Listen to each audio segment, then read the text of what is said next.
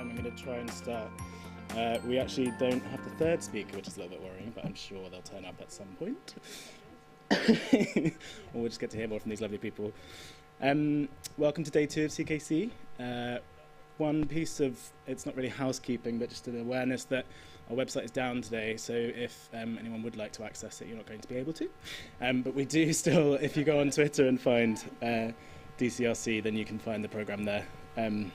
Or you refer to your paper copies, there's more at the front desk. This is imagining. So that the broad theme of imagining kind of thinks about participatory methods of research and using that to kind of imagine alternatives to technology and education. And we have 4 speakers now, but they'll present 2 different projects. And then if everyone can save their questions for the end, that'd be great. Same format as yesterday. So firstly, I'd like to invite up Helen Manchester and Alice Willett from the University of Bristol, who'll be sharing their project, Connecting Through Culture as We Age.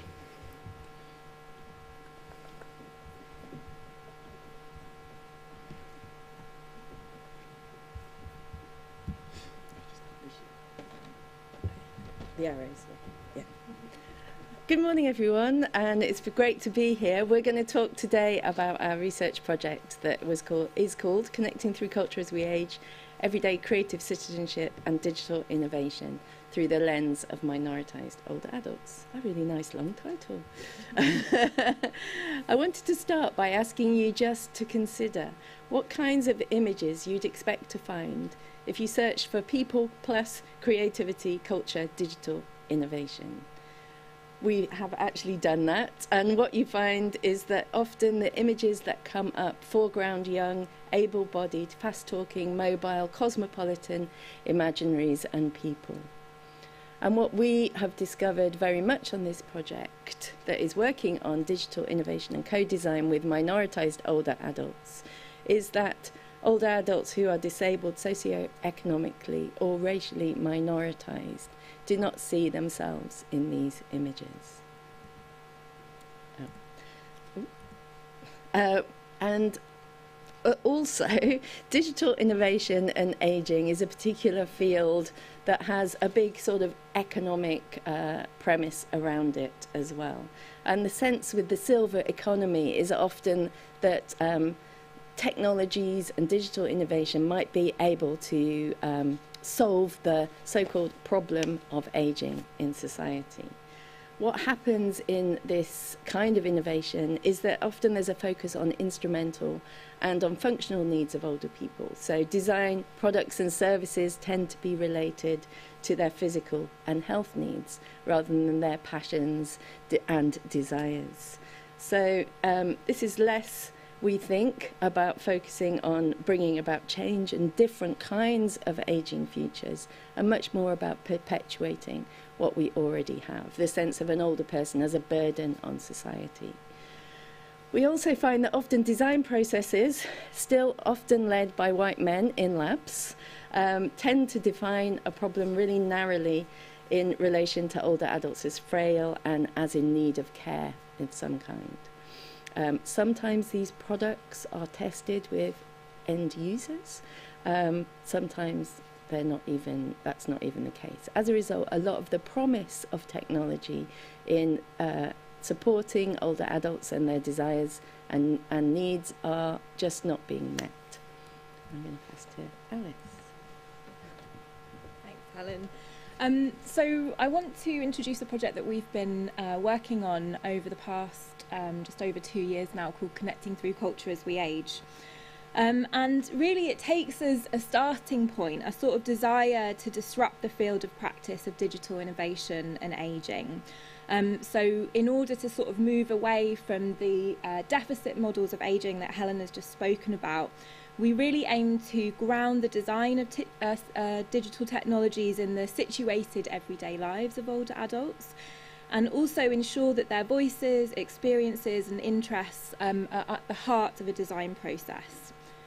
So what is the project? It's a 3-year UKRI Healthy Ageing Challenge Fund project. And it really aims to explore how and why older adults take part in arts and culture as we age, and how participation, including in digital forms, can sort of influence people's well-being and feelings of social connection as we age. And the project involves a digital co-design process in which we're working with older adults who identify as being racially minoritized, socioeconomically minoritized, and or disabled, are co-designing digital cultural experiences, services and products. And this involves collaboration with a range of place-based community organisations in and around Bristol, and then also kind of cultural sector organisations, artists, designers and creative technologists as well. So I just wanted to say a bit about the cohort of 18 older adults that we're working with. They're sort of next generation older adults, so aged between 60 to 75 across those 3 groups that I spoke about earlier. We refer to them as co-researchers because they're involved in the research, in the analysis, in the design process itself, and also in the design of the evaluation as well. And across the cohort, there's a real diversity in terms of interests, lived experiences, language, digital literacies, and kind of creative passions and so forth. And throughout the project, we've worked really closely with community organisations, so 3 community-based organisations in particular, and that's a disabled people's-led organisation called WESL, the West of England Centre for Inclusive Living, the Black South West Network and the Wellspring Settlement as well. And we've worked with those organisations to support us to recruit the 18 co-researchers onto the project, but we've also continued to work with them all the way through, really to sort of get advice and support to ensure that we make the co-design process as inclusive as possible, and to ensure that people, the co-researchers, can really participate as fully as possible. So I want to, before I get into sort of describing the research and co-design process, I wanted just to pause for a moment to think about what we mean by the situated everyday lives of older adults, and to kind of talk about some of the theoretical underpinning of our research. So our thinking has been influenced by kind of feminist post-human and more than representational approaches to research on ageing. And really these approaches have sought to deepen understandings of how older age takes place in the sort of flows and rhythms and movements of everyday life. And it offers really fundamentally a way of thinking about ageing differently, so not as a sort of stable container or a category of meaning, as Helen pointed out earlier in relation to those quite reductive imaginaries of ageing as static, related to decline and with a kind of sense of futurelessness, really. But instead understanding ageing as a process and older adults as always kind of in becoming, incomplete and open in ways that really ascribe them sort of agency and autonomy. And this approach also enables consideration of the diverse ways in which ageing and older age takes place as a relational and embodied process. It attunes us to the relational, affective and material encounters that arise through everyday life, in the home, in neighbourhoods, in cities and so forth. And it's also an approach that highlights how like structural inequalities relating to race, gender, class, ability and so forth sort of mediate and shape everyday life as we age. And then finally, it's the kind of focus on the body is also something, and power relations is also something that we apply to thinking about our own bodies and our positionality and the asymmetries of power in terms of our role in the research and co-design process, and sort of thinking about how the visible markers of difference on our body relating to race, class, gender, abilities, and so forth kind of play out and shape the way we understand the lives of older adults and our relationships with them. So I'm going to pause there and now turn to have a think about the kind of shape, if you like, of this 3-year project and the role of research and co-design. So really, the first year of the project was very much about building relationships and trust with the group of 18 co-researchers, and also learning about their situated everyday lives. So the way we did this was through ethnographic research, first of all. So we were particularly kind of influenced by kind of sensory ethnography, in learning about the lives of co-researchers through sort of multisensual encounters with them in place. We spent lots of time in their homes, if they were happy with that, in their gardens, in local parks, community organisations and so forth, kind of participating in everyday rituals, routines, and listening, observing, sensing, reflecting and asking questions. And then we brought this together with a kind of toolbox of creative, participatory, arts-based methods. So just to touch on one of those methods, we worked with something called a My Album method, where we gave each co-researcher a kind of book or album, and we asked them to sort of document their everyday lives. And we offered different mediums to do this, along with a set of prompts. So some people worked predominantly with photography, others with poetry, some with collage, some with both, and you can see a couple of pages from the books there. And we were particularly we had a focus on being responsive and attentive to the life worlds of the co-researchers and the ways that they wanted to work in doing that. So for example, to accommodate different literacy levels, some of these albums were completely visual with nothing written. We then held reflective interviews where we sort of, that were really loose, more like discussions, where we invited them to kind of talk through their albums and tell us about the significance of what they included, rather than that being sort of our interpretation of the photos and so forth. Once we had done that, we then brought co-researchers together, so that was predominantly sort of one-to-one work. Towards the end of year 1 and into year 2, we brought the co-researchers together and we put together a kind of series of creative and digital workshops.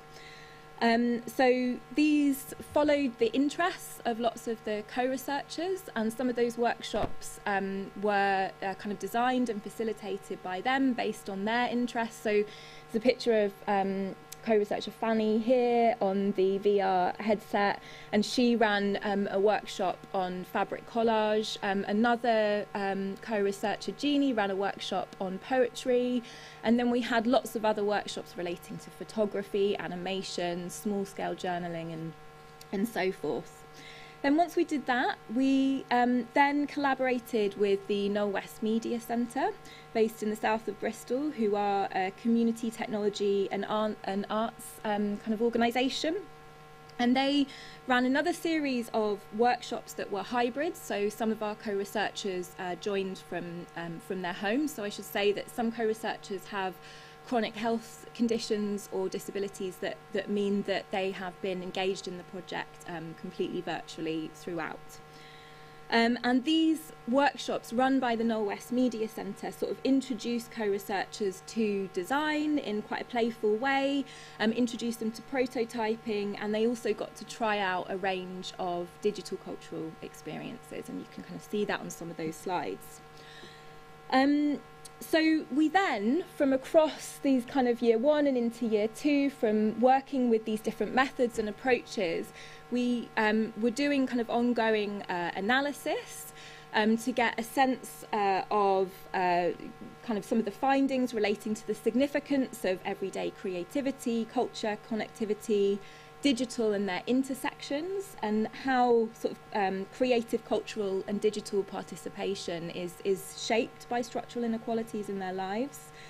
And And as part of the analysis, we had a kind of collaborative elements where we would share some of the findings and sort of do sense checking with co-researchers to kind of develop and build the findings to make sure that they felt that they sort of accurately represented their lives and interests. And at different points, they challenged our sense making and kind of identified things that they felt were missing. And we can say a bit more about that later if anyone is interested.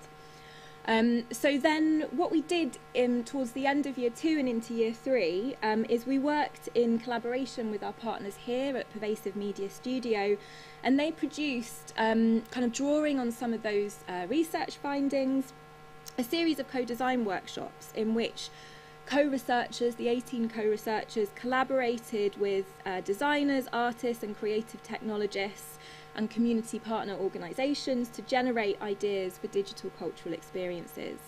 And these workshops culminated in the commissioning of 6 demonstrator teams, and they are now currently working on the ideas, of which the voices of co-researchers and kind of perspectives and ideas are at the forefront to develop prototypes. Okay, I will hand back over to Helen. Okay, I'm going to tell you a story of one of the co-researchers' journey throughout the project, trying to make visible their situated everyday lives. So feel free to shut your eyes and listen if that works better for you, but the images might also be referred to. So Isabel Necessary, and she chose this as a pseudonym based on the knock knock joke, Isabel Necessary, is in her 60s and lives in a social housing block for older people where it's deadly quiet. She has had mental ill health difficulties throughout her life that make everyday life challenging, and the quietness of her flat leaves her feeling isolated and alone. She has no children or family living nearby. Isabel joins every community art project available in her community. She loves the connections with others, the performances and helping others out. And she often feels bereft when they finish after 6 to 12 weeks. Trauma in Isabel's previous life means she doesn't want to talk about the past but prefers to focus on the future. When I first met her, she told me she's working on the idea of a utopian city, Recycle City, which is characterised by creativity, community, joy, celebration and conservation. She believes that if you can imagine something, then you can find your way there. She'd like to follow through with the Recycle City idea, she told me, but she doesn't know what's stopping her. She thinks maybe she could put it on social media or on the website Diggers and Dreamers. Isabel and I have met once a month over the last 2 years, at least. Initially in a community space near to her home, then in town centre cafes and arts venues, and eventually I was invited into her Isabel's flat. She completed and loved the creativity and materiality of the My Album activity, which she approached as a chance to curate moments and relationships in her life that have enabled her to thrive. She enjoyed putting these material reminders of positive times in something in the album and spent hours at a local chemist where you can create photo collages. She loved spending time, she says, making them up and moving them around. The picture here is her on Western Pier. She likes it because she looks playful and joyful. She draws, and she shared with me this intuitive picture that she drew that she loves. To her, it seems to have the energy of a dancer. As a research team, we worked carefully with Isabel over time, acknowledging the complexity of her mental health. That means she finds herself constantly grappling with and trying to make sense of, kind of carried along and up and down by her feelings and emotions. Through drawing both on the representation of her life created through the My Album activity, as well as the experiences with Isabel, walking through her community with her, we've been able to link past, present and futures in order to attune to the kind of liveliness in Isabel's everyday life, as well as how the structures of inequality experienced over the life course mediate her capacity now to feel, do and think as she moves through the world. So in terms of rhythm, Isabel's experience of mental ill health across the life course means rhythm is hard to establish because there's no regularity. Mood can change from moment to moment. She feels out of step with the prevailing rhythm of her flat, which is peaceful and quiet. It's assumed to be what older adults want, the prevailing rhythm of slowing down, looking backwards, being stable, feels really unnatural to her. In contrast, she enjoys the rhythms and flows of creative community projects, which for short periods of time, 6 weeks here, 12 weeks there, provide some regularity of rhythm that comfort and exhilarate. She grieves for these rhythms when the projects end. So Isabel's experience of her home, established as ideal for older adults, kills momentum. It's a place constructed with a particular idea of older people in mind. The physical space of the community room that you see here embodies this idea. It's always empty, no one goes there. High-packed chairs that you find in care homes, the focus on sitting, on shared cups of coffee and chat, literally makes her want to scream the place down. For Isabel, her flat feels like a resting place, constructed for older adults who are assumed to desire a quiet, reflective life, an assumed immobility that is written into the space through policies and politics of housing departments, developers and others. For Isabel, felt momentum is experienced in a different way, as a meshwork of environment, bodies and objects that come together in often intergenerational community arts and gardening projects. Ingold suggests that we could better imagine this as a zone of entanglement, where tangled, interlaced trails continually ravelling here and unravelling there create openings, closures and ways through. In these spaces, she is often able to feel the sheer joy of momentum. She is swept up in working alongside others, producing creative work, performing community. She feels she can create momentum through these activities. The idea of vitality relates to liveliness of matter that Isabel experiences as she walks around her community, for instance in the local cycle path, where she described enjoying how the graffiti changes over time, but also through the materials she encounters in arts and creative projects. The fluidity of the natural world is also where Isabel finds connection with her own restlessness and sense of becoming over status. There's a lot more we could tell you about Isabel and the 17 other co-researchers we've worked with. Alice said we've commissioned 6 prototype projects on this programme of work, and one of them is Isabel's Recycle City project. So she is currently drawing on her strong vision, and with support from the wider community networks, an interactive design company and others, she's prototyping her utopian city project. So concluding thoughts. Digital innovation and the silver economy discourse is obviously something that we are trying to disrupt on this project. We would like to disrupt the imaginaries of ageing through focusing in on the situated and everyday lives of older adults and community infrastructures and ecosystems that often support them. We hope that through this we can build towards more hopeful imaginaries of ageing that, let's face it, all of us need and want for ourselves and our families. We want also for older adults, including those that are minoritized, to become more visible in creative industries, digital innovation and design. And we would probably go further than that and say not just visible, but also able to participate in digital innovation and design alongside others. Thanks very much.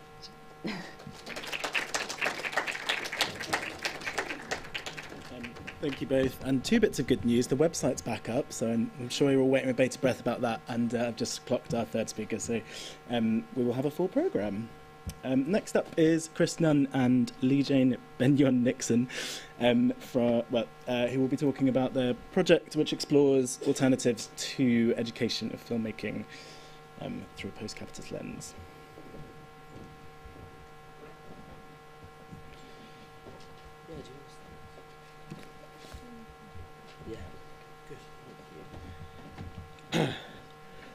Right, hello everyone. To the other end of the age spectrum, I think, on, well, not quite, but, you know, sort of coming down elsewhere. I like that you've described this as a project, because I'm not Is it a project? It is. It is a It's project, our project, and it's sort of. I just ongoing. feel like it's ongoing. I almost feel like it's a life's work that's not gonna. I'm not sure that we have necessary outputs here, even though we can talk a little bit about some methods that we've used in filmmaking classes. So, a bit of context then, I guess, is that both of us are lecturers in film practice. So what we're dealing with here specifically, while we're sort of thinking about wider issues and thinking about the ways in which we frame our education, what we're really trying to do here is teach filmmakers. It's important, possibly, we might both go off on slight tangents, but it's important to root ourselves in the fact that we are talking about education and what that means or can mean for our students. Especially within the university context. Yes, that's right. So yeah, higher education, even though both of us have been involved in projects that exist in other spaces as well. Yeah, but a bell hooks here we think is quite valuable for our thinking here that the classroom might remain the most radical space of possibility in the academy. Those of you in the room who are lecturers like us might not always feel like this, but I think it's important to hold on to those kind of ideals, I suppose. And specifically in this context, to think about what that might mean, what a radical space of possibility might mean in terms of creative practice. So not just big ideas, but big ideas that might find their way into the creative outputs that our filmmakers are going to make. Were you going to do the next bit, or was that? It was me. Good, excellent. So yeah, I guess some of this is up against the backdrop of the neoliberal university. Again, we all know this because we all live it. But I think there are certain issues, and there's a paper here. I think this was from architecture lecturers. That we're in a space where time pressures are kind of increasing really on us as lecturers as much as with our students as well.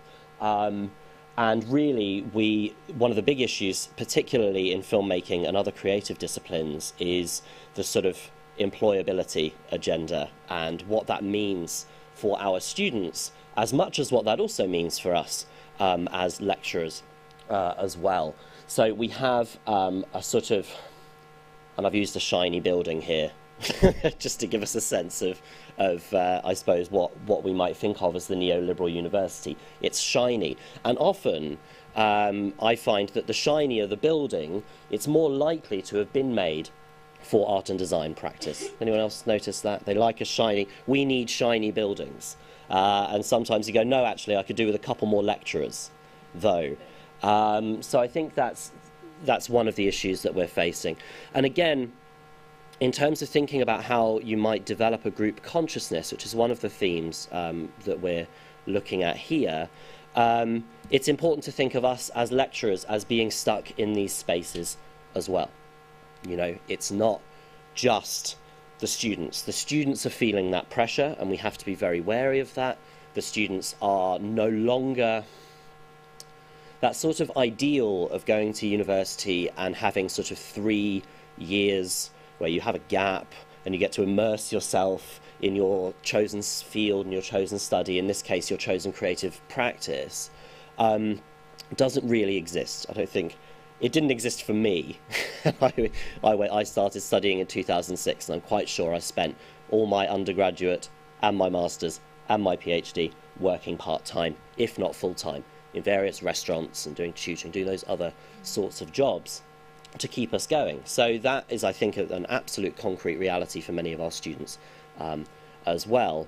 But staff as well, the sort of neoliberal university and the designs of those spaces, and I'm not talking literally about open plan offices, but I guess that's a part of it maybe, is these are shutting down our ability as academics to criticise the various frameworks that turn up, and that could be REF measuring our research as much as it could be the NSS National Student Survey, measuring how good we actually are at our jobs, apparently. Over to you for the next slide, I think. Oh, is this? Yeah, go on. Yes, yeah. So it's interesting within the context that we are in. A big thing for me in my teaching is the creative voice of the practitioner, the filmmaker, and that's regardless of whatever role they want to take. One big thing with film is that we have. Because I'm not there. Okay, thank you. Is it on? Is it on? Yeah. Good. Sorry about that. So one thing that we try and promote within our classes is their creative voice. The other thing is that with film, it's not just you as the one practitioner. You work together as a group in lots of technical areas in order to produce something at the end of it. But all of those students come and we want them to find their voice, their creative voice. However, there's this huge drive towards what's seen as employability. Now, in practical filmmaking, as I'm sure with others that do practice-led courses, you know that you're equipping them with vocational training, whatever those might be, in order to use technical equipment, computer systems, whatever it may be. But in actual fact, we believe we're here in order to widen their scope, get them to think differently. And for me, when I went into education, I'd already been in the BBC since I was 14. I got my foot in the door and I kept it there and got my whole body in. And then there was a moment when I felt like I needed to get myself one of those degrees, because I saw people in the BBC getting up in the ladder, getting on a producer's training scheme, and I wasn't getting anywhere. I was getting interviews, but I wasn't getting anywhere. So I was going to get me one of those things. And I went to my local university because at the time I was right on the cusp of the funding system. I could go. I did an access course and I got in. And then all of a sudden this world opened up to me. So I had an economic imperative, which was to get myself something that I thought would enhance my career. And yet I walked in and it was a wealth of interesting people, ideas, arguments. It was fascinating to be there. And interestingly, I've never let go of the practice that I do. I am still a filmmaker as I teach film. And what's interesting is what Duncan's got here, Duncan Petrie, in this article that he wrote. It was mainly about funding, but it's this interesting idea that the market-led imperatives that are in funding for new talent as well as within the universities, it actually doesn't think about the value of the cultural capital that you can come out with from a university, nor the social good that it could bring about through your students just learning and becoming who they could be in a kind of connected way with others. And this drive for business, for them to become really skill set, the slide that we've got, cannon fodder really for the industry, not questioning what roles they're going to go into. And our industry, if we talk film and television, is pretty broken. I was only reading the other day in broadcast about how workers are used and the long hours and not thinking about paying people good wages. It isn't something that actually we feel good about doing, is teaching students to just feed them into an industry which will spit them out if they're got, if they haven't got enough energy in them. I was on the train coming here yesterday with Steve Merchant's mum, bizarrely enough. And apparently he has a sister who works in the set design department in Cardiff, I think. And she's 42, 2 children, and really struggling. Phoning up saying, Mum, I can't do this anymore. I can't do the 14-hour shifts and drive home. My point coming back to is that we don't feel right about teaching these students just to get them a job in an industry that Me Too campaign is sexist, racist, doesn't look after their workers. So for us, it is about the cultural value and the social good that we might bring about, and maybe positive change through those students. Because if we can get them to think differently, then maybe they could be a force for change. I think it's also quite fraught in the educational context when universities place a sort of overemphasis on something like work placements. So you go, well, you know, why are your students learning filmmaking but they're not doing a work placement at Netflix? And you go, well, there's a good reason for that. You know, I'm not sure we should be providing Netflix with free labour. Often you encounter new issues in diversity and inclusivity if you have a work placement module, let's say, but you don't actually put students in placements. Because then the same students who would have had the cultural capital and the connections to get themselves a work placement will do so, and those students who didn't will not. And we encountered that live when we were at the University of Greenwich, so we got rid of the work placement, only to be told 2 years later, why is there no work placement by our friendly managers? Yes, so sorry. So I suppose, go on. I think the thing is that what is it we're doing and what are we there for? And what could that education be if the classroom has these possibilities that Bell Hooks talks about? So we were interested in what methods we could bring to our arts practice as being film, education. We think film or television, it's got a lot to say to the world. It can actually, you know, reach quite a lot of people. And how we can sort of challenge these market-led systems that dominate our educational, creative and cultural sectors. You know, you can go and work in the industry and not be creative.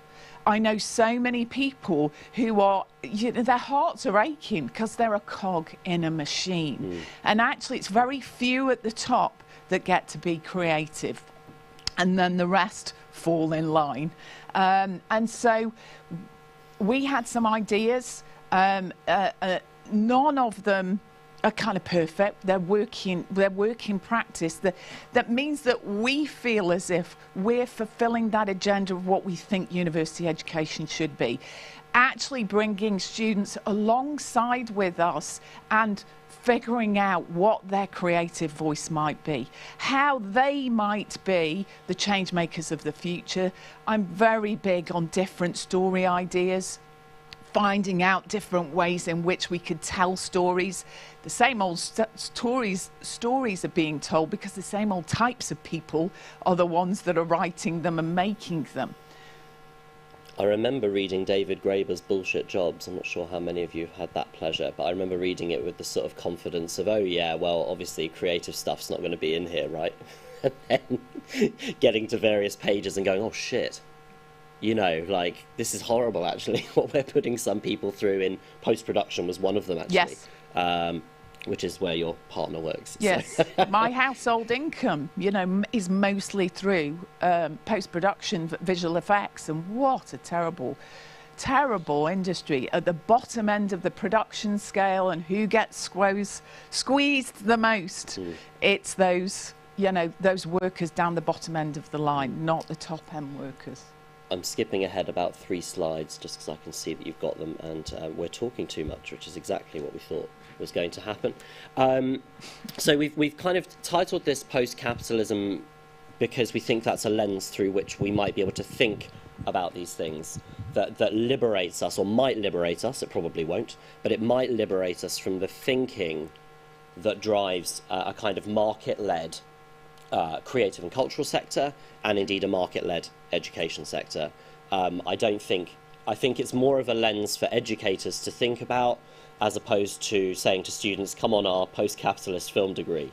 I'm not sure that's going to work, or a specific module, which would be really interesting. Or whether we need to actually call it anything. No, call it anything, exactly, yeah. yes, which I think was in a talk yesterday. The more we name these things, the more we're possibly creating problems for ourselves, as much as confusion for our students and definite conflicts with university management. So a couple of things that we think help. One is this notion of radical hope. I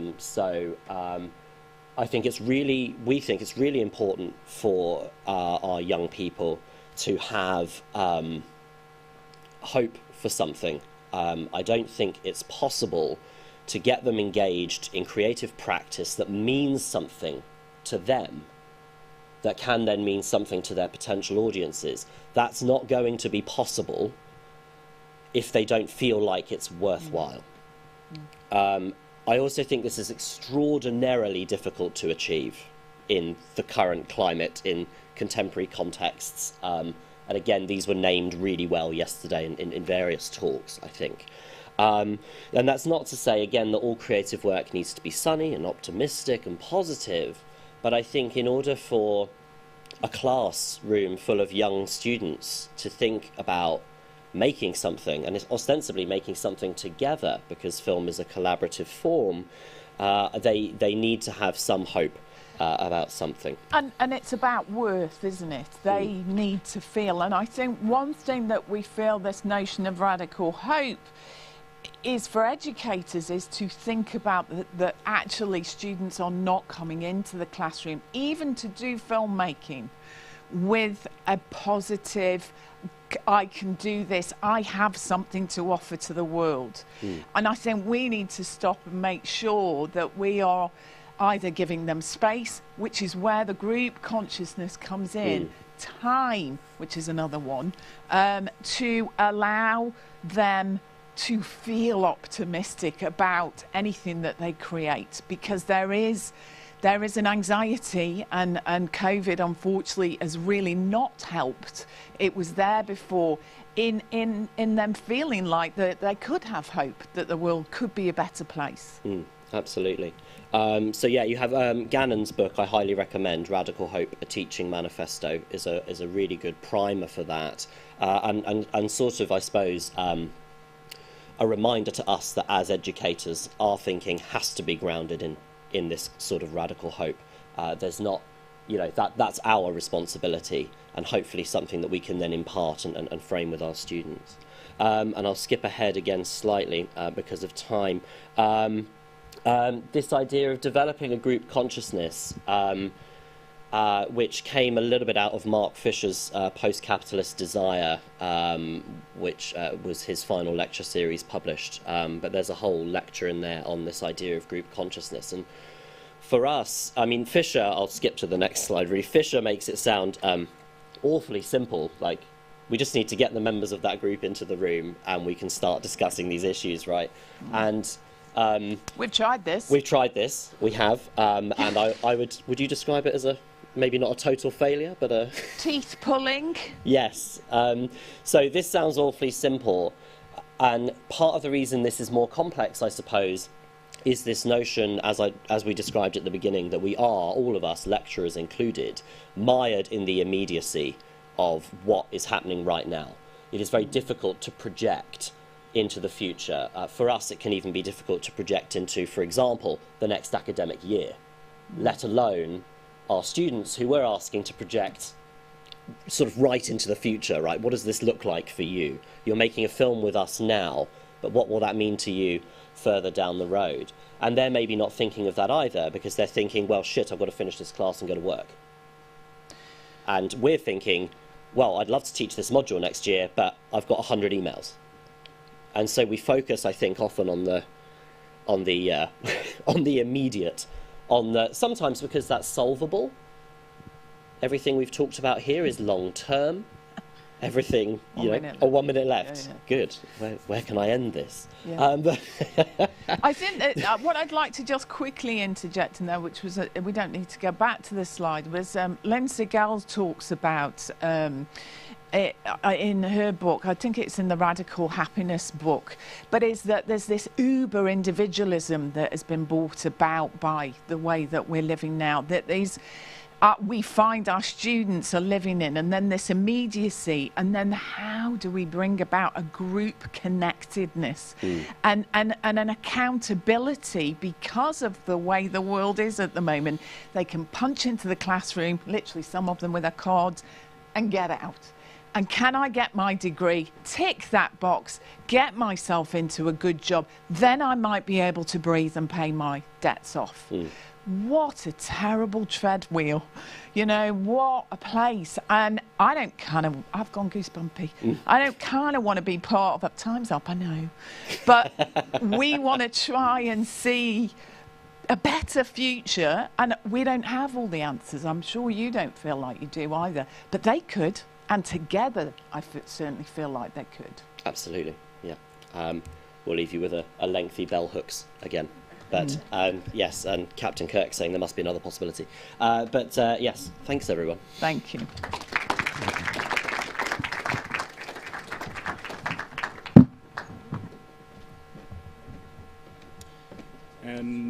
Finally, I'd just like to welcome Rob Eagle up to the stage, who's been working with young people in Bradford to find out thoughts on the metaverse. Let them introduce that now.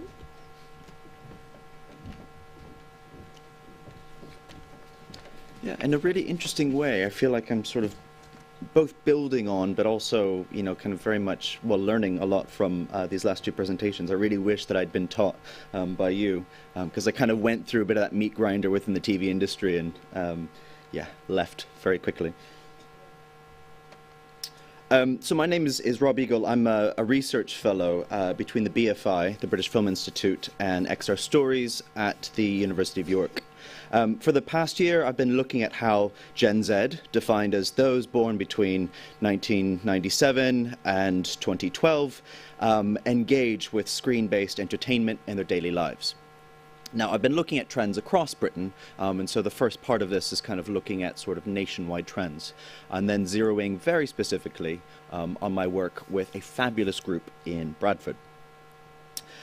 So we started with sort of mapping out everyday sort of media ecology, so the role of media in their daily lives, kind of how, where, when they engage with screen-based entertainment, and then we did some exercises looking into the future. So I'll be sharing a bit of both of those. This is quite emergent, so I don't have quite the sophisticated vignettes as we saw in the first presentation, but I'm working on it, and I have a report that's coming out in a few weeks as well to help inform industry. So this paper kind of raises some questions about the agency of urban minoritized young people, who are often framed as sort of consumers or users in global networks of digital technologies. So I'm trying to, within the research, kind of reframe as creators and collaborators. Can they imagine more ethical, immersive, and interactive digital technologies that suit their lives better than what Silicon Valley is currently designing for them? Hence the title. I find that when institutions, including us academics, look at the future of screen-based entertainment and storytelling, there are assumptions that this will include immersive formats like virtual reality, augmented reality. These technologies on a global scale provide what you could call the metaverse. Major tech companies such as Meta, formerly known as Facebook, Snap, Disney, Google, Apple, they've all invested hundreds of millions of pounds into developing what they hope will be this 3D spatialized version of the internet. Never mind that they've just laid off half their workforce in the past few weeks. So looking at these kind of very optimistic market projections and industry investment, it's tempting to believe that the future will sort of look like this. So this is a still from Ready Player One. In case you've seen it, this is a film that was based on a novel set in the year 2045, where we all live in these immersive headsets in order to escape the grimness of our physical realities. And, you know, over the last nearly decade now, we've seen a proliferation of the kind of headsets that are envisioned in these kind of representations. This, you can see the Oculus Quest, the 2, the Rift, and this is HTC Vive for those of you who really like your VR headsets. Now, I do believe in VR its potential for theater, for storytelling, for art. So I'm not necessarily denigrating it as a format for storytelling. I've used it and as a practitioner, and I do enjoy it. But I'm also looking at what are the edges of it. So artists, games makers, and theater makers have actually been using it for about 50 years, I'd say now. We've also seen augmented reality. So here's a bit of AR. This is me trying out a cosmetic filter just to see what lipstick would work well with my eyes. So we've seen these proliferation of face filters, and including on Zoom, Snapchat, Instagram. The one on the left is in Bristol, a kind of a filter. When you hold up your phone, you kind of see the buildings around you filtered. Pokemon Go. The next one in, and these prototypes essentially for glasses. These aren't widely available on the market yet, but this is kind of the way the industry has been going. So if you've been listening to this buzz coming from Silicon Valley up until recently, you could have believed that a corporate metaverse was just on the horizon, that this ecosystem of virtual worlds was inevitable. So all these tech companies have been banking on this, which has been optimistic and risky. It suffers from what media theorist Dave Karpf calls the field of dreams fallacy. If you build it, they will come. This sort of infallible belief that as long as you invest enough into it, your consumers will come flocking. So this is sort of this has been sort of the backdrop for the research, and particularly looking from the perspective of something like the British Film Institute, and I've been talking to colleagues at BBC and kind of some of the organizations that are funding, doing R&D, commissioning different work around this area. A lot of questions around, well, where are we going? So before I wanted to ask my young participants what they thought about the future, I had to map out the present. So who are Gen Z? I found kind of 4 key trends. There are lots of findings that have come out of this, but I think it's important to highlight 4 key trends that kind of inform where I'm going with this research. One is sort of a generational isolation and inequality, and this kind of picks up very much from the last presentation. And this has been compounded a lot by the pandemic. So compared to previous generations, many in Gen Z have spent more time at home during their formative years, rather than out physically with peers. And this is part of this term called a delayed adulthood. This sense that young adults do not have the economic opportunities and sometimes the skill sets to be as independent as previous generations. I would say that connected to this are anxieties around climate, housing, employment, mental health. This generation has only ever known financial crises since 2007, constant austerity for 13 years, chaos in post-Brexit Britain, a pandemic, and now a cost of living crisis. I mean, how much more can you take to be told, be optimistic about the future? So, yeah, this evidence suggests that all of these are really great kind of contributors to a sort of mental health crisis, which certain commentators would like to blame on social media. Interesting. So this generation in Britain has also become increasingly diverse, and they're aware of that. So when we look at these surveys of social attitudes, they are far more diverse and accepting of differences in terms of ethnicity, sexual orientation, gender variation, certainly than their parents' generation. Statistically, they also oppose racism, sexism, homophobia, transphobia, Tory politics, and Brexit.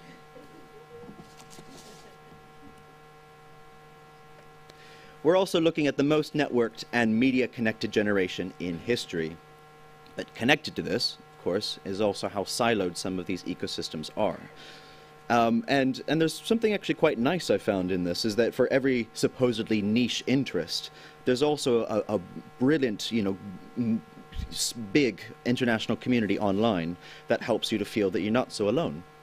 And you can look at things like K-pop or anime fan culture.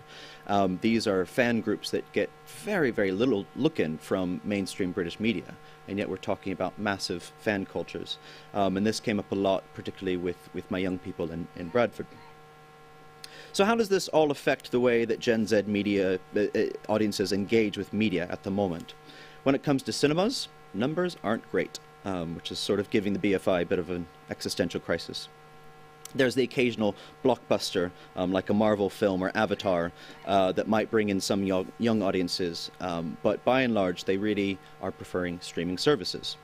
The idea that you can watch a film wherever, whenever, and however you want. When it comes to TV, the numbers are mixed. I certainly found with my participants, there's a lot of kind of some watching the big hitters on TV with their family, whether it's I'm a Celebrity or kind of Strictly Come Dancing or some Bake Off. And that will still bring in some substantial numbers. But increasingly, we're looking at on-demand and catch-up services. I was at an industry panel on Tuesday with people from TV commissioners looking at how much something might go out transmission at a certain time at night, 8 o'clock, 9 o'clock, and the numbers might be quite low. And then you see very gradually, some of these are slow burners as they take off through word of mouth. So these kind of old models based around numbers of immediate transmission are really changing very, very quickly. At the same time, of course, we've seen the rise of TikTok in the last few years, particularly amongst Gen Z. And according to Ofcom, there was a report last year that was looking at how much time young people are spending on TikTok, and they're finding that it's rivaling the amount of time spent on Netflix, and it's becoming the fastest growing source of news for young people. So potentially here, when you look at TikTok and you look at the rise of these types of platforms and the way that this is sort of sucking attention away from TV, you could say that this is kind of what Bolter and Grusin call a remediation.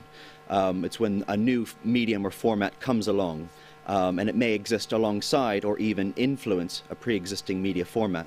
But the new medium doesn't necessarily result in the death of the older forms. So TikTok isn't necessarily killing off streaming services or TV, so they don't have to necessarily worry just yet, just as TV didn't kill off cinema.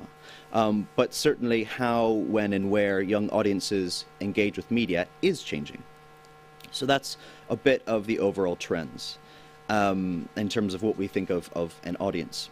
But my background is in anthropology as an ethnographer and using particularly multimodal techniques. So this involves fieldwork, and that's what took me to the city with the largest proportion of Gen Z of any place in the UK, Bradford. This is in West Yorkshire. I'm not sure how many people have actually been to Bradford. Amazing. Oh, cool. Really. Yeah, so I relocated here in the past year and was really struck by how young, dynamic the place is. Population is growing with over 500,000, and 29% are under the age of 20. Overall, 36% of the overall population, so I'll show you, this is the city of Bradford. The overall population, about 36%, is of non-white backgrounds. But it's really interesting when you start to look in the middle, which is more like 70 to 90% of Asian heritage. So I started recruiting when I landed there for young people who might want to take part in this sort of media mapping. What sort of devices do you use for media? How do you use it? And some of this went through word of mouth, some of it through just hanging out in cafes, because I also realized that when I was recruiting within colleges and universities, I was also just getting people with particular access to education. And I think something that really emerged from this research is how many younger people are also now actively resisting even going to university because they don't want to end up in debt for the rest of their lives. So one of the things that came through in these interviews, and I engaged in terms of in-depth interviews with over 20 young people, and I only had about 6 months, and I really wanted to build these relationships and keep coming back within my group of participants. So what I've found is that the platforms they engage with track with these sort of national trends. Many loved TikTok, Snap, Instagram, and spent time on them daily. But this was also balanced out with watching TV, sometimes as a second screen or even a third screen, where you have your TV up on the wall, you have your laptop in your lap, and then you also have your mobile phone in hand. So this is also really complicating how we sort of map out the way that people are engaging with media platforms. But there are some specificities to Bradford. And I would say that all the participants described coming from such a brilliantly multicultural place like this as really influencing now what they want to watch. And what came up again and again was, I don't see myself on TV. I don't see myself represented in mainstream British TV shows or films, which sort of spells death for certain media providers or groups like the BBC, because this kind of gives us a sort of an issue. What happens if big chunks of the population of Britain are not connecting and if they don't see themselves in that, where does that kind of leave us in terms of any sort of relevance as media organizations? So this is sort of a mini revolution I've been trying to bring about within the BFI, spreading the word that we need to be looking at particularly what they're saying. Anime came up a lot, Korean mini-series, all of these had much more appeal than any British TV series. So once we built up this picture of the types of screen-based entertainment that they had in their daily lives, and here's another kind of very representative of where I was living, where I have been living in Bradford. Then we were able to look at preferable futures. And I would say on kind of the surface, there's kind of low-key local optimism. And I think it's because when your streets are looking like this and have looked like this for pretty much your entire life, and a lot of these shops have been shut since the last recession, the general sentiment was things have been so bad they can't get any worse, so they have to get better. So it was refreshing to hear that sort of optimism. So I asked my participants, where do you want to be living? How do you want to be living in 10 years' time? And then we focused specifically on the role of media. And so alongside this optimism, there was also a hope that Bradford wouldn't sell out, that it also wouldn't become just prey to developers like they've seen Manchester on one side of the Pennines and Leeds in the other direction. So they don't want to see the place being gentrified because of corporate interests. Most of all, I think they were optimistic that there would be new jobs coming in, so that they wouldn't have to leave. That's been a real issue, is what happens when you come from a place, particularly if you want to work in creative industries, in a place like Bradford, and you don't really see that much. And so people say, well, it's inevitable. You have to go to Manchester or Leeds or even London. And so there's a real hope that they can at least create a more resilient ecosystem that can keep them there. So they reflected on the way that they want different forms of media to play out in their lives in the future, and there were kind of visions of big screen TVs and projectors, but that basically at this point, the way that British produced media has gone, that they don't see that really being a part of their daily lives. We talked about cinemas. Bad news for cinemas, sorry. In a cinema right now, they didn't see themselves really going into cinemas at all in future. And I asked, well, what if we kind of value them as museums and they're free and you can go into it? No, there was no interest in going into cinemas unless it's for a very particular special occasion. And there were a few kind of notions of well, we appreciate a good sound system, and that there is still some value in a cinema. And so I think for cinemas, looking at resilience and kind of how to speak to generations in future, it's really understanding what is the experience that we want cinemas to be, and particularly as cultural centers and not just as content on a screen. Because if you want content on a screen, you can pretty much find that anywhere now. We talked about augmented reality and virtual reality, and this was where my great hopes of this sort of virtual future came crashing down. Because, you know, beyond the occasional few face filters and an occasional game, there was really no appetite for any sort of headsets along these lines. There was a sort of, yeah, sure, you know, if something could make Google Maps easier, if I could kind of have glasses on that could kind of help me navigate. So it's sort of this, what's the killer app for AR? It's kind of a utilitarian purpose.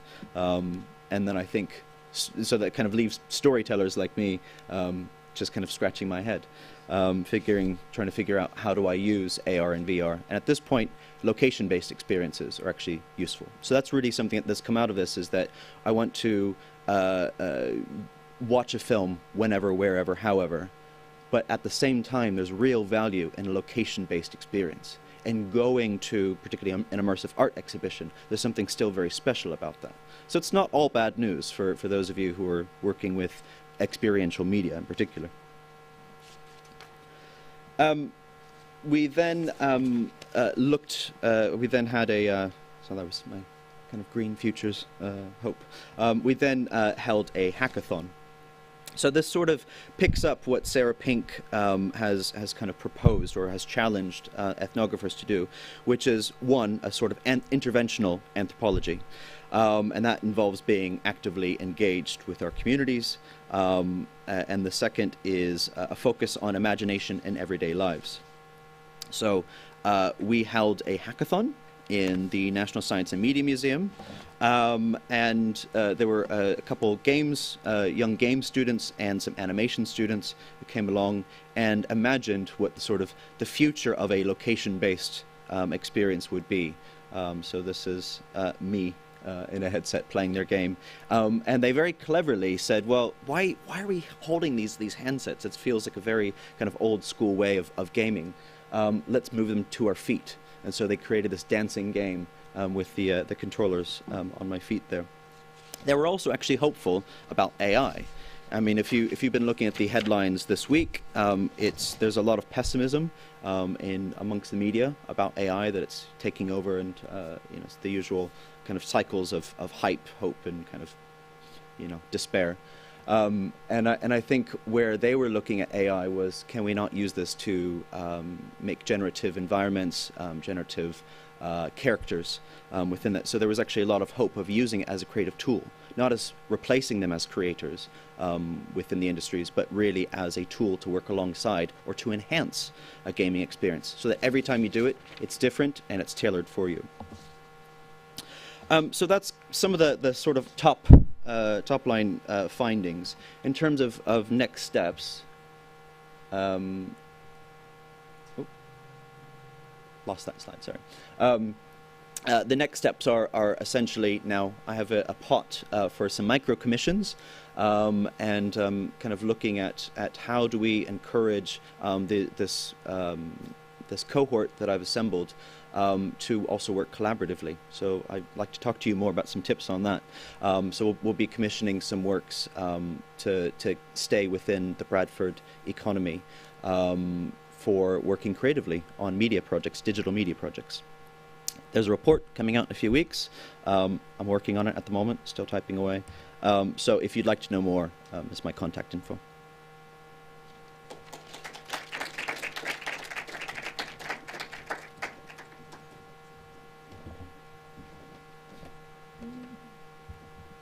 Thanks all. Yeah, so everyone's going to come up onto the stage. I'm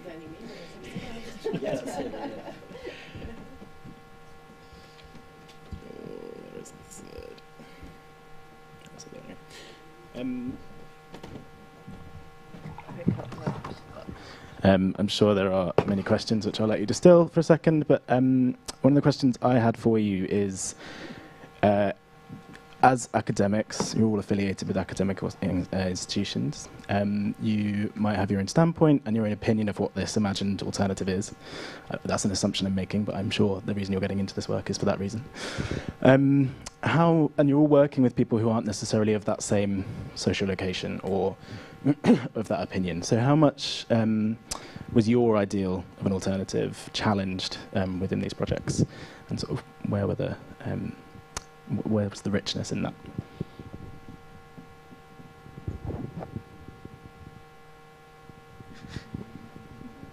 Well, that's or quite where a were they hard validated? question. That's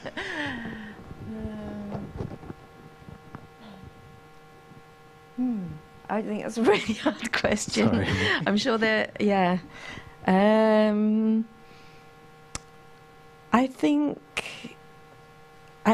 in terms of Isabel, for example, her focus on the future and the preferable futures, and the way that that came from her experience in the past, which she really doesn't want to think about, was quite interesting, because I guess I would have expected there to be less. Well, quite often when I've spoken to older people before, they do focus more on the next step, which often is death. So you often end up having some really existential conversations around death and what death and dying means. In Isabel's case, that's not at all part of what she talks about. She's very focused on how she can still be becoming, still be changing, still be creating, still be contributing to the world. And that sense of contribution and really wanting to contribute actually came through in many of the case studies. And that, I guess if I'm honest with myself, maybe that did sort of surprise me to the extent that we saw it from our co-researchers. Did you want to add anything? I think for me, and I think possibly you as well, I've been making film since I was 14 years old. I love film. That's more than half my life I've spent sort of studying film, making film, thinking about film. And a really dangerous assumption that I think I made when I started teaching is that everyone in the room also really cares. That everyone is here because they're really passionate about the medium. They watch voracious, again, many assumptions I'm sure that were challenged by your project as well, Rob, but they watch voraciously. They're really keen, they're really passionate about I suppose it started with thinking about the medium. Everyone loves film, that's why we're here, right? I mean, if you're going to study film and television production, then you're doing it because you want to make film and television. And then, of course, I've fallen in love with a bit more of the philosophy and the critical stuff, and that's why I'm in an academic space. And there's not much love for that either. So I think that those are two assumptions that I made, and I think I was wrong on both of those fronts. Not entirely, and it doesn't have to be a pessimistic thing either. But it does have to be a sort of questioning of what your students' educational experiences have been prior to the point they arrive in your classroom at university. And we know, I certainly know because I went through the educational system here in Britain myself, I know what that system is like. And I know that I wasn't really ready for uni, but I really enjoyed it, and I sort of rose to it. And there's a sense in which our education system prior to university is certainly not preparing students for, there's a massive gulf, I think, there. That I think I found weird in creative practice. I figured in creative practice, you're safe because these guys all want to be here. And I just have discovered that that's not quite true. I don't know if you had it. Yeah, I think I was challenged definitely in two ways. I think one is that sort of fear of how are you going to be perceived as a researcher, as an ethnographer, particularly going into a place where, you do possibly stick out like a sore thumb. And I really did, and I was really conscious of that. I was conscious of my body in those spaces. And I think a lot of my worries and just being conscious of who I was within particularly kind of South Asian and even often female spaces, because nearly all of my participants in the end, the ones who really kind of clung on to the end of doing media diaries and all that, were all young women. And so, we'd have discussions about kind of, hijab, and they'd kind of talk about their view of feminism and all that. And then we'd be able to compare painting our nails and kind of things like that. And then you kind of have some really interesting discussions that really break down perceived external differences.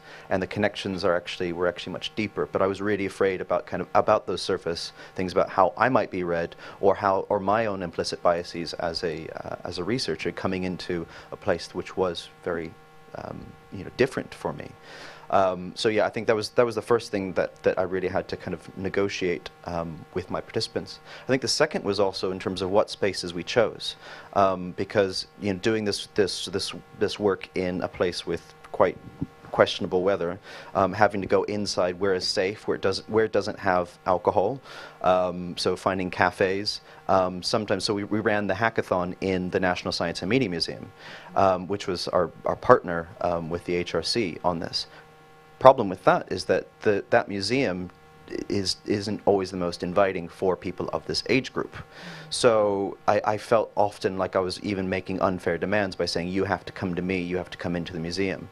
And I think that's also part of my shift now of, rather than saying you come to me into this institution where you may not feel welcome, actually thinking more about going out and meeting them where they are, not just in spaces, but also offering money, funding for them to be able to do their projects within their neighborhoods, and not kind of saying, come to my alien space. Thank you. We've got time for a couple of questions from the audience. Anyone has them? Martin? Thank you. Could I ask about ownership and control? Particularly in terms of the young people and teaching, I think, because I guess I'm very familiar with the sort of the general ideas about hope and transgression and possibility and all that kind of stuff. But there's also some fairly brutal economic stuff at the bottom of precarity for lots of young people in creative industries. So, do you want to teach them about co-ops, partnerships, about different ways of thinking about cultural production?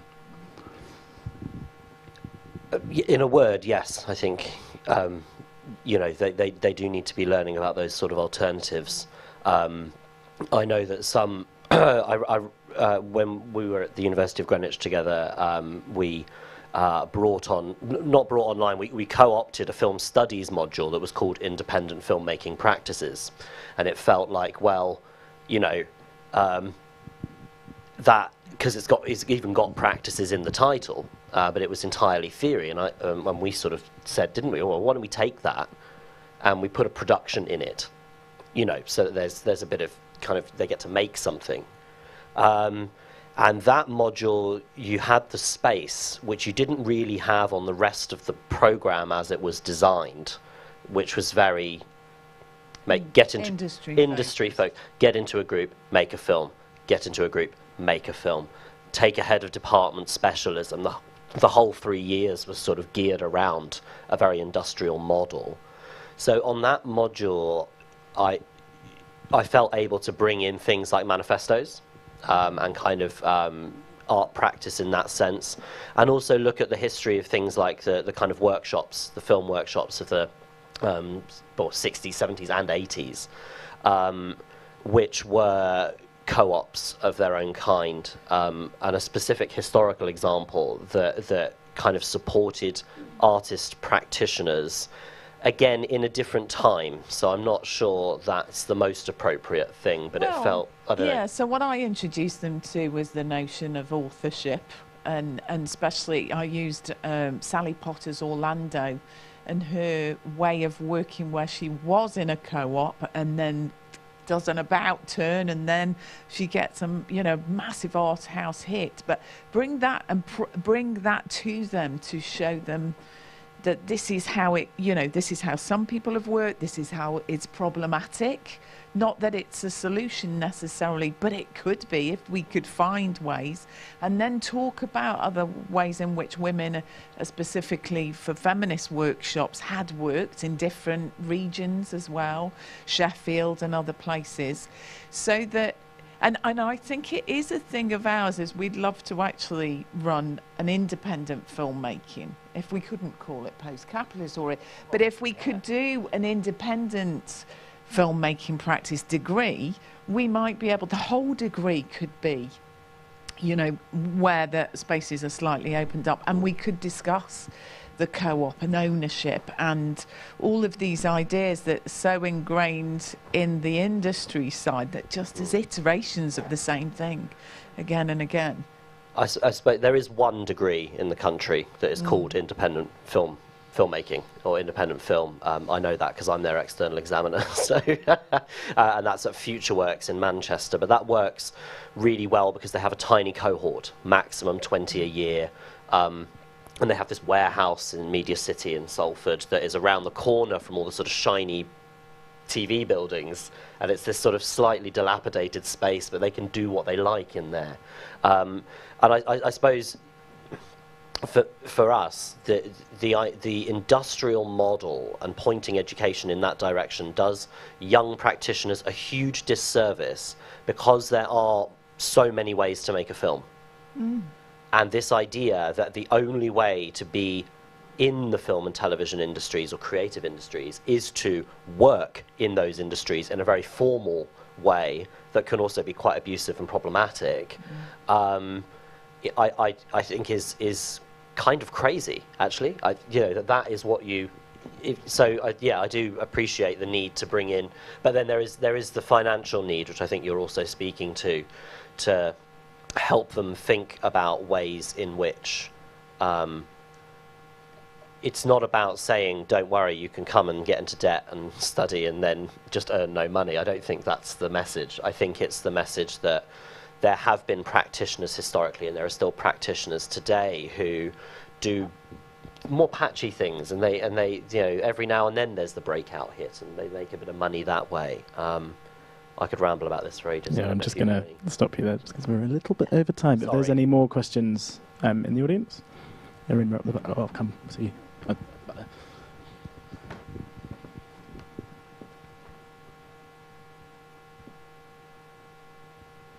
Hi. I think it's really interesting that you've aligned in that post-capitalism talk with bell hooks. It's great that you raise it, but I do wonder about how you could also maybe think about living black feminist filmmakers. I think there's a big problem in higher education that we don't have enough black British students who are studying film. Yeah. So kind of, if we were to make those solidarities, that is transformative. So yes, the liberatory classroom, absolutely, but there's other ways to do the solidarity in the present day. I mean, the other thing is to look to sort of smaller, things that you could do that were outside of, within the university, but were smaller workshops as well, that you could do, that you could run alongside what you're doing in order to bring people into that environment and workspace and creative working, that where it's not necessarily young people or putting their hand up to do a degree. I think that's the other thing. If universities could stop thinking about this is all about ticking a box and employability, there's all sorts of things that you could put on with that. Actually, the university becomes a hub for all sorts of the practice of that freedom that she talks about, and that liberatory space of and unleashing creativity and different voices and different ways of thinking. But we have been fortunate enough to work in universities with quite diverse groups of young people. And what's interesting is trying to help those diverse stories and voices come to the fore in whatever way it kind of you know, not in those sort of models of it has to be this way. That's what we kind of like a space, like art making, rather than just the industry practice of you have to fit these standards, and let people be creative and free more. Don't know if that helps. Is there any way as well that obviously there's more to universities and education, and both of your projects sort of look at research. Is there any way of that where those kind of black voices or minoritized voices are being lived through or enacted in your projects? Or is that? Yeah, I mean, I think this kind of comes back a bit to the Martin's question of ownership and control as well. I was thinking about it so in relation to the 6 prototyping projects I spoke about, and the importance of those not being owned kind of within the academy by us as researchers, but being owned by the community advocacy activist organisations that are involved in them and that are leading them and that are working alongside the co-researchers. So, for example, there's a project that I've been working with. One of the prototyping projects is called Emotive Fabrics, and it looks at bringing together kind of fabric, textile and technology to explore kind of identities and heritage, and involves working with 2 co-researchers from Jamaican backgrounds. And I think that there's something really important about that being held by the community organisation that is involved, the Norwest Media Centre, because they know how to ensure that power is kind of more equally distributed in terms of ownership. But it's challenging as well, because we've been looking for funding, and I think that funding from within the academy is often very punishing for ownership being held outside by those community organisations. So just as an example, lots of the funding that we've been considering that comes from the UKRI puts a cap on the amount of funds that can go to community partner organisations, so it's capped at 30%, and is absolutely following this just really gross model of like the kind of, you know, academic entrepreneur, and which is premised on us holding all of the ownership, which is highly problematic. Yeah. I think I'm going to have to call time on that, but please do welcome you to meet with these guys in the coffee break that we now have. Thank you all very much for coming, and thank you all for contributing. Enjoy the rest of your day.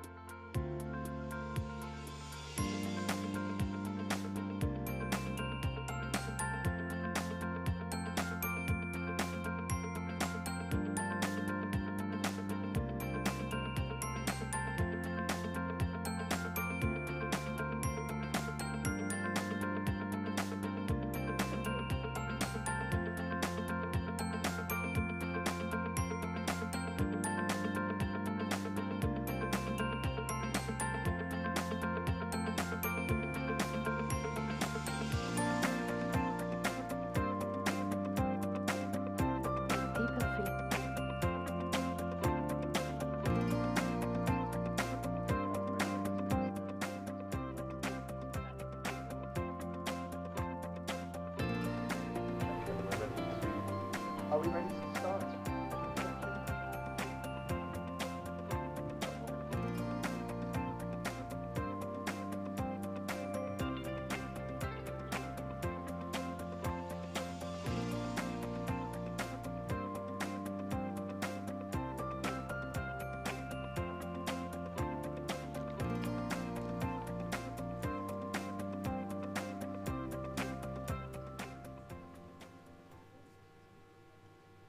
Amazing. Looks like we're all set.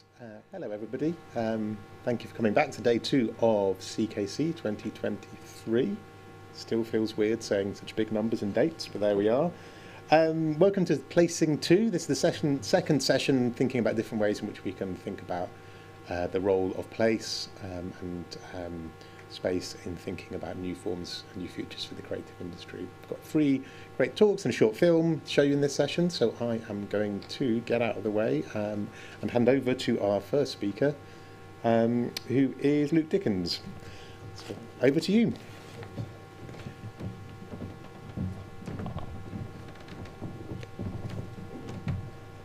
Great. Hi everybody, thanks for having me. And thanks for the great conversations yesterday in Placing 1. Hopefully we can carry some of the conversations on.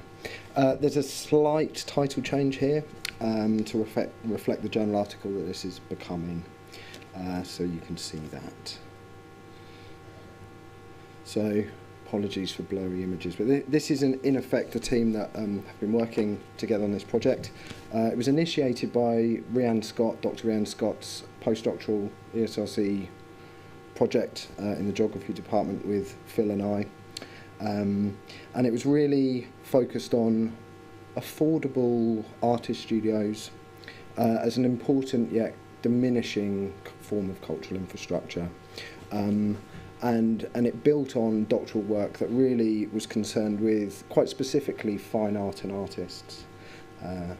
Thinking about the provision of space for messy making, material archiving, the properties of natural light, and the practices of painters, sculptors, ceramicists, rather than kind of desk or digital-based art. There's some publications there, very small, but you can follow up with some of this.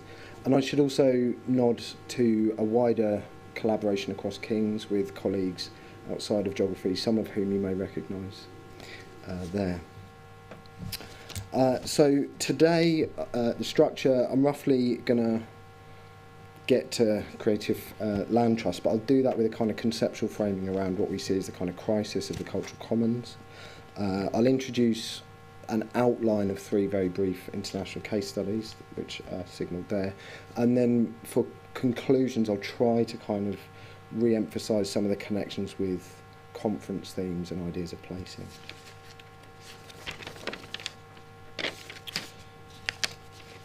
So the wider context here is something of a story of creative decline that's in and creative flight from the city.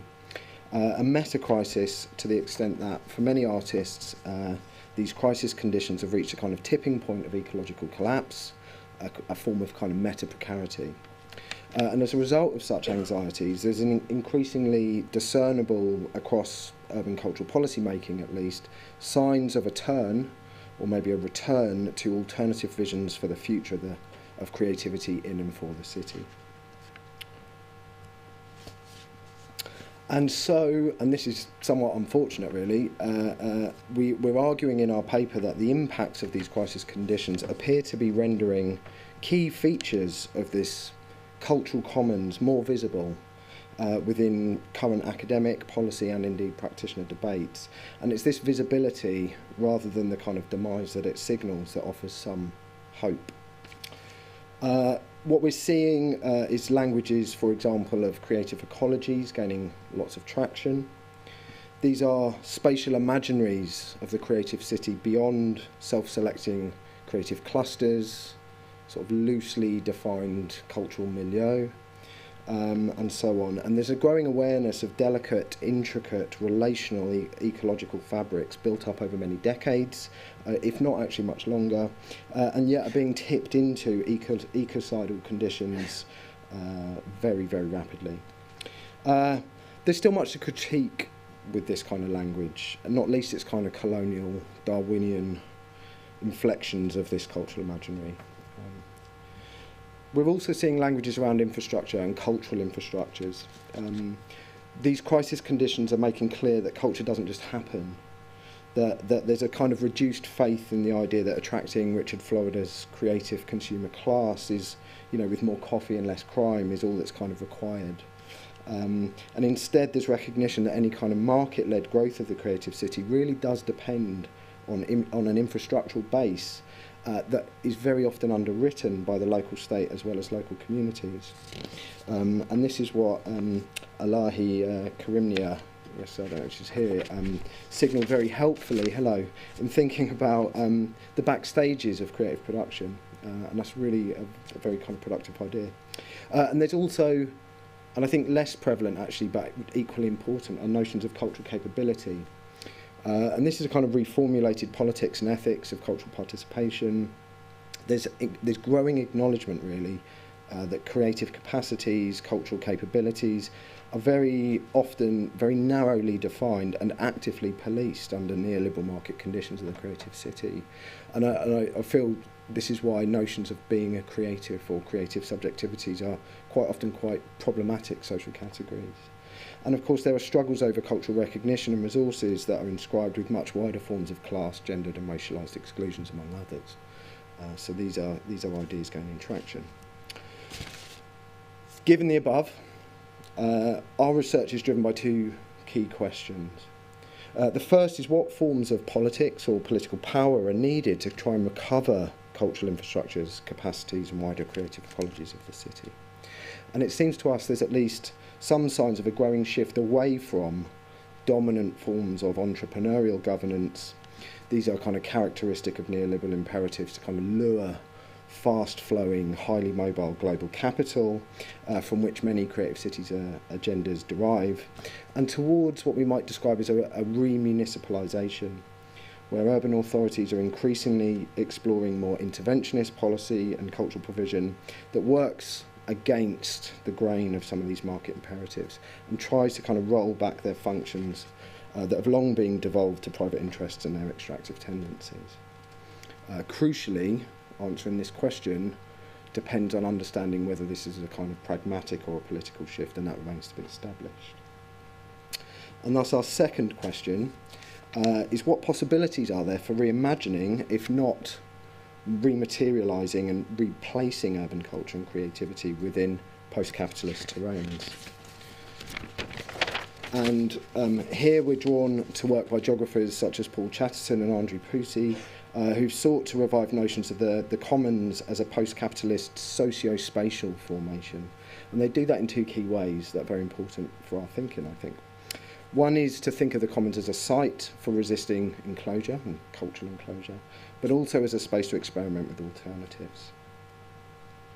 And thus, as you can see here, in their articulation of these socio-spatial formations, there's a sense of spaces of resistance, the inhibition, inhibiting accumulation regimes, forms of individualism, commodification, and the enclosure of the cultural commons. And there's a sense of the experiment, and these are experiments in, and maybe not building, but rebuilding cultural commons, relearning social production, re-engaging in practices of useful doing. In our research, we consider one example of recent urban cultural policy that appears to be illustrating something of this shift away from entrepreneurialism and towards municipalism. And it seems to do so in ways that at least gesture towards the cultural commons as a form of post-capitalist imaginary, and that is creative land trusts. This is an idea that with so-called radical roots, and obviously actually it's capitalism that's radical here, because of course it so powerfully and systematically removes our labours from collective human needs and desires, but nonetheless that's the kind of story told. So a brief history here that these kind of community land trusts are about claiming rights by and for black Americans in post-Civil War America. They, in the 60s, took the form of rural land trusts, collective farms such as that in Tennessee, which is quite famous, and then became urban, mainly around housing, community land trusts. And what you're looking at in the bottom here is the Community Land Cooperative in Cincinnati's West End. Sorry about my paper rustling. These are grounded in key principles of autonomy, collective ownership, affordability, and intergenerational justice. Practically, in a nutshell, they work by separating land from buildings, or land from the use of the land. The land is designated for use as commons and held in trust. The buildings have an affordable tenure and social conditions on membership. And there's some great literatures on there that you can look at. And it's this long-standing model of agricultural land and then housing tenure that is now being reinterpreted within wider municipal efforts to address the crisis of the cultural commons. Very sort of brief outline here. So we're seeing creative land trusts emerging as a policy response to this crisis. There's some quite new ones, there's some actually quite established ones, many that I won't be able to talk about today, and they're freely available to kind of look up. Our research traces the development of creative land trust models across these global flows of cultural policy making, which we know because that's how creative city ideas circulate. There is a key role here played by things like the World City Culture Forum and UNESCO. There's also clearly important grassroots conditions too. In this work, we examine the kind of contextually specific forms of what Hodge and Adams describe as institutional blending of property ownership and property rights and its affordabilities within capitalist economies and under neoliberal conditions. I would just very briefly point to there are more radical precedents to this stuff, outliers beyond capitalist and neoliberal conditions. My colleague Lucy, who's presenting right now in another room, has done some great work on the GLC in London, for example, as municipal socialism. And I don't have a massive amount of time. Oh, in fact, it's not even on my slide, so I don't need to mention it. I'll conclude on a point as well. We draw on people like Jamie Peck, another geographer, who contends that policies are therefore not merely transferred over space. What we're interested in is how their form and their effects are transformed by these journeys, which also serve continually to remake relational connections across intensely variegated and socio-institutional landscapes. And as such, place matters, but so do temporalities. It's this journey over time that really matters. How am I doing for time? Great, I'll keep going. So this is the kind of this is a very simplified model of the international policy mobilities that we've been looking at in our case studies. We've got roughly kind of three. Clearly, there's a big blue arrow, but this is a non-linear, much more messy kind of relation, but we're trying to sort of step it through. And the line is really in the chronological sequence these were established. So the first is San Francisco, which is Creative Land Trust is basically the Community Arts Stabilisation Trust, or CAST. Fairly significant initial funding, grounded in a more interesting piece of legislation, which I'll explain about shortly. And there's a website you can look at to follow up on. The London case is more recent, 2019. They have a Creative Land Trust with capital letters, similar amounts of funding, Mayor Sadiq Khan's wider agendas around a city for all Londoners and his wider cultural strategy are the policies that are informing this. Again, there's a website. And then Sydney, which is on one level at a more kind of embryonic stage, but actually has much longer histories of relevance to this. They're about to make a huge transfer of assets into a new Creative Land Trust, and again there's some policy context there. Okay, so if we zoom into San Francisco, so very briefly, and I'll outline some of the properties that sort of characterise the San Francisco model, which we describe as a living lab, and hope what they do, and hopefully you'll see why.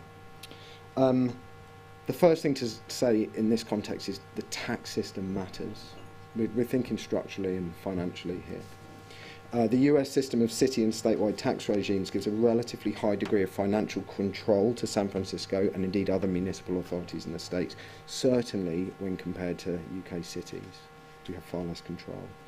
Not-for-profits, of which CAST is, with what is called 501c3 status, and if they're headquartered in the city, can supplement federal income with funding from the San Francisco Arts Commission, which is also well established. And this in turn derives from funds from the Cultural Equality Endowment Fund. Snappy, 1993 it was established. This is a piece of legislation, but it's impressive, deeply impressive, I think, for its direct sense of social justice in funding the redistribution toward historically marginalised communities. It also really explicitly recognises, in terms of land and assets, that it is effectively an administration on stolen land, which I think is very important. In the States, there's also a very established philanthropic tradition, and again, much stronger than you might imagine is here. Wealthy US family trusts and individuals can offer quite flexible financial support with relatively minimal stipulations, though of course, you know, the origins of this wealth and the power to redistribute it and to choose where are of course quite problematic. And indeed, the CAST board, who have also made at least $10 million of donations to this trust, include an art collector, a real estate developer, a head of a major construction company, and someone who's sort of cryptically described as a guy who's very connected to the private tech money. But of course, the grassroots in a city with such important countercultural histories are also really important. And this is what frames a city, or its approach to the creative city, as a laboratory, as an experimental commons or commoning. Because what CAST do is a very case-by-case and careful relationship building with long-established grassroots community organisations is very much a kind of community-first approach, and then they try to tailor solutions around the transfer of ownership of buildings and land via CAST making an initial purchase with these funds, then subsidising the rent to this organisation, who are then able to save money to then buy the mortgage and the freehold. So it allows actual transfer of hard assets into these organisations. And in this way, it builds kind of capacity in the sector while maintaining grassroots identities of lots of different cultural projects. Luggage store gallery is a really famous example of this. Counterpulse, which is in the image, is also a really famous kind of performance art hub. But these are the first two projects that CAST secured in a very overheated housing market, property market. There are some critiques. Given the above, it's very hard to replicate or scale up this model. They've even tried to do work in Oakland, which is just across the bay, and it's been far less it's gained far less traction, and there's all sorts of reasons for that. And it's much less kind of transferable globally as a result. Here's London. I've got 2 or 3 minutes. Key point, San Francisco is cited directly as a kind of inspiration for this model, but it's got very different institutional blend. The trust emerged in 2019 under Sadiq Khan's notions of good growth. It's a very kind of top-down cultural policy initiative at the regional government level, London's Greater London Authority, to kind of protect and grow creative space, which, as we know, is under major risk for the health of the city. So growth is still central. It's a kind of new Labour, third way balancing act here. The way the trust works is to follow ideas around social impact investing. I don't know if you know about this stuff, but in a sense it supports organisations that are seeking to address social need and therefore expects a social return, but also a financial one. So it's a form of investment with some social dynamic to it, but not entirely. The trust established has quite a mixed pot of funds and has been purchasing properties that become solely designated for creative workspace uses. The first property in Hackney, which you can see there, Hackney Wick, it's an enormous new build with flats above, and so in many ways is still propping up the urban accumulation machine. It's property first, and then they look for tenants, creative tenants. And in a sense, there's a leasehold model going on here that the trust holds the buildings what they describe as in perpetuity, but in effect they're very, very long leases, like 999 years. And then hands over a kind of sublease to studio groups, many of whom have been struggling to operate in London since the 70s, like Space and Acme. So it's not a transfer of assets or a transfer of ownership. And again, it kind of replicates this kind of landlord relationship inserted in the middle of things. Okay, nearly there.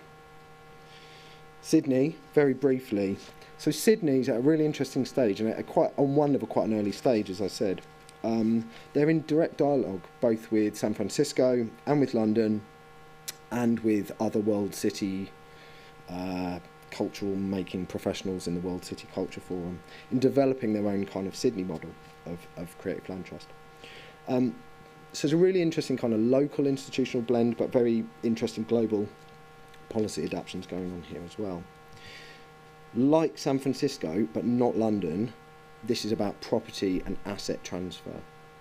And in many ways it's not new. The City of Sydney has de facto operated in this way as a kind of creative land trust for many, many years. It has enormous central city municipal land holdings. They haven't sold them all off like in London. And they're seeking to transfer these en masse to the creative sector for creative sector ownership, and so setting up this trust to hold enormous amounts of municipal land. What they're realising is the type of property they own. Their portfolio is a lot of kind of desk-based, is suitable for desk-based kind of arts, and less for mess making. So part of this trust is quite cleverly, I think, selling these assets to then gain financial resource, to then diversify its property portfolio to create more kind of mess-making creative workspaces. So it's quite explicitly written into the policy. They don't want creative monoculture, which is great. And then also like San Francisco, and quite surprised, the more I think about it, the more surprised I am that London doesn't do this really at all, given that it's the dark heart of empire, is the kind of explicit reframing of the cultural commons in more socially and ecologically just terms. And what's happening in Sydney are really careful engagement with indigenous cultures of land in terms of ownership and land in trust. That are very interesting. I'll conclude with some very brief points. So there's the point there. Okay, 3 things. So my first question: what forms of politics, political power are needed to recover the cultural infrastructures, capacities, creative ecologies? And the answer seems to be, in part, a shift from neoliberal entrepreneurial models of governance to the remunicipalisation of the creative city. The second question is about the possibilities for reimagining, if not materially replacing, urban culture and creativity within post-capitalist terrains. And what we're seeing here is municipal forms of creative commoning that are experimental and resistant in terms of ownership and affordability for creative workspaces. They're gesturing towards something more radical, but they're clearly not that radical. But we're starting to see forms of rebuilding the cultural commons, relearning social production, and re-engaging in practices of useful doing. And so my final point, which touches on the kind of themes for our conversation today, is that place matters. The contextual specificities of the institutional blends signal a kind of pragmatic municipalism at different scales and different kind of relational urbanisms between very local community conditions and national conditions and everything kind of in between. But there's also really important temporal dimensions to this transformation, these journeys. The dimensions of place over time, that emerging from this sort of conjuncture of crisis, there's less reliance, I think, on speculative temporary activation via either kind of spectacular events, Olympics, or that kind of everyday placemaking agenda. There's more careful re-evaluation of stability, of permanence, and of common futures, and I think this is more political forms of municipalisation. And this is where we might get close to ideas of the intergenerational stewardship of the cultural commons, cultural infrastructures, capabilities, and their wider creative ecologies emerging. I'll stop. Thank you for your attention.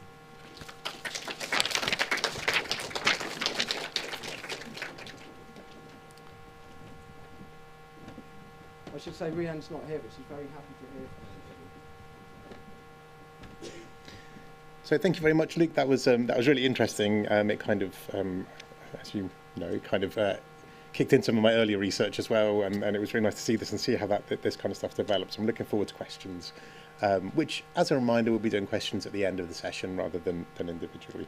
So I'm just going to quickly swap some slides around and introduce our next set of speakers. We're for A Place for We, Mapping Creative Spaces in the Caribbean Experience at Oxford. Now I'm just looking for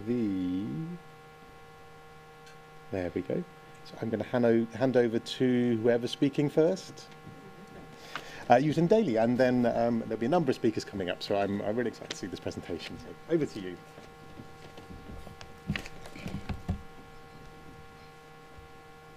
Thank you. Good morning. As Simon says, there'll be a number of us speaking, and each of us will introduce ourselves as we come up. I'm Eugene Daly.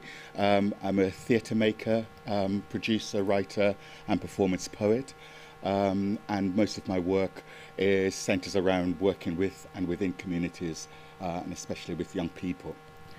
I'm just going to set the scene for where this project takes place here in Oxford. Not here in Oxford, but takes place in Oxford. Oxford, a place for we. And somebody in one of the sessions yesterday said if you put a question mark on your PowerPoint on the statement, you already answered the question. So the answer is no. But we'll still go through the presentation anyway.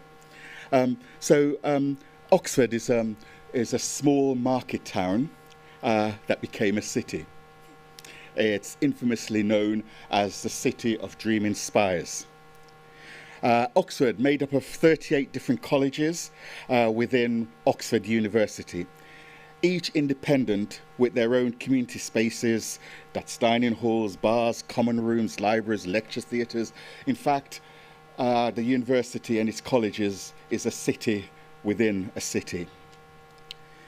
Oxford, its colleges, buildings and land spreading across the city centre and beyond, and which are at the heart of Oxford's reputation as one of the most and best universities in the world.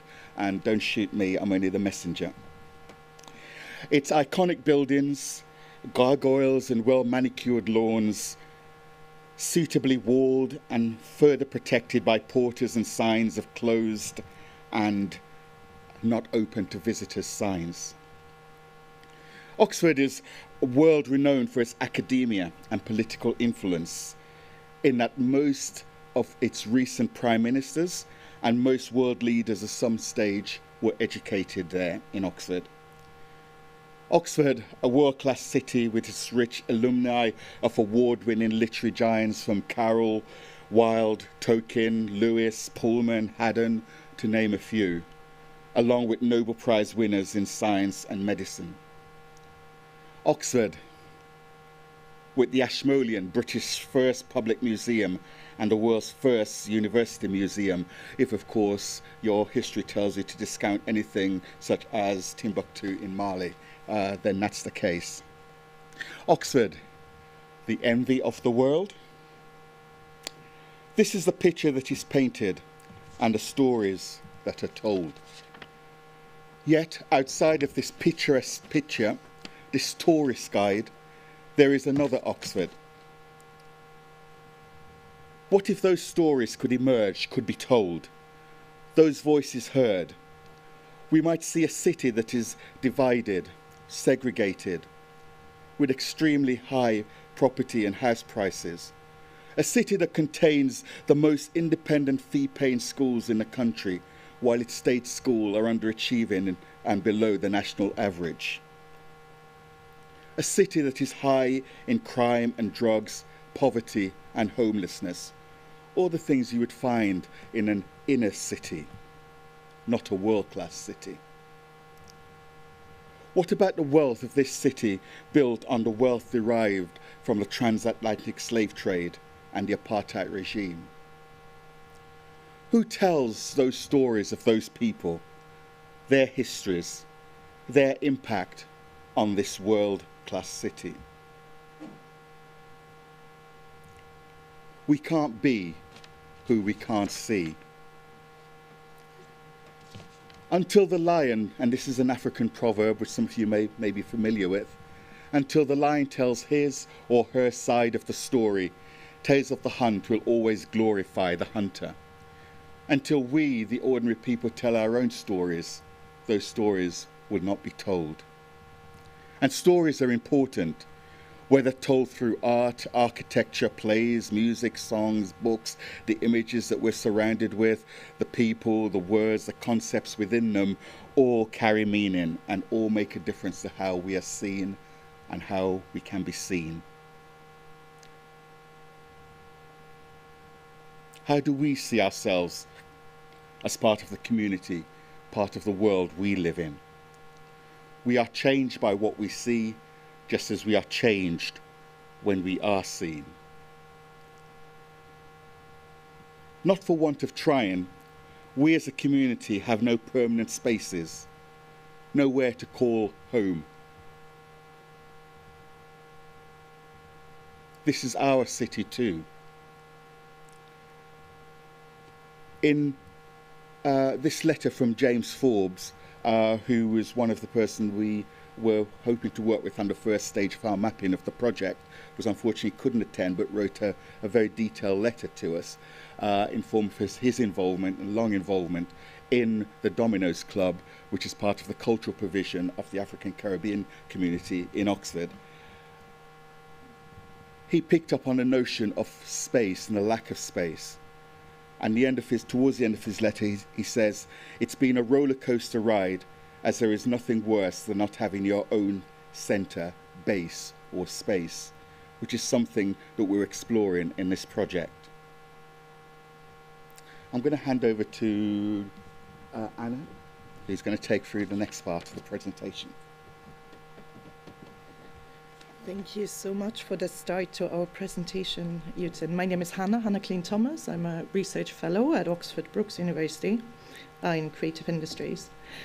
And I'm a rather recent addition to a group that has been existing before, and collaborations that go back a very long time. Activist work, creative work, and most importantly, relationships of trust that are fundamental to what we're doing.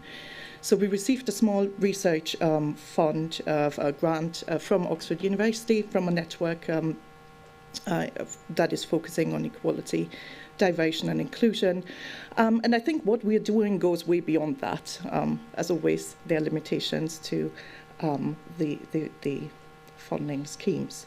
So what we are trying to do, our approach seeks to contribute to the understanding of the city's creative ecologies, and with a focus on the important significance of permanent space and what does the lack of this do? How does it impact the sense of connection to the city as a whole, especially also looking into racialization and racializing spatial practices. So we're working experimentally with mapping as a form of creating connections between narratives and place, and seeking to find a language also within the team as well as in the work, the outputs and the outcomes, to hold the nuance of memories, to explore the role of memories and the felt experiences shared by participants. And this is just a first impression of what the project is about. I'm going to hand over now to Junie, who is going to continue from here and might tell a little bit more about my research.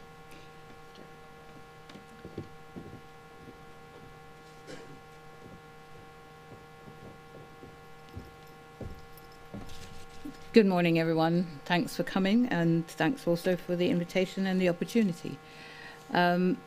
Yes,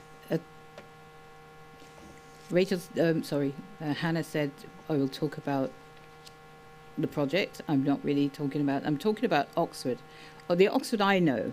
The Oxford that when I came here in the 1960s was very much a divided city, and it's still in 2023 is still a divided city, what I call one city, two towns.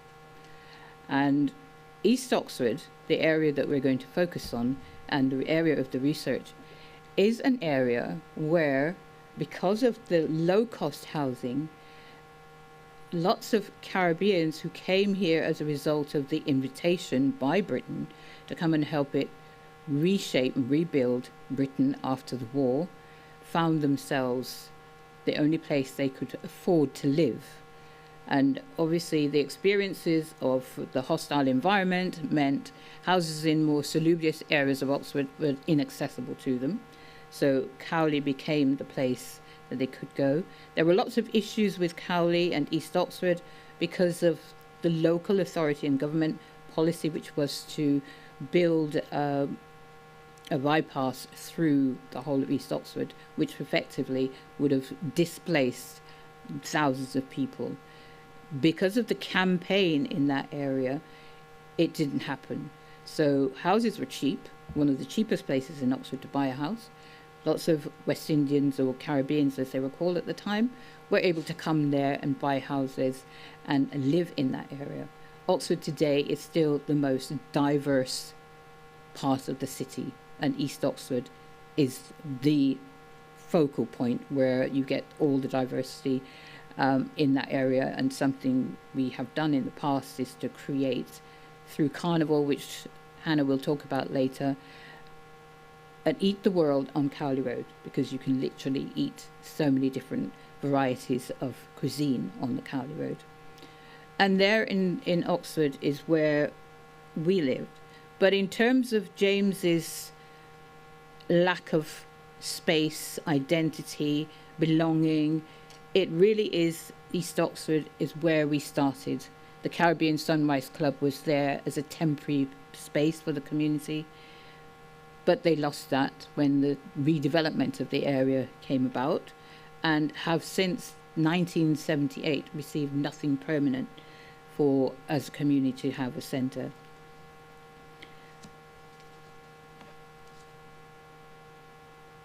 The community is still struggling with its bid to secure a permanent space in Oxford, and East Oxford in particular, because it is the area where there are 3 main arterial roads, which you can't see on this map, but if you know, Cowley Road leads to the BMW car plant, which is the most recent manifestation of the car plants in Oxford.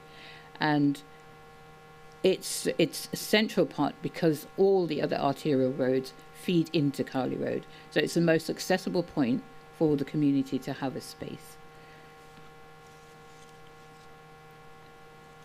Leading on to that, we have struggled as a community through campaign, being in East Oxford, one of the few centres where there has been a lot of political campaign in terms of changing the area, any changes to the area that would change the composition of the community. And East Oxford Community Centre, which is a fundamental part of East Oxford, it is the hub. It is where the campaigns develop in East Oxford. It's where every group that you can possibly think of in political terms. It's where during the miners' strikes that it was a centre providing provisions and support and advice for the community. So it's fundamentally important to the community as a whole. The politicisation of that area meant that there was setting up of community residents associations. Community activism was rampant in that area. And in 1975, when they secured the centre as a community centre, one of the old schools, as local authorities divested themselves of surplus buildings, became the hub of the community and the area where a lot of campaign work continued.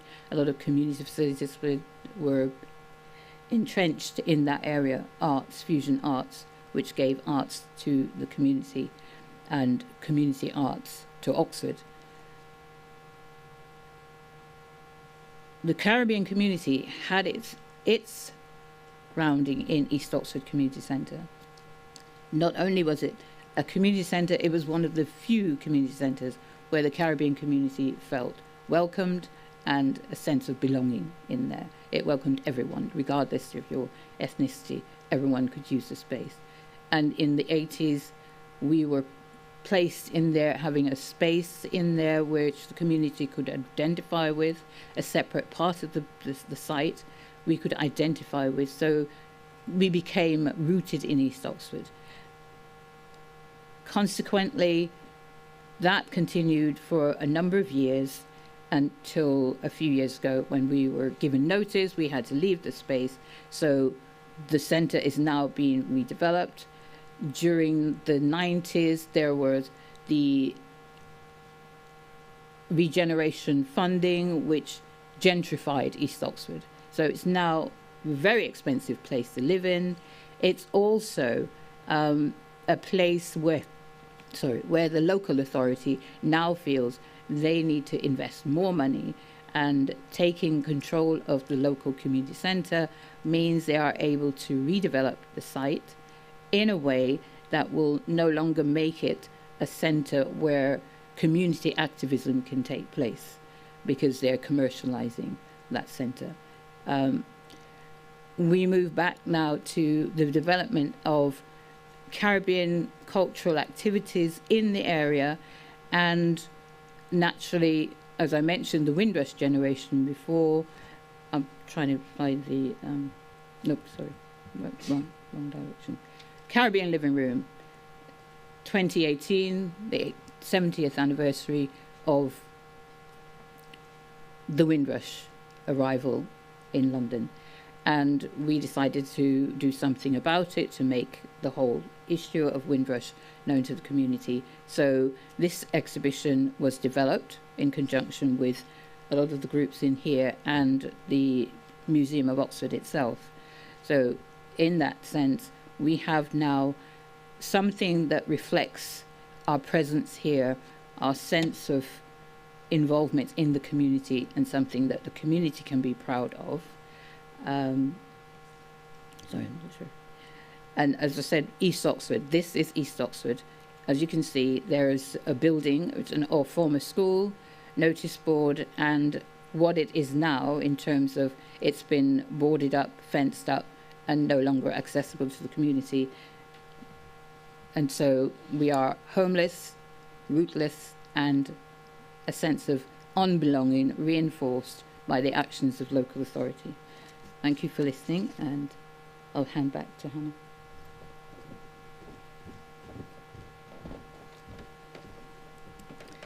Yes, we also have one slide here on Caribbean Carnival, more generally in the UK, but also because there is a carnival in Oxford that Eugene and Junie have both been involved with in the early beginnings, but also coming up to how it, in its more recent form, as it is called, the Cowley Row Carnival. And a lot of these conflicts over space are encapsulated in also what is happening to the carnival. And this is where I come in, because my main research focuses on Caribbean Carnival in the UK and digital media, and within that, spatializing practices. And I think there it is interesting to look at these historically generated practices and the spatial logics and politics. So Melville, for example, argues here that when it comes to sound system culture, the mobility is what embodies the spatial politics. This desire to carve out a space for blackness in the liminal urban spaces. And when it comes to Caribbean Carnival, it's a very different logic, but is encapsulated in this concept of the road, and having this one very restricted time, one day per year or a couple of days, where the specific local space turns into the road. And this is the space to imagine the multitude of selves, to imagine different ways of being, and also subjectivity, where subjectivity is very often denied. So it's in this relationship of seeing and being seen that this claim of space is happening. And coming from that, we were looking at different ways of conceptualizing space and spatial logics. And Catherine McKittrick's work here is very interesting, looking at the plantation as a locus, and actually argues that exemplifies this paradox between black placelessness and at the same time being bound and confined to the land. I just quote here, she argues, free labour under bondage does mark black working bodies as those without legible Eurocentric history narratives, without land or home, without ownership of self, and end of quote. So this is effectively normalising both black dispossession as well as the racist capitalist principles of land exploitation and accumulation. This is not to say that there is not this continuous placemaking happening, these everyday practices or alternative ways of, for example, mapping that we have looked into and that we also hope to have as part of our approach. It ties in very much with different anti-colonial ways of thinking about place and space and mapping that we can connect. I just highlight here Pat Noxolo's also kind of conversation and comment on Catherine McKittrick's work, where she also highlights and emphasizes the multiplicity of black experiences, the intersectionalities and convivialities across the African diaspora. And I think that is probably where I'll leave it now and hand over to Sylvia, who's going to explain about the research method that we are using and also how this has informed our approach.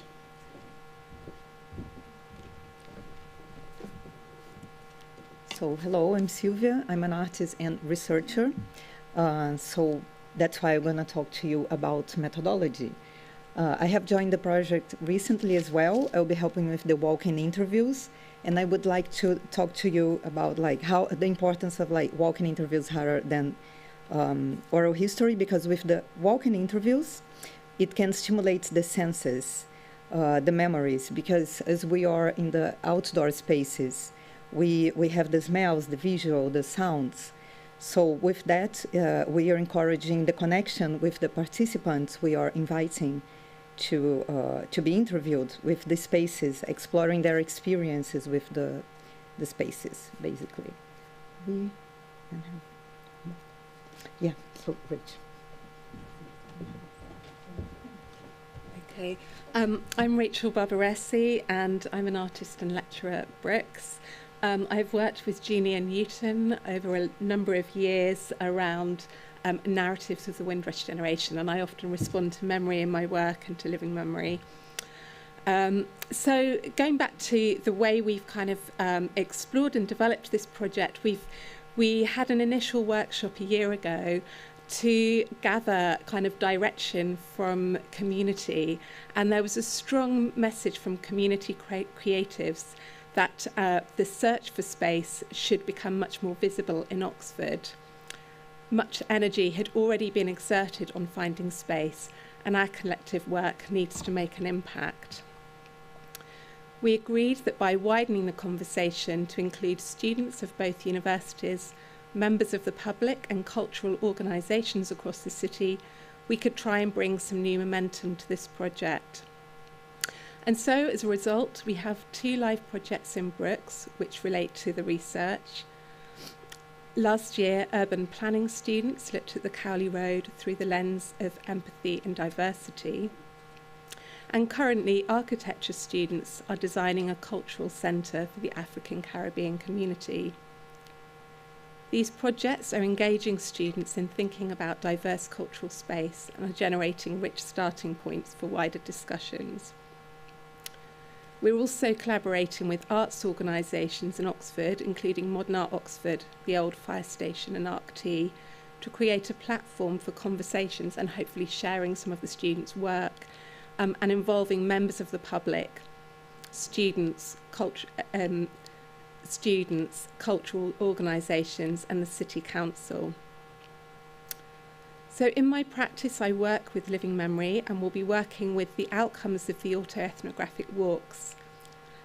Our research will be disseminated as a moving image work to weave a narrative thread mirroring and responding to the walking interviews and connecting the narratives to place and archive material. So collaboration is at the heart of the project. It's a community-led approach at all stages, and the input of community creatives, cultural organisations, academics and students has resulted in multiple strands to our work, which reflect divergent approaches to thinking about cultural space. You can find out more about the various initiatives via our project website which we will continue to update as the project progresses. I'll leave you with that.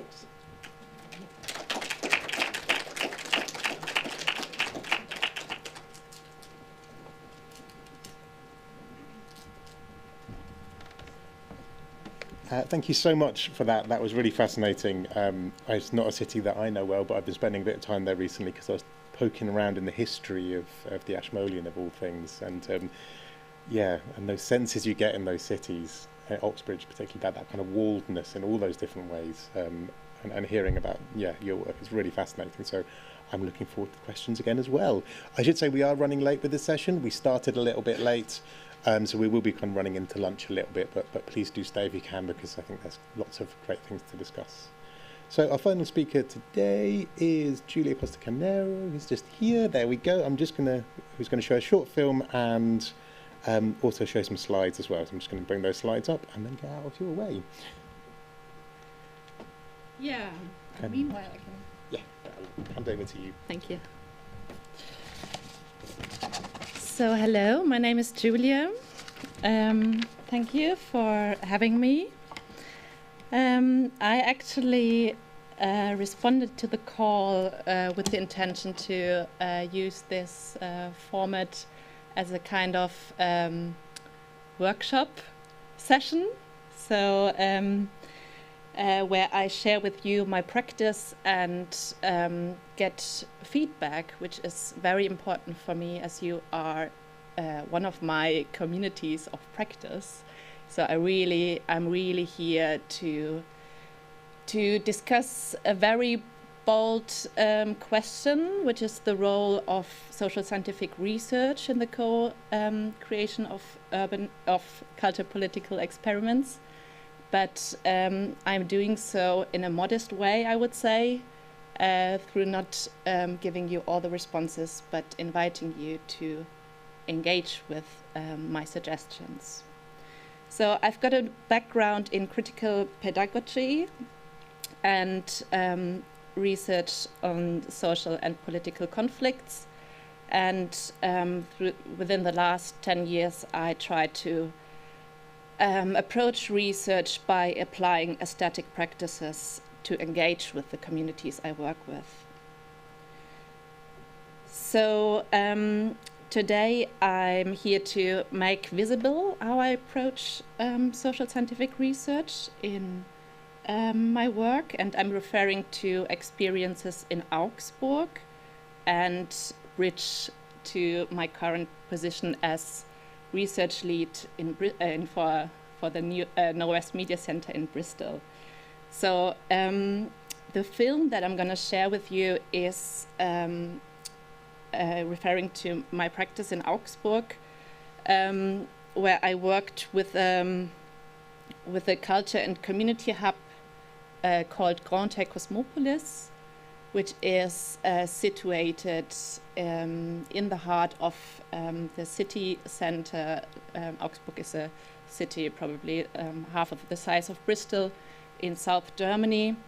And there, 10 years ago, we developed a concept and realized it actually, based on the idea of social sculpturing from boys, and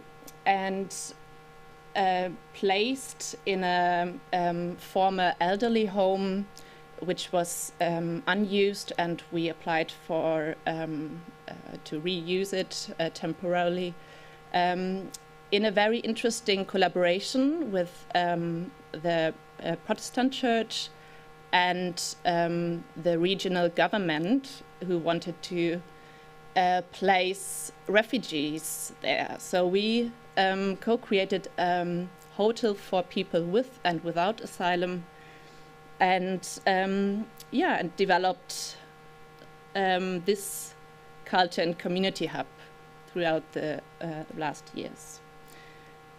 So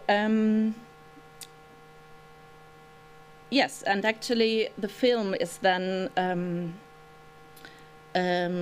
speaking about my last activities with this community, where we actually tried to bring into being a new concept for the place, because it was struggling a lot to bridge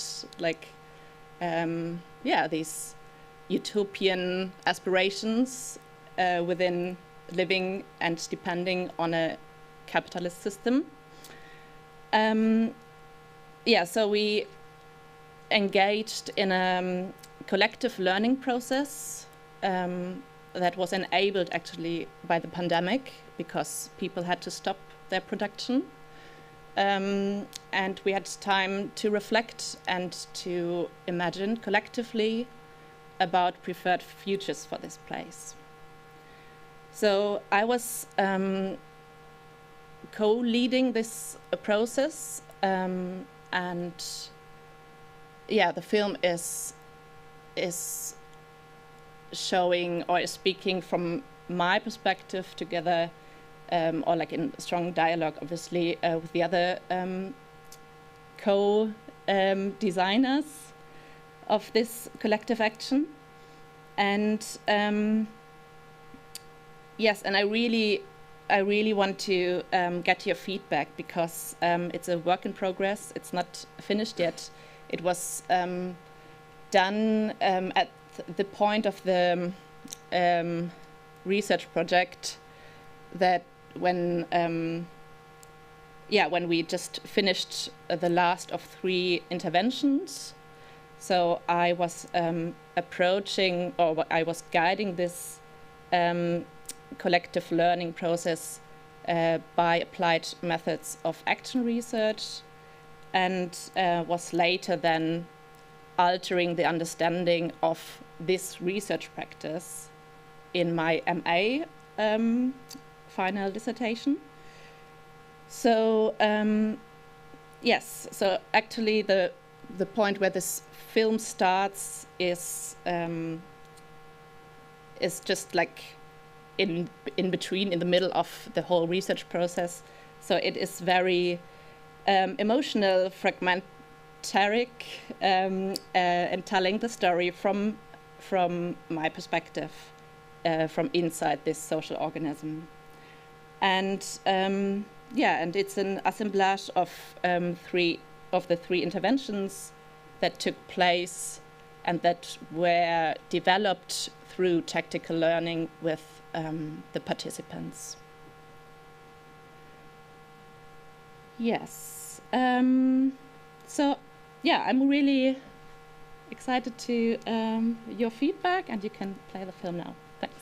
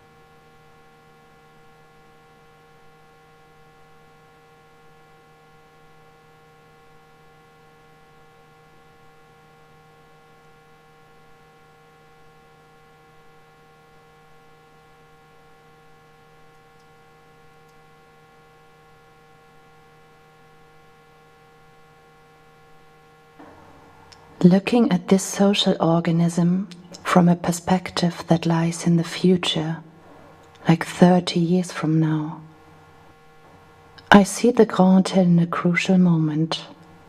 Crucial as there's time to take a break. A pause given by the interruption of the 365 days run. Empty floors, offices, ateliers. But don't believe that it would be free time.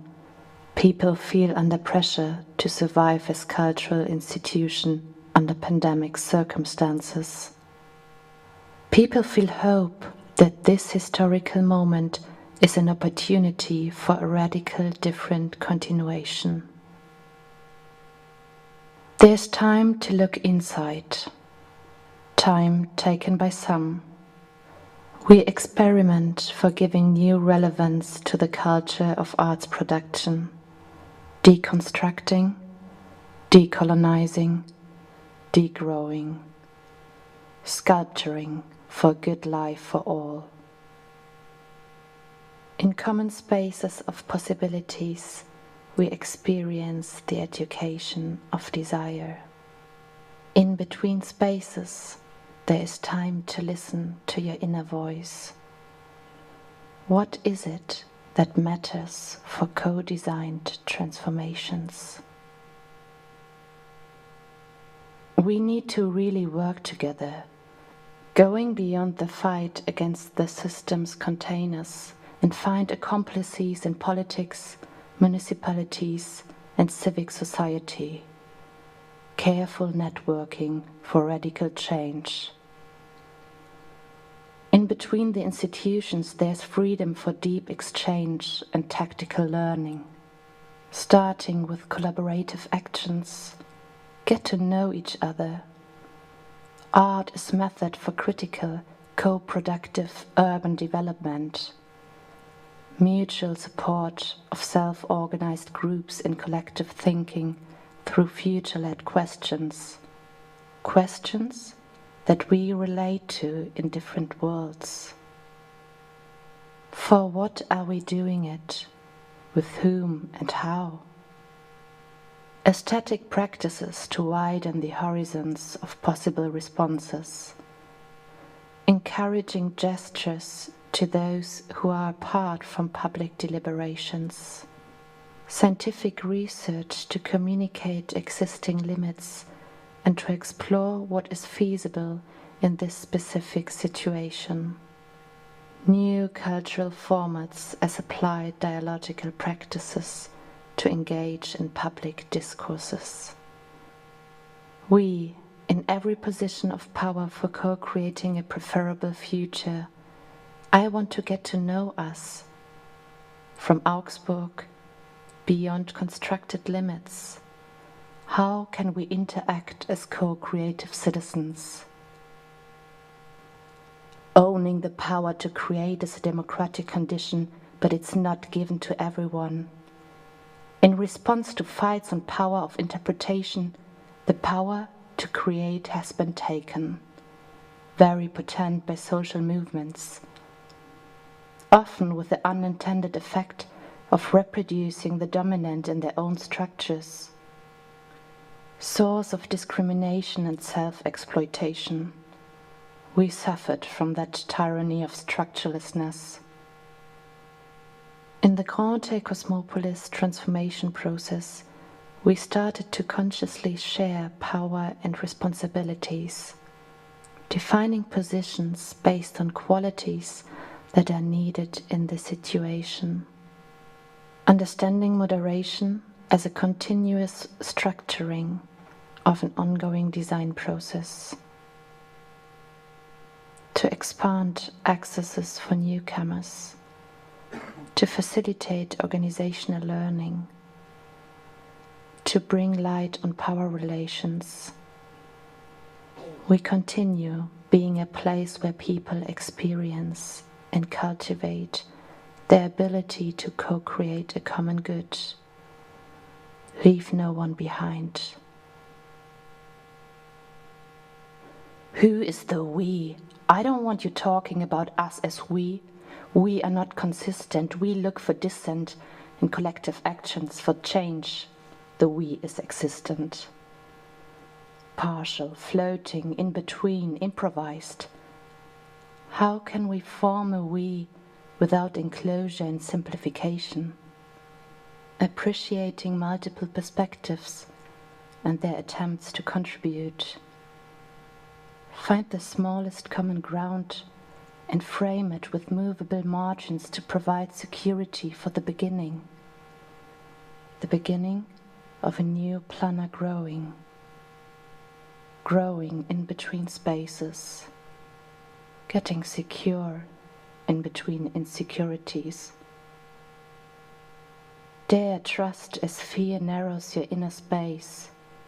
Generate trust, not money, to enlarge the space of possibilities. Life is political. Decisions are political. How do we use the building, with whom and what for? In between times do provide space for thinking unquestioned actions anew. Time to focus. Time to recognize substantial needs. Care, culture, connection. Time to nurture our preferability. How do I imagine a preferred situation for this place? Time that is used by some, zooming in and out, reflecting, being present in the here and now, contemplating, looking back and beyond, imagining. How will we want to have lived, apart from consumption, reducing distraction, reducing production, listening, silence to feel, to reflect, to dream. Sincerity starts with yourself.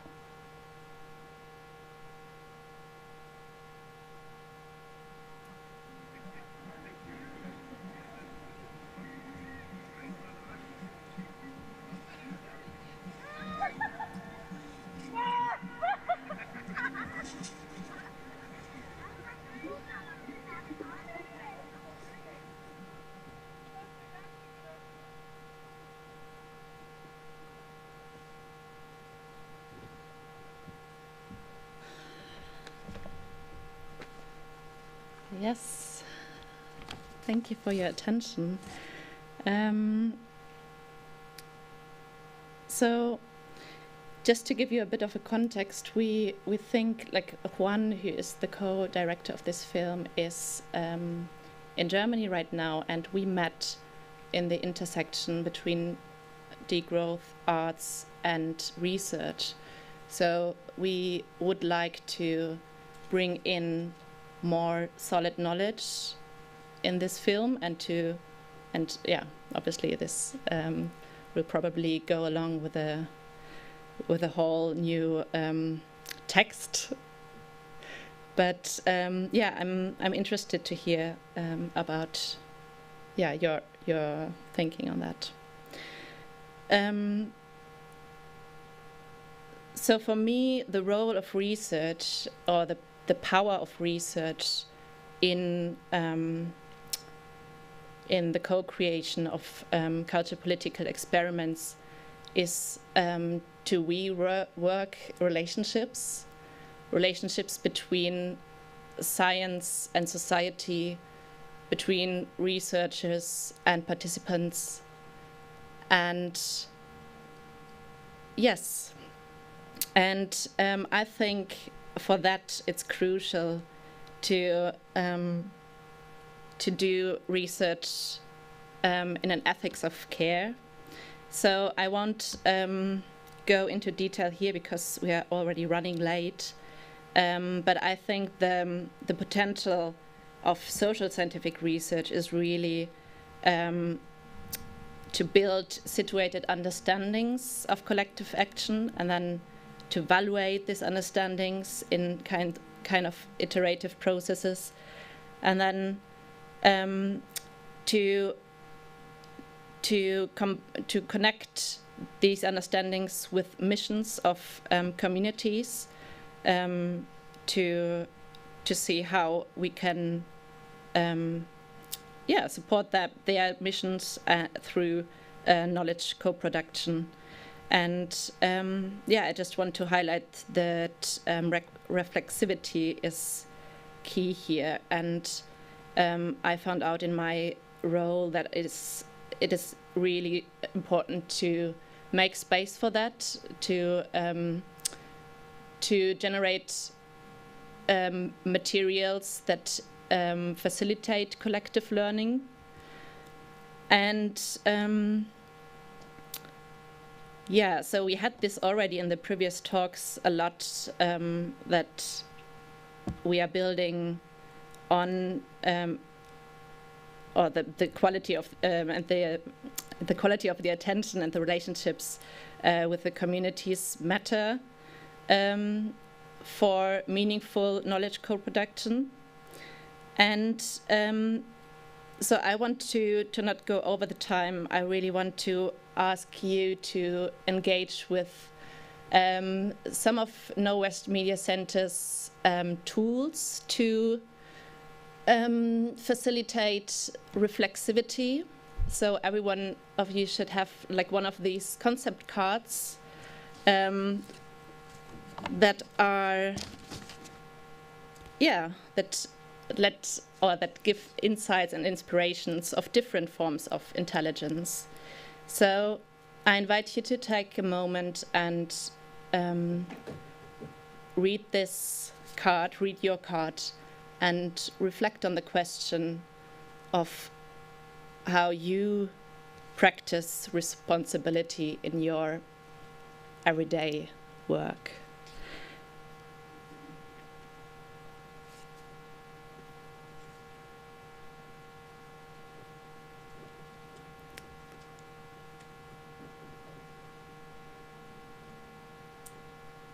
Is there anyone who would like to share their response with the auditorium?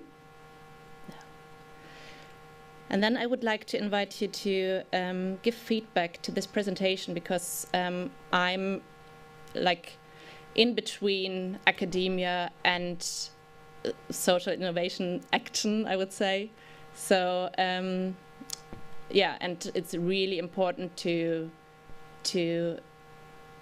get feedback to improve the own practice and presentation. So yeah, and thanks for giving back also the cards. I'm gonna stand here in the end of the session and get all back again. Thank you for your attention.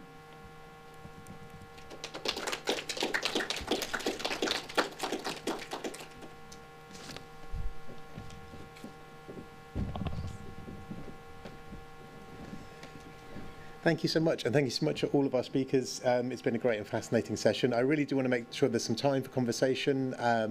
Lunch is just about to start now, but you know, like yesterday, there was a really big queue, so the best way to avoid the big queue is just to hang out with us and have a little chat.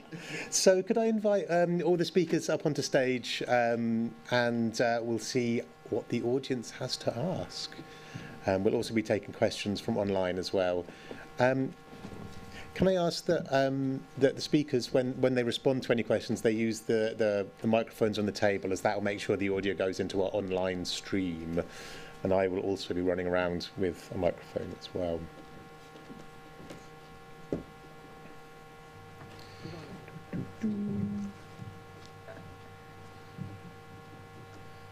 So, just as we're getting set up, does anybody have any questions for our team? I'm going to stand up from behind here and grab a microphone so I don't loom in the background very, very creepily. So, let's see, does this one work? Hello? Oh, you've got one there. Okay, yes, over to you. Thank you. I wonder if we're going to ask the same question. Let's find out. It's a question primarily for Luke, but also could be answered, I think, by other presenters. And it's concerning the Cultural Commons model. I think, yeah, it clearly works very well. I'm looking forward to reading your work around it, particularly in terms of thinking around how things like common pool resources and Alstrom's work, and kind of the relationship between property and ownership, and also particularly striking the idea of intergenerational justice, which I think is also speaks to the second paper. So my question is about how we also see, I think, policy transfer, which you talked about, or policy mobilities being picked up and adopted by private interests, and I'm sure you do work on this. I'm thinking of examples of how property developers pick up on the kind of strategies of using creative activities and build those into their models for capturing and enclosing space and making it semi-private or completely private in the city. And I wondered if you had got any examples of how these case studies that you're looking at actually kind of stand in the gap a little bit between the market and the state, in that I've seen too many examples of where property developers have the competitive edge on this. I'm thinking about in Manchester, there's a particular property developer called Capital and Centric who basically bought up an artist studio, typical story, let them stay there for a year, worked on their brand, you know, kind of gave them some money to put on more open studio events, and then capitalised on the fact that it had been an artist studio, a long-standing one, and then basically chucked them out and disappeared the creative element. But they also have had other cynical strategies where they've used the same things. And I recently discovered, I think there's a company called Creative Cities Development Company in London who are run by property developers. So the question is about kind of how, you know, whether these are just little small moments of resistance and how you compete with that kind of the wall of private interest that take up and own an enclosed land. Sorry, that was a bit of a long question.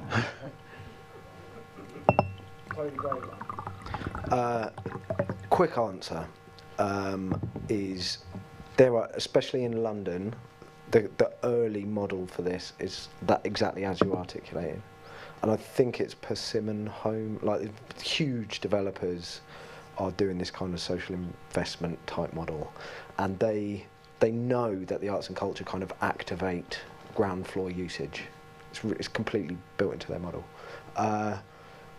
So there's a lot of cynicism, and we're right to be kind of sceptical. Where I think there are, this was a really hard paper to kind of think through, because we normally do that much more kind of grounded case study of particular example. And we're trying to think at a kind of global and structural level, because unless you kind of reveal some of these things, it's very hard to kind of chip away at them. Later versions in London are now looking at more heritage buildings and reuse and high street reactivation that has different kind of fundamental freehold ownership. I think probably the most innovative area is still what's happening in San Francisco. It just the kinds of premises they're looking at are fundamentally that kind of post-industrial kind of marginalia in a city that's got a lot of that in the kind of docks and things still. Tech money has smelled it as well as properties. So in a way, large post-industrial high ceiling lit stuff is being competed. So I don't have much hope. It is an attempt to make a structural intervention with some of the things that are happening. I don't know how close that answers what you're after. Thank you. Thank you. Was it Matt? Did you have a question next? And then Danny. Also for Luke, and I'm just wondering, given we haven't got much time, that if anyone's got questions for them. Yeah, no problem. I think the next question I can see is Danny at the back.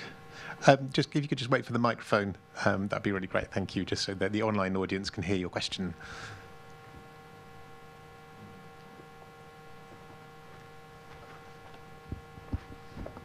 The suspense builds.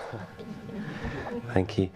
It's a question for Uten and the rest of the Oxford team, that's all right. Are there any examples of kind of solidarity actions and or strategies for supporting the sort of, I guess the rehabitualisation of the space in East Oxford, and moving sort of community ownership strategies forward, and really kind of centering Caribbean culture within that from outside the Caribbean community?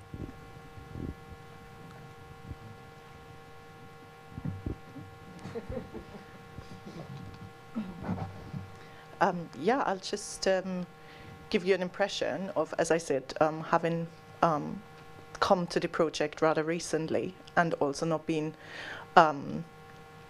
in Oxford long enough to having witnessed that. But for me, just looking at the initiatives that are there and the practices that are established, also now with the closure of the East Oxford Community Centre, these are across different communities, groups. There is a lot of support and solidarities and solidary actions that I've seen. I would just think of, because Junie mentioned fusion arts, and thinking of the example of Carnival, how this organization has been involved from the very start when it used to be Bloomin' Arts, and looking at this history that is interesting for me from a research perspective, and seeing how these different community groups and organizations have been part of this. And I think it is grounded in exactly what we outlined with East Oxford, having this tradition going way back to the resistance and protest against these, remaking of this space. Well, there is a lot of divide and rule that goes on, as you can well imagine, and some of that is done in terms of promises and pledges mentioned to one group and not to another, funding that's given to one group and not to another. But on the whole, agree with Hannah, there is a lot of solidarity of people supporting each other, and people with buildings really getting on board and trying to find ways to help us navigate through it. I think for us on this project, one of the things is it's not just a research project, it's a project that, because it impacts on people's lives and their lived experience, there has to be an outcome rather than just the research and to map a mapping exercise. And so people are eagerly waiting for a solution, something to happen. Thank you. Do we have any more questions from the room? Any online questions? In that case, I'm going to nick Chair's privilege just to ask one thing. I guess of all of you, but perhaps for the last two sets of speakers, really, something that is emerging, I think, across the conference is just the need for permanence. Just something that is owned by, and not the ownership is a complex term, but something that is run by, owned by, protected by the communities that is for. And what I was wondering, I guess, was about picking up on something that kind of Abby briefly mentioned, kind of the intergenerational nature of that process in that I mean, maybe you've come across in all of your research collectively as a panel, but how you kind of go about or ensure that this is not only intergenerational, that concludes in the spectrum, but also kind of for future generations as well. Like if there's been conversations about how you bring new generations into these kinds of conversations, whether that's in Augsburg or whether that's in Oxford. Bit of a garbled question, but yeah. But if Luke, go for it. A really short answer, I think, is that we need to break the habit of ownership. You know, the mindset of ownership. That if we think more carefully around forms of stewardship, yeah, we immediately become more intergenerational thinking. Like ownership, like that. Accumulative ownership is the problem. It's a structural problem that stops that intergenerationality, unless it's, of course, like private trust funds, family, wealthy US families, inheritance, wealth, colonial, and inheritance. It's that the logics of that are maintained in one way. Yeah. For us, really working with students has been very important to engage them in the conversation, and both in hearing narratives and in hearing about the kind of past histories of the, well, particularly for us, the African Caribbean community, but then it encourages us to think more widely about kind of intergenerational narratives, but also to think about their place in it, and I think to think about the role of listening as a research tool and to think about how they respond. And I think there's been a real sense in the young people we've worked with that they've been quite empowered and quite motivated and quite political as a result of taking part, and particularly from hearing from Jeannie and going to the Caribbean Living Room. Just quickly adding that in the projects, and this is not just this project, but also different collaborations that we have, working with young people who want to become involved in organizing carnival and carve out these spaces.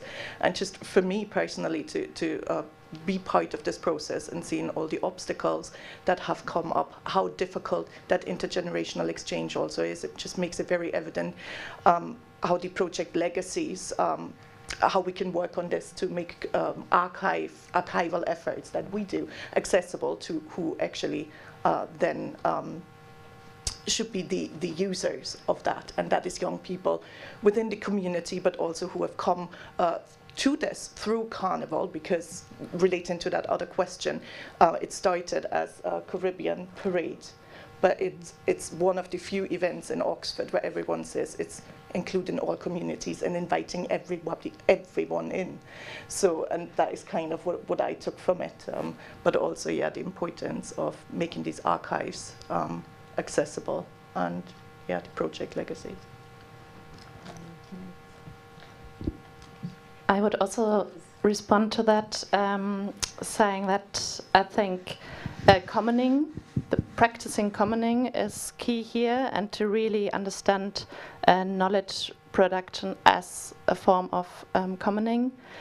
And yeah, sharing success stories, and not only within the own bubble or community of practice, but really go and challenge policymakers to host these success stories, and yeah, to really change these mindsets, because for me, like, intergenerational conflict, it has a lot to do with different mindsets. So I think really, yeah, to bring these together and negotiate is key here. I was just going to add that for our research, you're interviewing people from different generations as well, so this is also important, yeah, to have different perspectives. Great, thank you very much. I mean, I feel like we could carry on talking for ages, but I'm also very hungry, as I'm sure you all as well. So thank you so much. Can I get a big round of applause for our panellists today, and for our BSL interpreters, and for everybody and so forth. And it's time to go and get some lunch. So thank you, everybody. Next session starts at 1:30, and that'll be in here. Okay, thank you very much.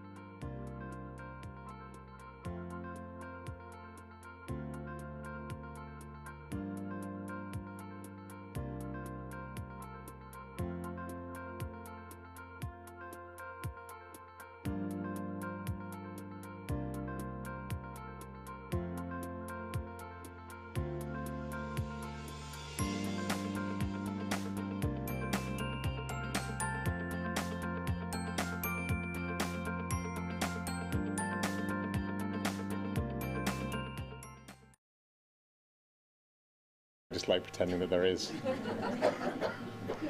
Hello, everybody. Thanks for joining us after lunch on for the second half of the second day of the 2 days of CKC 2023. We have now, I'm delighted to say, a really exciting moment in the programme where we get to hear from somebody who needs no introduction, but I'll give them an introduction anyway, thinking about a whole range of the kind of interconnected politics and practices that we're kind of talking about in this conference. So Angela McRobbie is Fellow of the British Academy and Emeritus Professor at Goldsmiths University of London. And for many of us, she represents a foundational and formative voice in attempts to understand any number of aspects of the world as it relates to our understanding of the production of creativity and culture. So whether that's through numerous books and articles, presentations, lectures and teaching on popular culture, young women, gender and sexuality, and fashion, social and cultural theory, the politics and practice of the creative economy and the creative sector, and a whole load more as well. The name and the writing has been kind of part of a lot of us thinkers for a long time, so I'm really pleased to be able to welcome her here today.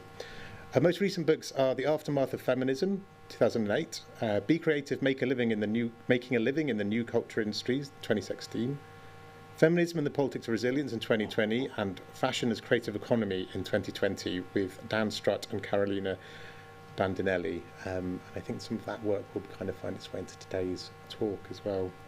In production, as ever, there's always more to be said. Our Feminism, Young Women and Cultural Studies coming this year, hopefully, and Ulrika Ottinger, Film, Art and the Ethnographic Imagination. So it's my great pleasure to introduce Angela McRobbie today to speak on Fashion as Creative Economy, a Social Justice Agenda, in a paper that looks both backwards and forwards to take a kind of long view around questions of cultures and subcultures, creativity, creative practice and the creative economy and the politics of that stuff. To think about some of those politics that underpin the sectors that we've been talking about over the last couple of days. So I'm going to hand over to Angela and get off the stage. Over to you.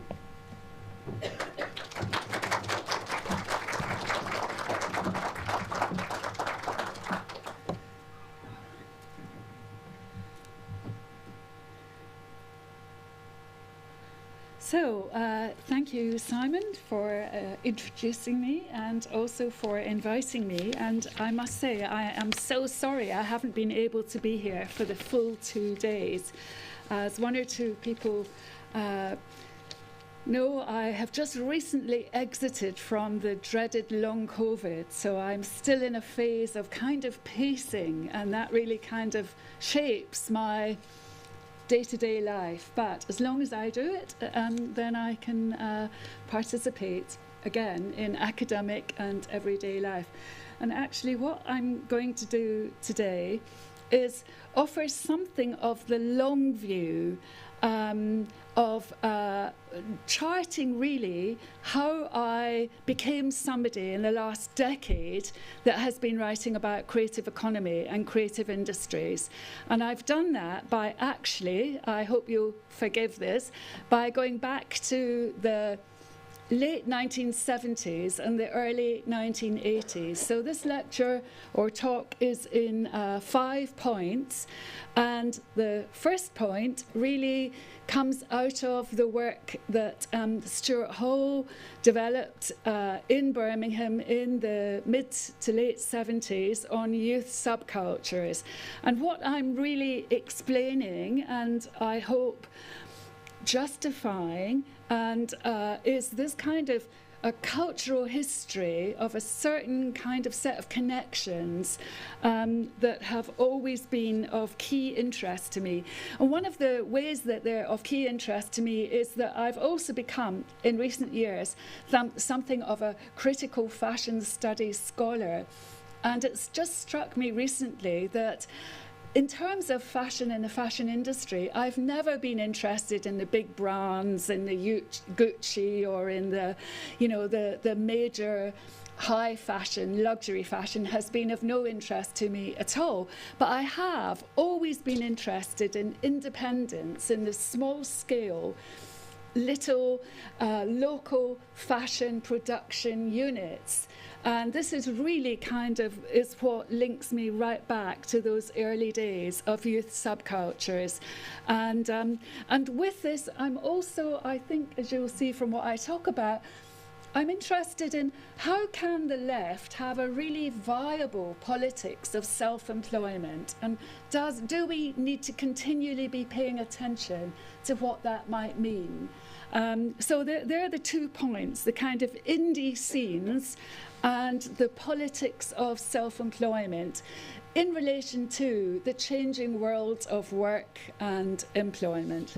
Okay, so that gives you something of the start. So from Birmingham, by the early 1980s, which I know seems like many decades ago, my feeling was that we needed a more rounded picture, not just, it wasn't enough just to think about working class youth, resistance and spectacle and subculture with its signs and its symbols. I felt that by the early 1980s, as a sociologist, we really needed to pay attention to these as being sites of intense economic activity. So I was interested in the production and the consumption that was going on underpinning these spectacular ritualistic activities of working class youth. And this, of course, did go against the grain of what we might call the Marxist sociology at the time of working class resistance and masculinity. So my own contribution was to focus on the young women who were in the local post-punk, left-wing, anti-racist scenes and who got interested in what nowadays we would call styling, but which in effect meant second-hand dress, clothes, making, recycling, reinventing. And they were doing this in a way that actually kind of also brought them some income. So they were income-generating activities. Some were studying at the Birmingham Art School, others were unemployed working-class girls. And generally speaking, this activity then developed into creating their own small shops or market stalls. So this kind of activity was also part of the DIY, job creation and self-employment element of the punk times. Most of the people involved in setting up these bands and zines and various other activities, sound systems, were actually disaffected working class young people, black, queer, female, who at that point in time did not go to university. So that was a defining feature of most of them. They were not going to be going to university. They hadn't been encouraged to go to university. It was also a time of social as well as multicultural mixing. I wanted to draw attention to both the complex politics of self-employment and to the buying and selling for the commercial nexus that was emerging, what we might call a subcultural economy. And with this, subcultural entrepreneurs. So I was doing this in the early 1980s, and it made me no friends within the Marxist male left, for whom the word subcultural entrepreneurs was a complete anathema, and often challenged me for, well, you can imagine. There was at this time, but let me put it more academically, there was at this time no sociological vocabulary for indie forms of work and self-employment, apart from perhaps the informal economy. Did this mean that the same kind of activities up and down the country through to the late 1980s were in effect fulfilling the Thatcher push for self-employment? My own writing through the 1980s moved from the start in the late 70s on youth culture, where I developed a feminist reply, I have to say, to people like Dick Hebdige, into the terrain of cultural production and the new ways of making a living within the subcultural field. It was important to note at the time that most of the actors were indeed from working class or ethnic minority backgrounds, not people who were going to university. It was as if youth cultural experiences were in themselves a kind of in-house training ground for the creative economy. So I was interested in this kind of self-learning and skills and a kind of informal labour market, generating its own labour market, zine production, making videos, record cover design, flyers, clothes sourcing and styling, as you can see from this slide. So what began as an article about second-hand dresses and the role of the rag market, for me developed into a more sustained interest in the prominent place of style and design in the socio-economic landscape. Magazines then later, like The Face, The Indie Scene, the new visibility of the fashion designer. So as I referred to earlier, there were some disagreements at the time. I was often rebuked on the grounds of championing Thatcher's children. And Stuart Hall also came in for quite a lot of critique as well. He was writing about new forms of black cultural production. And despite the wider recognition of the extent to which labour markets were especially unwelcoming and excluding of black male youth, Stuart Hall was still seen as being buying into this notion of entrepreneurship. These accusations were then coordinated around the moment of Marxism Today magazine and the New Times collection, which I think came out around about 1987 or 88. This again was about new forms of production and consumption, and they had the figure of the designer at the centre. Stuart Hall wanted to understand the popular desires of working people to enjoy the new consumer culture, designer fashion and home decor. And for this he was seen as betraying all kinds of politics.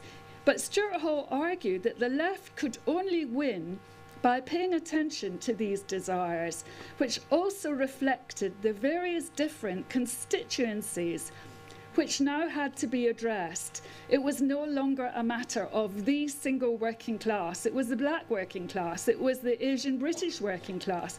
It was women and gay and lesbian communities who used some of these styles as modes of self-expression. Both Hall and myself came under fire for what was seen as reneging on the left. And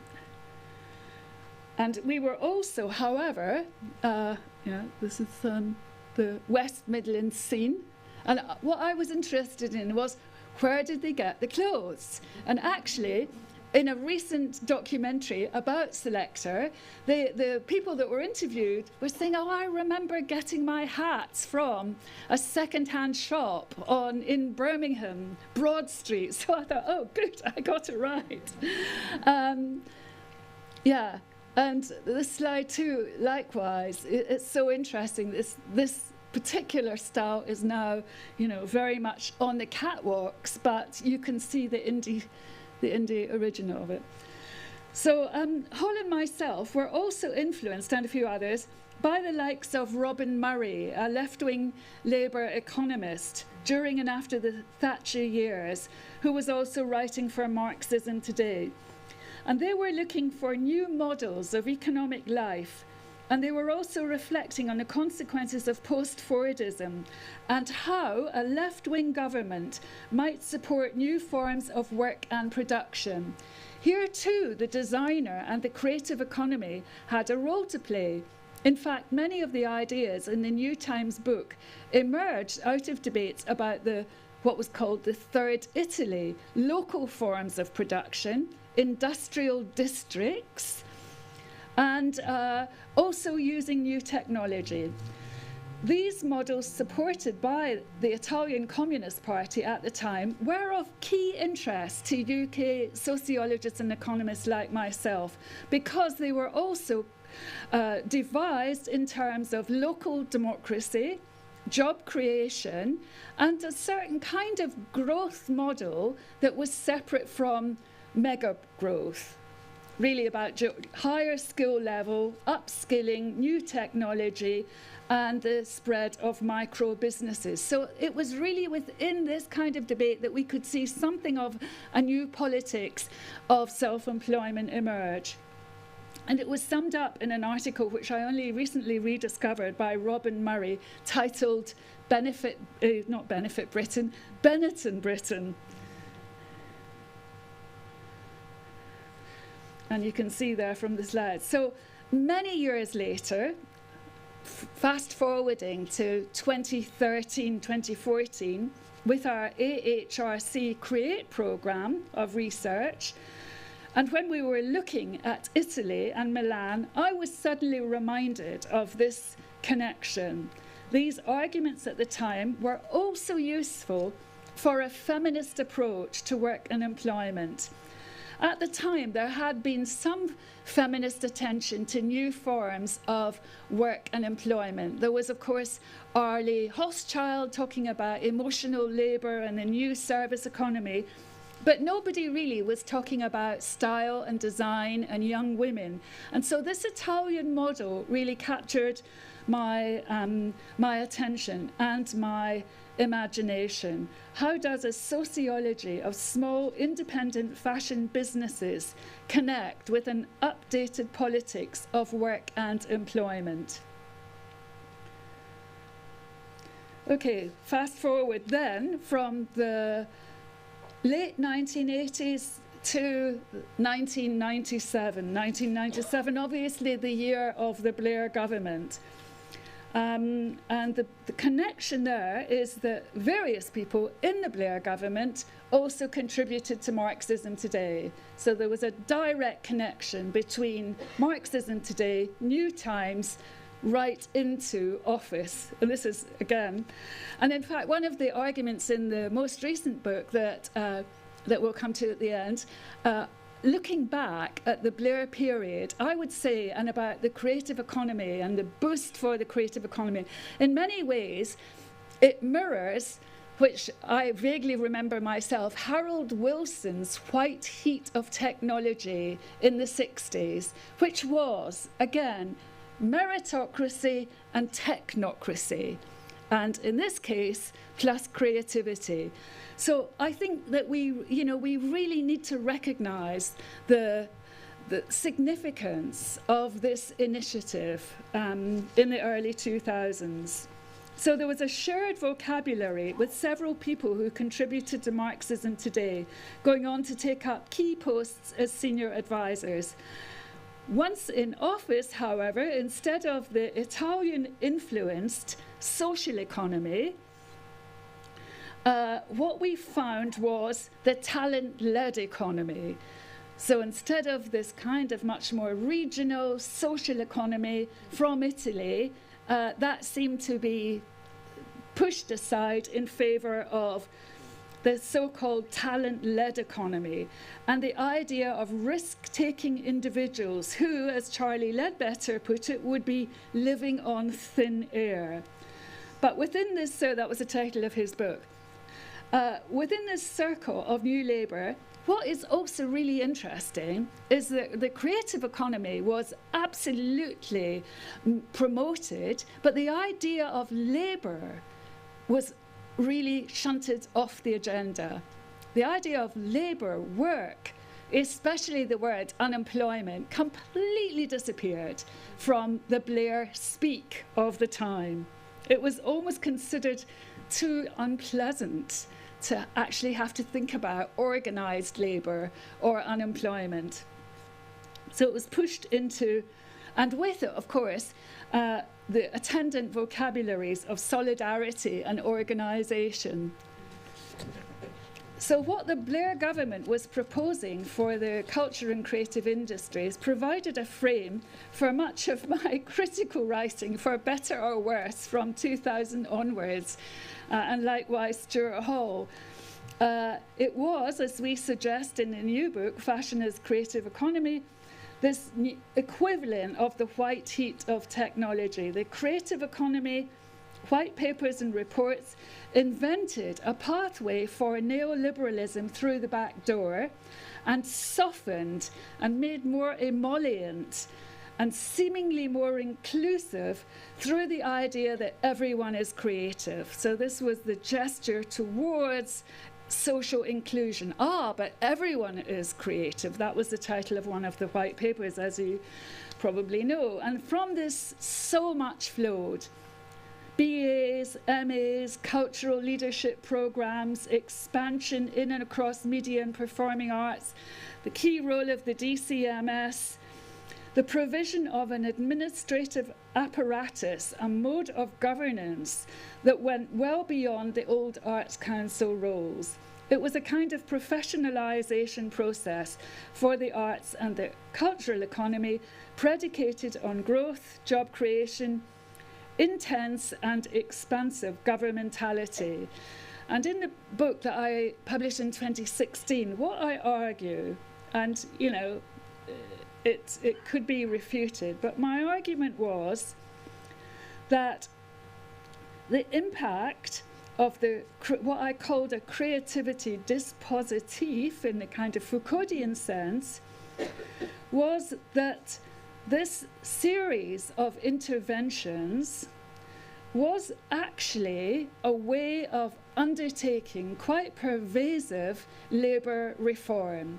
So that by promoting the creative economy, by saying everybody is creative, by apparently endorsing a social inclusion element, what was completely masked by this was the clear continuation of the Thatcher project, which was to marginalise the unions from public and political life and to bolster the rewards to employers by encouraging freelance work, self-employment, and the idea of being an entrepreneur of the self. So it was like doing labour reform, but without ever having to engage with the trade unions. And the trade union membership during this period completely dropped.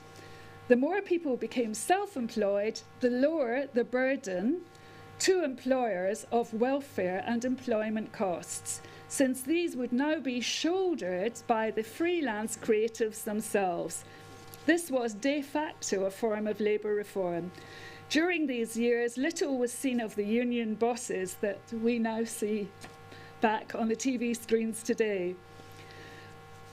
And this chimed with the experiences of the so-called creative class, who in the early 2000s had been championed not just by New Labour, but increasingly by governments across the advanced economies. It was as though every political leader in the advanced economies had read and was more than happy to quote approvingly from Richard Florida at the time, Angela Merkel, how many others.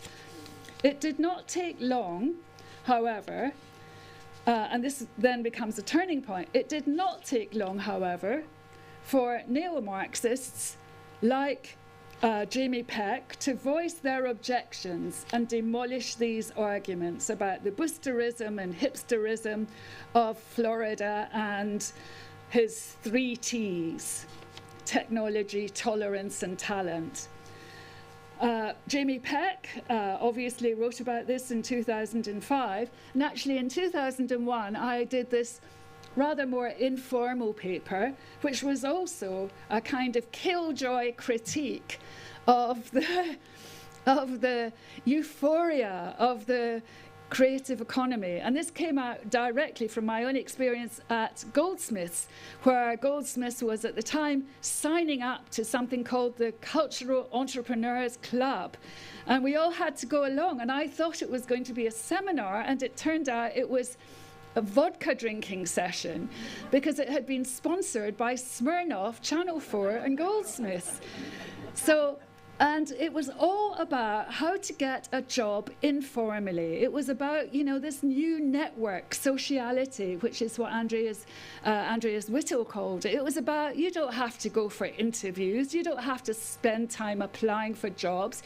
You don't have to spend time working out your recruitment procedures to make sure there's a gender balance and that there's an ethnic minority balance.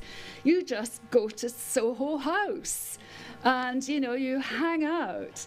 And so this paper that I wrote was like completely killjoy in that I actually made a number of points about, well, what if you cannot be going out partying every night, going to launches? The idea was if you go to launch parties, this is where you'll get a job as a curator, and this is where you'll meet and socialize. So I said, well, what if you can't? What if you're a single parent? What if you don't have the cultural capital to be out there putting yourself with your business card into the hands of, because when I went to this party, people kept giving me their business cards and talking about venture capital.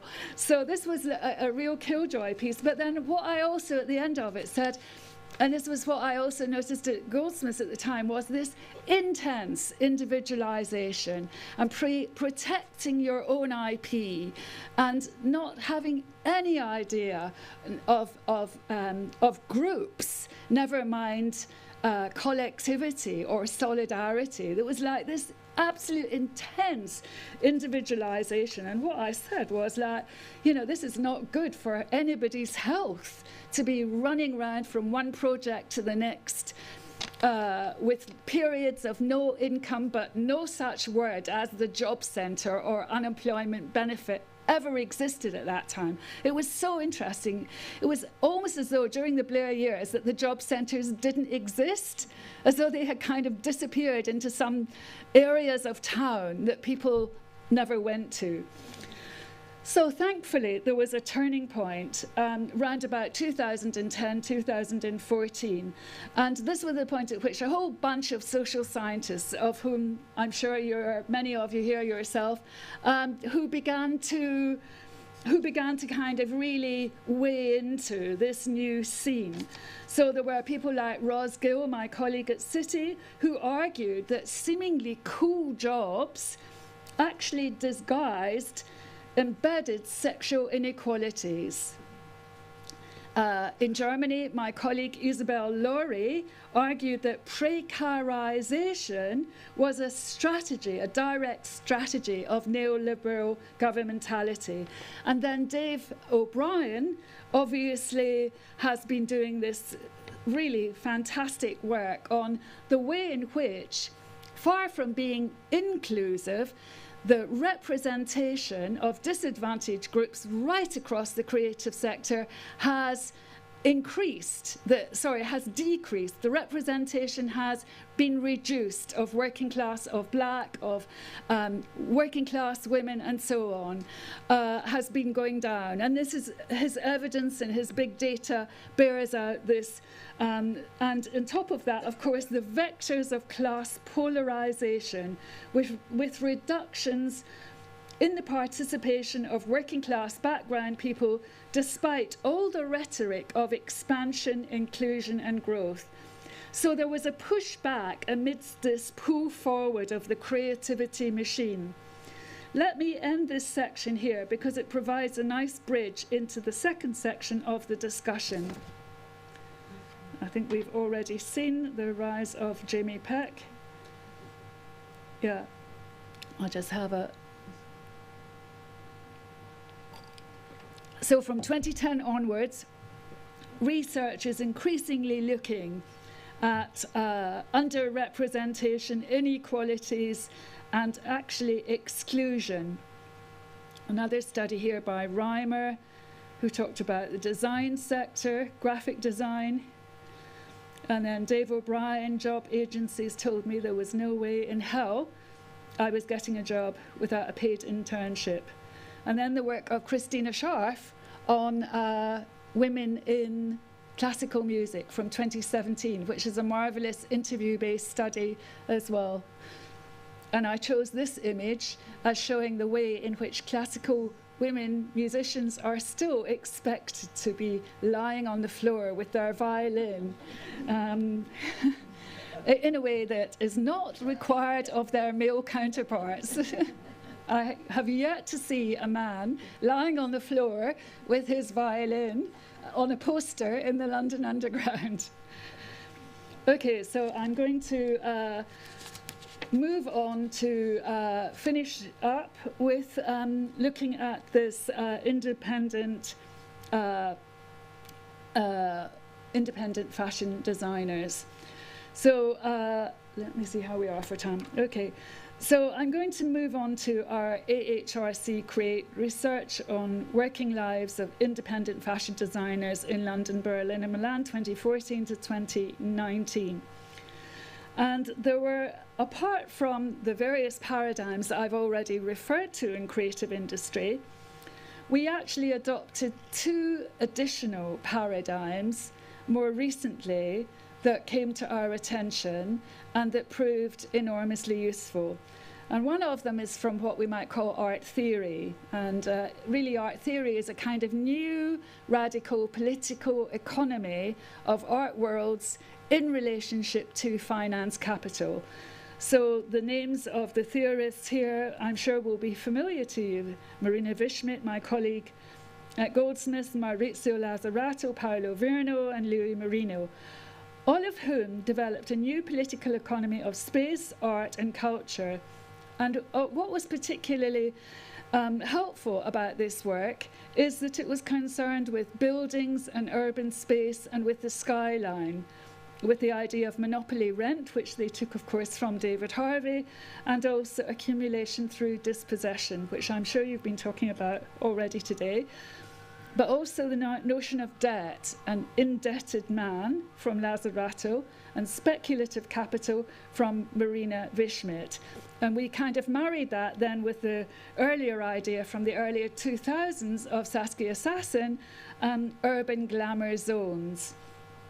And then the second paradigm, I'll come back to these ideas in a minute, the second paradigm that we borrowed from for this contemporary study that was just published a few weeks ago is from Georgina Boren, sociologist and anthropologist, who in a paper in 2010 argued that we also have to look at the object itself in our discussion of creative industries, and that there has been a kind of bifurcation where social scientists just look at the structures, look at the practices, and don't pay attention to the actual object that is being produced, the film, the documentary film, if you like to put it, the form and the content. Instead, they look at the external processes. And Georgina Boren finds an interesting way of bringing the object back into the analysis through her idea of genre. And this was very helpful for our analysis. So in the CREATE study, we introduce concepts of the milieu of fashion labour. This allows us to kind of theorize space in an open-ended, porous way. And it's a Foucauldian concept, obviously milieu from society must be defended. But also what's good about it is that it allowed us not to be held to ransom as a comparative study, London, Berlin, Milan. So it gave us this, and of course, interestingly, because all the designers that we interviewed, actually most of them had moved between all 3 cities anyway. So they were back and forwards. And 2 young women in Milan said, oh, we dream of Brick Lane. And then 18 months later, they came to Brick Lane and they set up some kind of little enterprise. And then they went back to Milan. And actually, our so-called star designers in London, one was originally from Finland, one was from Brazil, and one was from Italy, and one was a working class guy from Northampton. So that really kind of showed that there was no point in trying to kind of bound the spaces. So unbounded spaces was really helpful with this idea of milieu of labour. We also came up with the idea of students as having become, in recent years, futures assets in the property speculation that the universities are increasingly participating on. By that, we mean that if a university can say, oh yes, but we promise 15 years of students coming in, and especially from international locations, and being willing to pay 20 grand a year to do a master's, then we can borrow. Yes? So this is our future speculation. And this is really a bit of an update on the work of Sharon Zukin, who saw the artists as a kind of futures property speculation. Now I'm saying, okay, it's students. Anybody who lives in London has just got to take a walk or a drive from Tottenham Hill to Blackstock Road to see the density of the so-called student housing. You know, is it student housing when the rents are at £200 a week for a room? So we were interested in future assets. Okay. So, coming to the end, the argument then in London was that Central St Martin's, I hope they don't sue me for this, and the London College of Fashion, as global brands, are located in urban glamour zones with monopoly rent advantages, future student income, thereby accentuating and accelerating what Foucault called the society of inequality, a neoliberal outcome.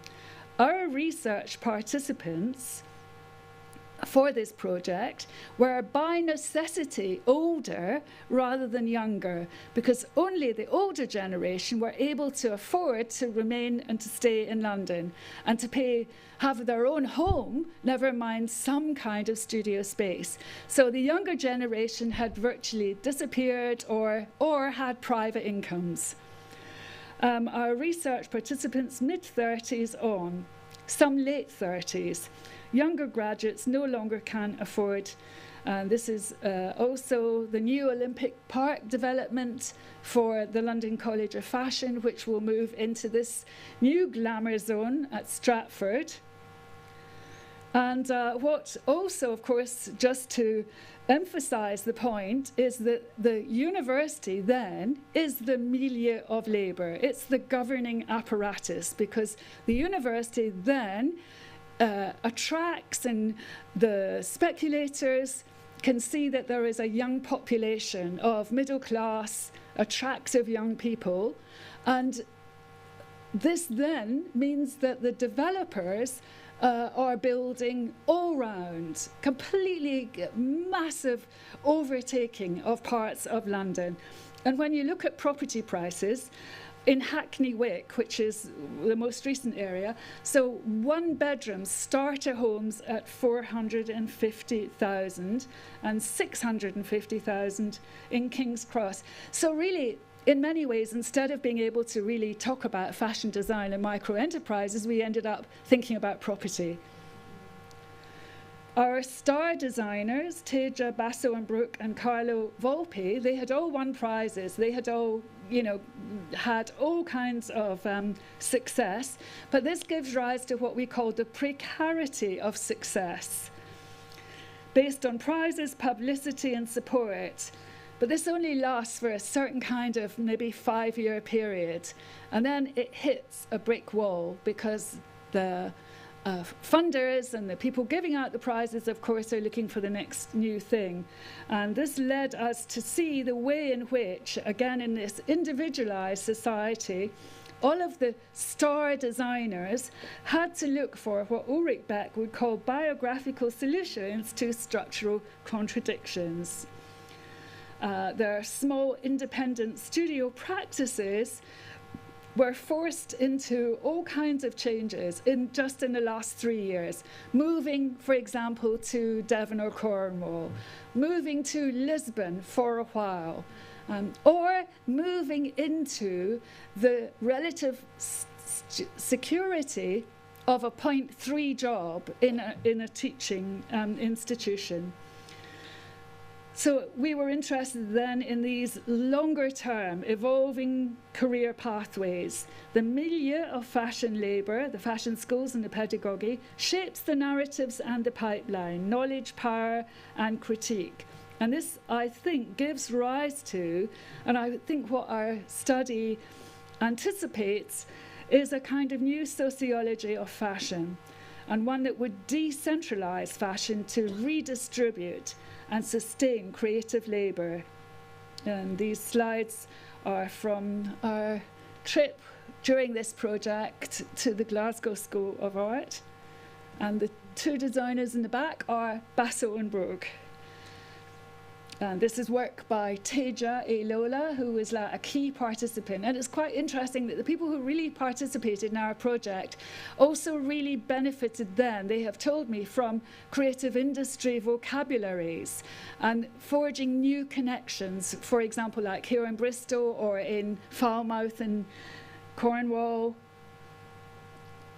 And this is Carlo Volpi. And with Carlo Volpi, we really came in touch with the idea of almost complete unviability and burnout, because at one point he was living at home in Italy with his parents, commuting to London for 3 days a week to keep some kind of studio practice going and to teach 2 days a week, and then going back on Ryanair to work with his producers in Italy. Okay, and I'm just going to finish off then with why we felt that the Berlin model offers more for contemporary politics of fashion and the idea of social fashion. And it's really, we absolutely don't want to kind of flag up Berlin in a rose-tinted way or to romanticize it, because there's just as much that could be said that is critical. But for the purposes of thinking about many of the ideas in this conference today, there is a case to be made to kind of de-escalate fashion, whether you call that degrowth, to regionalize fashion, to decentralize it, and to support local economies. And because in Berlin there were no headquarters of the big brands, so there wasn't the kind of absolute urban glamour zone, and there weren't the jobs in the big brands that students can still somehow aspire to here.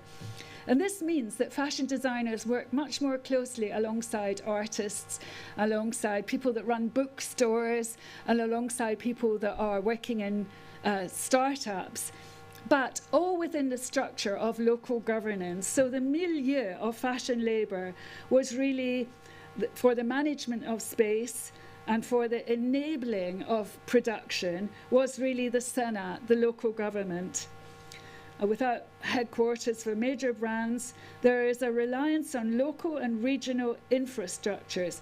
For example, it was very interesting for us to find fashion designers working within the embrace of European social fund projects. And that means they're actually working with geographers, with social scientists, with theorists of space, with architects, to develop their own practice. And again, that is something that I haven't come across in the UK at all. It also helped us to understand the role of neighbourhood regeneration, attention to women's work and job creation, and a social agenda for fashion.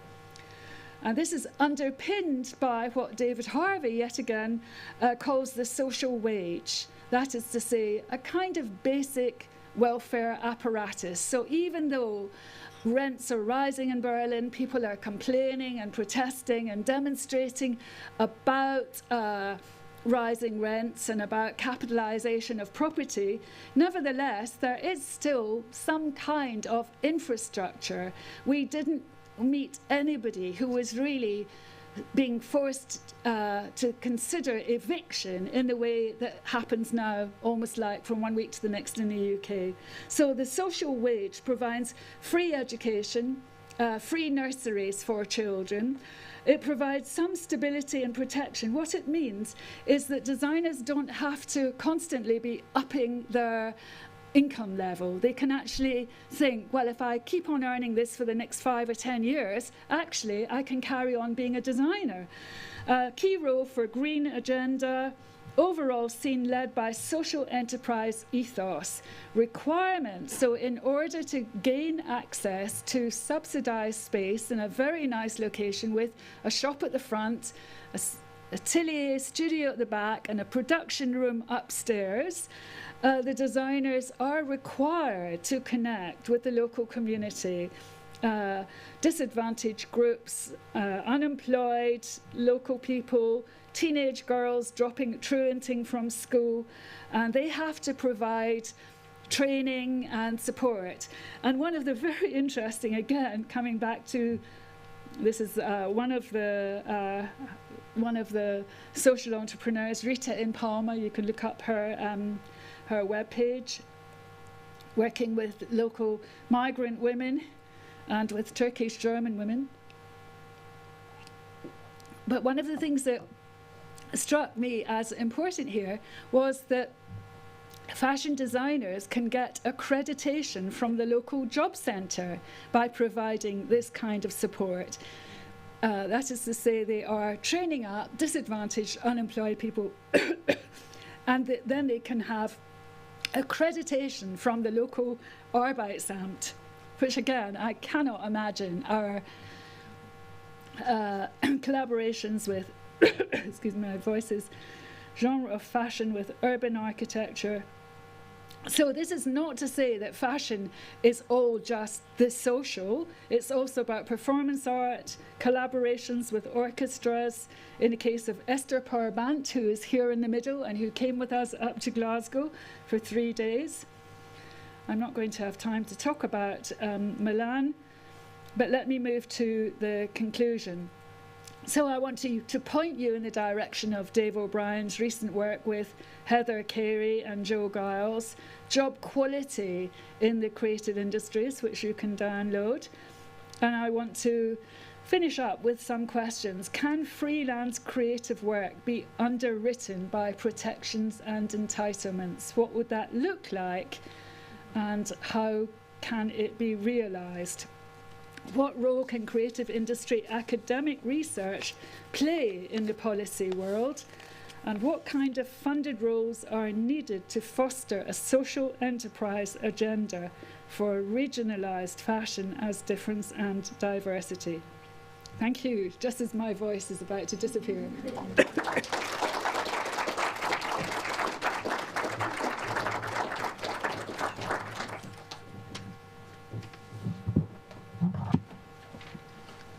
Wonderful, thank you so much, Angela. That was incredibly interesting, and yeah, I've got a number of questions, but I'm not going to start off asking questions. I'm going to give you a moment to recover your voice and look across the audience to see if there's any immediate burning questions for Angela. Or if you have any online. Where's my online counterpart? No, nothing. Well, sounds like it's my job then. Fire ahead. So I was really struck by a number of different things that you said and how well they've stitched into, just try not to fall off the back of the stage, stitched into some of the kind of themes that we're already seeing emerging from the conference. So one is definitely about space, property, stewardship or ownership, whatever the language might be, some kind of stability in the kind of physical environment. One is about your point at the end about the kind of, what does it look like to try and underwrite precarity in a different kind of way? What would that kind of social kind of net look like? And also something about, the kind of, the sort of, the kind of intense individualization of creativity and the creative individual, and the way in which we are, it's such a. I mean, what you were saying about the way in which, maybe we could start here, the way in which the futures assets, individuals as futures assets, creatives as futures assets, who themselves are very unlikely to see any of the value that's being betted against them, if you see what I mean. So they are a pawn in somebody else's kind of economic game. So I guess what connects those, and what I would wonder is to say a little bit more about how you might see a kind of a social or political project that starts to reclaim that value for creative practitioners. So what might it look like to start underwriting, you know, freelance stuff in that way? What might it start look to recollectivize creativity? Okay, great questions. Thank you very much indeed for giving me the chance so on the question of space property ownership and stewardship, clearly assets and financial capital have been fundamental to the neoliberal effect in the UK. Maybe its defining factor from when Mrs. Thatcher Right to Buy onwards, affecting almost every sector of the population who might be described as working people. And I think that it's very hard to imagine. One doesn't want to see things as being irreversible, but it's very hard to imagine how that might change. And my own kind of way of not giving in to pessimism is to think about social institutions and safeguarding the social institutions that we already have. And that was clear in some of the papers from earlier, from the session that how can we safeguard public spaces, safeguard libraries, community centres, youth centres, swimming pools, but also universities, because when people were talking about stewardship and ownership, one of the great things about universities is that you inhabit them, but you never feel you own, you don't want to own them. They are really. And so I think if I was in a leading policy position, one of the things that I would really want to do is to encourage the universities to kind of pay back more than they do and to introduce non-fee-based programs of informal learning to disadvantaged people. Now, obviously, there are a few gestures of that type going on, but I would make it absolutely central to a Labour government, for example, that every university is obligated to provide non-fee-based courses that can upskill people. So that would be, at least that would sort of rescue me from complete despair. The second point about precarity policies, and how could we stabilise or regularise in the way that Dave O'Brien, with his notion of good work, and there's quite a lot of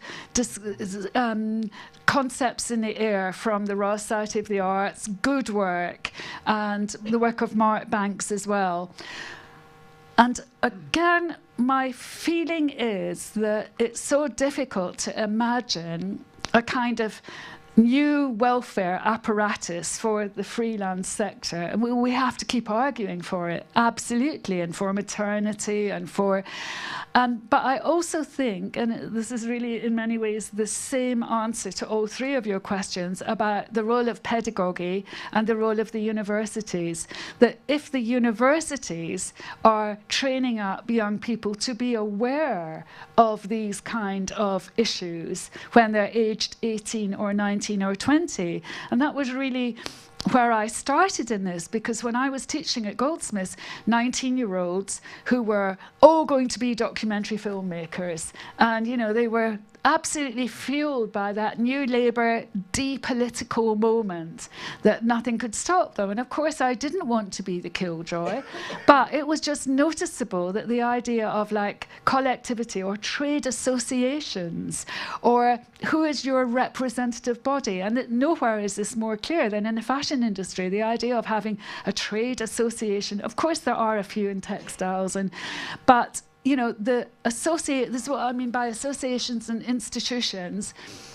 Often, many of the sectors within the creative economy are not well represented. So the fashion industry, for example, has been represented by the British Fashion Council for 30 years. And basically, it was like an outpost of Vogue magazine or Sir Philip from Topshop. Or it was like only buying into glamour. And in all the reports from the British Fashion Council, and I've read them all in the last 10 years, never, ever do they mention work or labour or fashion as a place of work. So again, I think it's about pedagogy. And then in relation to your question about future as assets, this is a very interesting question. Who is going through these institutions? Who becomes the future assets, realizing that, you know, they're coming, their parents have saved up a large amount of money to come to Central St. Martin's, and, you know, they're struggling to pay rent and so on. So I think we need to have a model for exposing and discussing in a more open way things that as academics we might actually feel anxious about or troubled by. And I think that's really, how can they reclaim their value? Well, yeah. No, it's a really good question. I think, okay, how can they reclaim their value is really by pitching themselves against the kind of Brexit mentality, because Brexit has really destroyed, again, a lot of the independent ethos. And, you know, if there are ways of challenging that kind of idea of not having flows of labour, so, you know, if we can kind of support the flow of labour, I'm not entirely pessimistic. Yeah. Excellent. Thank you very much. We're running low on time. But we did start a little late, so I was just wondering, just do one more check to see if there's any questions from the audience at all. There we go. Okay, I mean, again, this is one of those sessions where I could carry on talking to you for ages. But we are up against time, so I just want to say once more, thank you so much for that amazing, informative and well-constructed talk that really took us through a history of some of the things that are very familiar to many of us, and putting them in some new ways that may be sort of less familiar. That connects so well with the themes of the conference. So thank you so much. Thank you.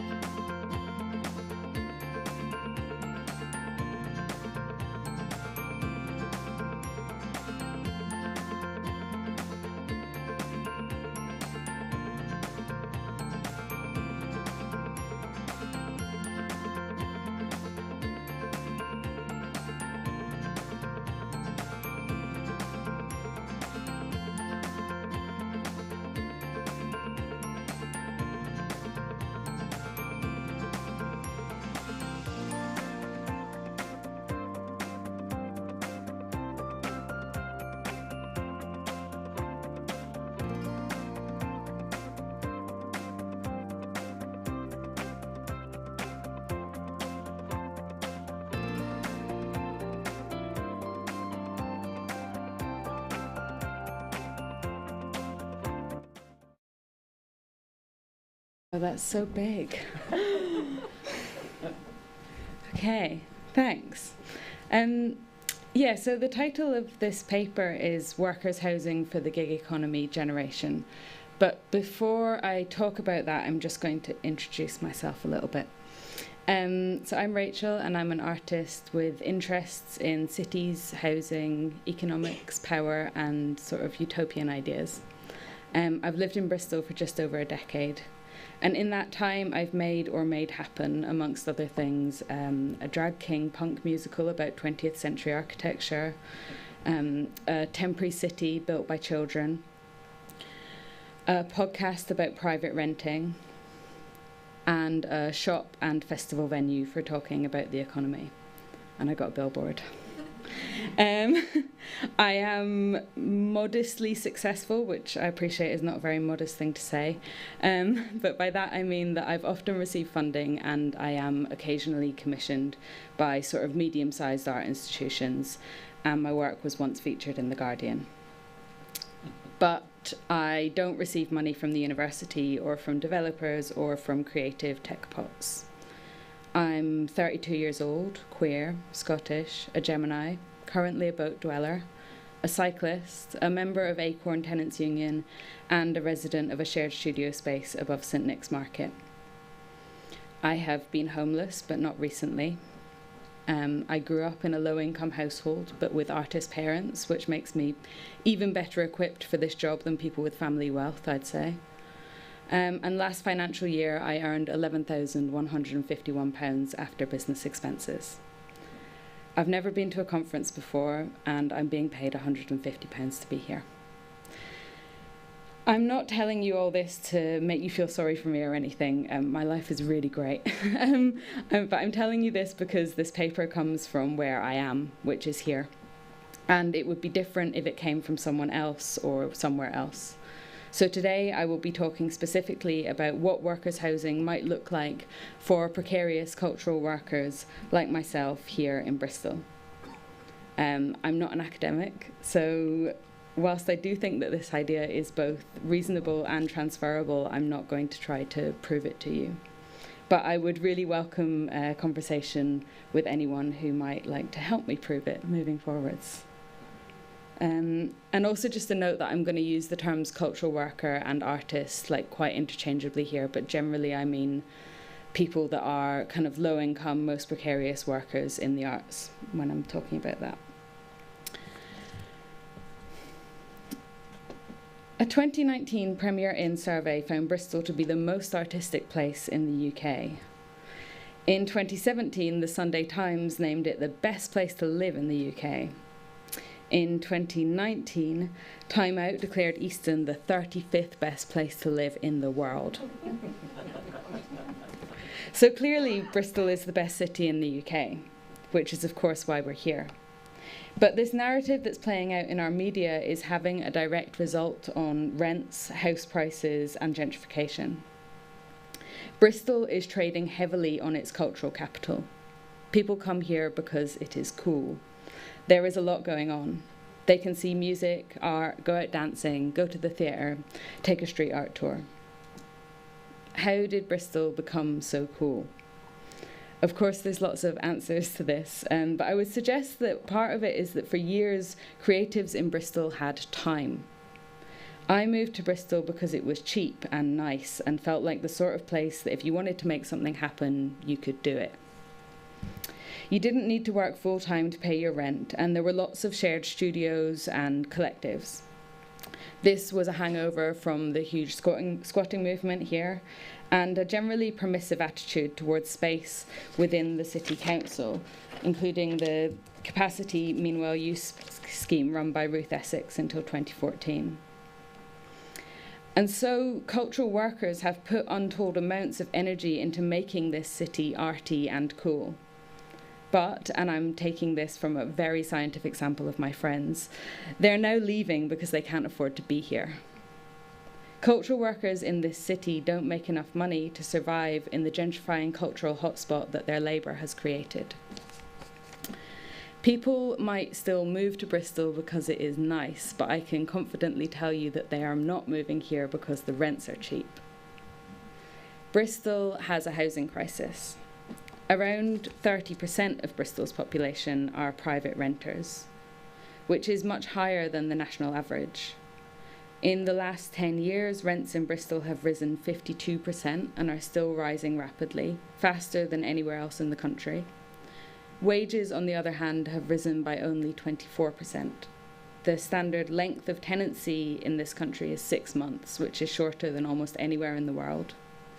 And after that, tenants can be easily evicted with a Section 21 no-fault eviction notice, which just gives you 2 months to find somewhere new. And I'm sure has happened to people in this room. And Section 21 evictions are the biggest cause of statutory homelessness in the UK.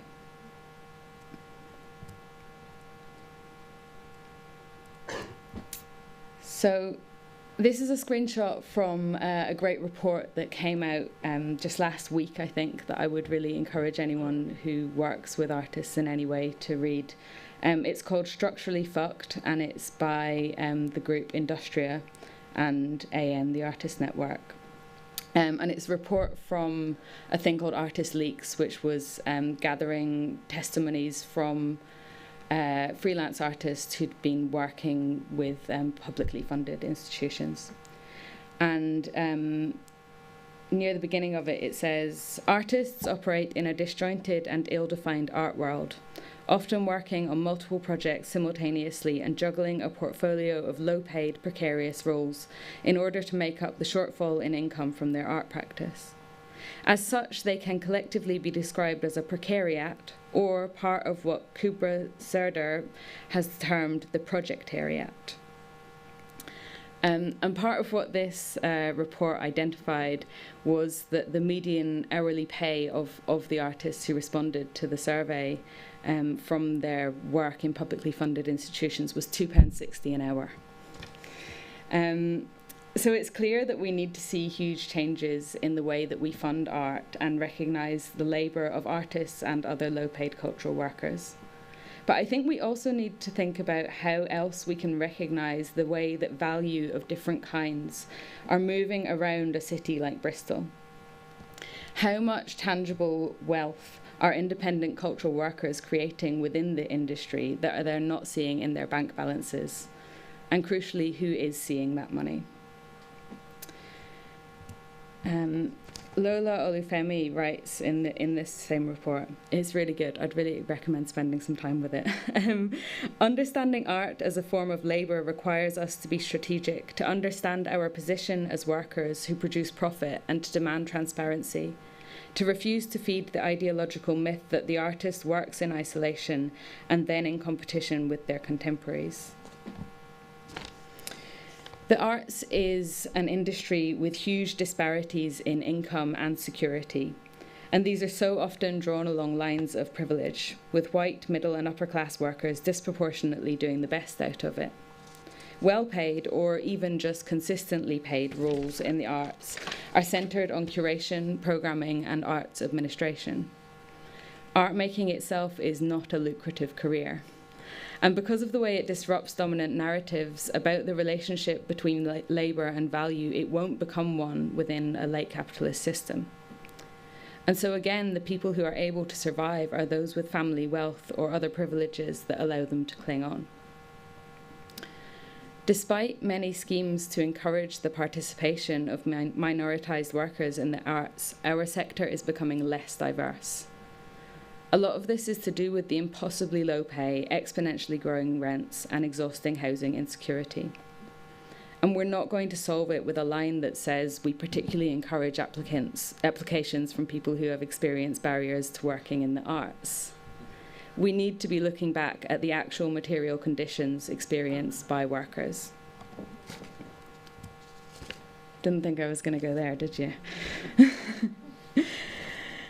In 1893, George Cadbury bought 120 acres of land near to his family's chocolate works near Birmingham and began to work on Bourneville, a model village designed to house Cadbury's workers with the aim to alleviate the evils of modern cramped living conditions.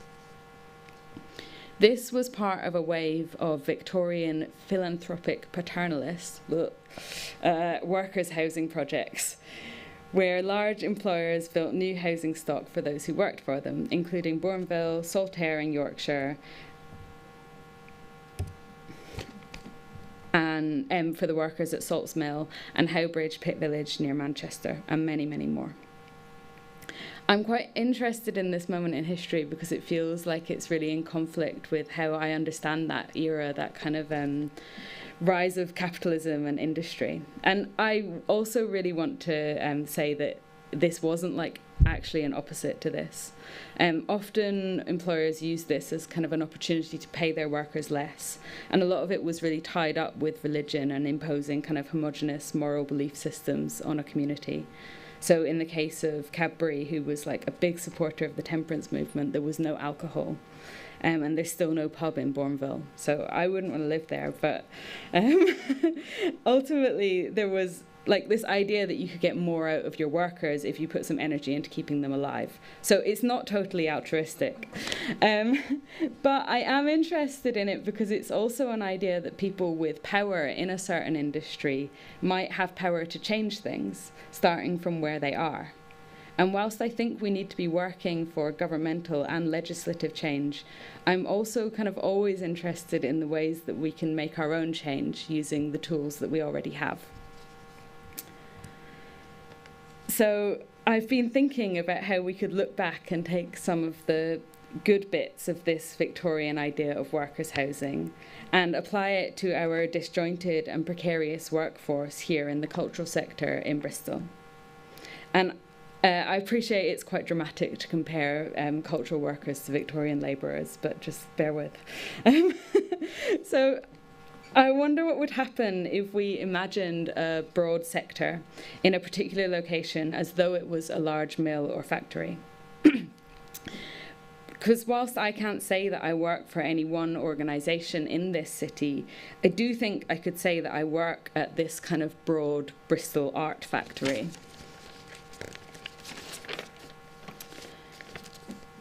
How could we work towards housing these low-income art factory workers on secure and affordable long-term tenancies in this city? Who would pay for it if we don't all work for the same employer? So the idea that I've come up with, amongst many ideas, would be about making a large cooperative. I don't know how to make a diagram on the computer, so would be to form a large co-op or small housing association with around 100 properties, funded and facilitated by a mix of art organisations, the universities, which are the biggest cultural organisations in this city, the council, private philanthropy, gifts and wills, things like that, and external funding. So this income in the form of cash and housing and land would kind of go into this independent body. And that would be used to buy existing housing, develop new housing, and kind of adapt other buildings. And then the affordable rents from these would go back into the project to either maintain those properties or buy more. And the thing that I am particularly interested in this is this idea of a cultural organisation levy. An idea of thinking about perhaps 1% of an arts organisation's annual turnover being dedicated to go towards a housing fund for low-income workers in that industry. This would work to build a sustainable pot of funding that would repeat every year and would also, I think, politically serve to implicate arts organisations in this project, which feels really important. And to give you an idea of what that kind of fund would be, this is really, really crude. I've just gone on to like Companies House and pulled some numbers. But yeah, so that would look like Watershed putting about 46k a year in, Arnold Feeney 14k, a small organisation like Art Space Live Space 4,000. Yeah, so this kind of amount of money, which is it's substantial, but in terms of those larger budgets, not that substantial. Yeah, so it's a really blunt instrument and it would be difficult to do. And asks like this are, of course, controversial in an industry where most people, even those with secure work, are overworked and underpaid. But I also think we need to be thinking about radical forms of redistribution and how we reorganise our economies in the arts and beyond. And I think that to do that, we have to stop pretending that we're all in the same boat, that the directors of arts organisations are the same as the independent creators who produce the artworks that fill their spaces. I'm interested in what a scheme like this could mean for somewhere like Bristol, in how it might change the kinds of people who are able to live here and work in the arts and contribute to meaningful diversity in our sector, in how it might mean that people are able to work in different ways, to start families, to invest their time in activism, and to make the work they want to make, in how it would change people's physical and mental health to not always worry about being evicted. Of course, there are enormous questions around doing a project like this that I don't know the answer to. These are some of them. How would a housing organisation like this choose who gets to live there? Who would run it? How could we move away from an idea of this being sort of philanthropic paternalism and towards an understanding that housing is a right and that we have already put the work in for it, but that our system doesn't reward that work? How can arts organisations account for a levy like this? Where does it come from? How can we do this without making enclaves and sort of furthering gentrification? And also, can this model be adapted for other industries, or am I so deep in this one that I can't think beyond that? Yeah. So I want to just close by saying that I don't know if this is possible or if it would be popular, and that my research samples have so far been really limited to my own immediate community. And also to acknowledge that there are other people working to think about artist housing here in the UK and internationally, but they're using quite different models, usually where artists get subsidised rent in return for some sort of artistic output, which I feel really strongly against. I think, like, crucially, this project is about time and energy and survival, which I think all conversations about housing are about. And I think that artists generally give their time sort of freely, willingly, usually, you know, not everyone, but, and that's enough. And that the freelance artists and cultural workers that I know are the most driven and principled people I've met. And I don't think we need to push people to make their work. I think we need to think about how we can make the conditions right for it, and that needs to start with having somewhere to live. Thanks.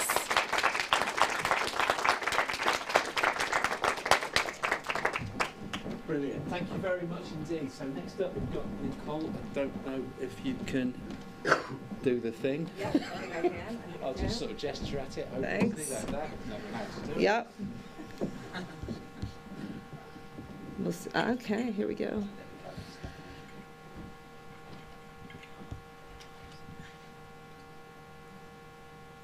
Maybe. Haha. All right, great. Hello, everyone. My name is Nicole Foster. I'm an assistant professor at Northland College in Ashland, Wisconsin. And I know you're all thinking, where the heck is that? I will tell you in just a minute. Terrible title, but this project is about trying to make invisible creativity visible in rural areas. And this is very much an action research project, participatory research project. So I do want to acknowledge my collaborator, Erin Hutchinson, who has a nonprofit organization called Authentic Superior. My two research assistants, Rowan and Grace, who have been amazing. And then, of course, all of the contributors in terms of the artist. So some choose to remain anonymous in the presentations and publications, but obviously this project cannot happen without artists participating. So to give you an overview of my talk today, I'm going to start with just some, which we just heard with kind of Angela's talk, some familiar stories in creative economy research and how that's been a struggle for me. Coming across Gibson Graham's work was quite transformative in my work as an action-based, practice-based researcher. So how do we read for creative economic diversity? And then applying that to where I live right now, which is Chequamegon Bay, northern Wisconsin. And some of the continuing challenges and limitations towards moving towards a post-capitalist economy, and what we're going to do about it, or what we're going to try to do about it. And I would love to hear your thoughts if you're kind of experiencing similar challenges in the communities and the projects that you're working with, and what are your strategies. So I'll start with some familiar stories. As kind of a green researcher in kind of the creative economy world, right, I found there was kind of 3 dominant narratives. And that first one is the one, the research that's firmly entrenched in kind of neoliberal capitalist logics, right, mapping creative clusters, modeling their impact, right, statistically proving the existence of clusters and economic growth.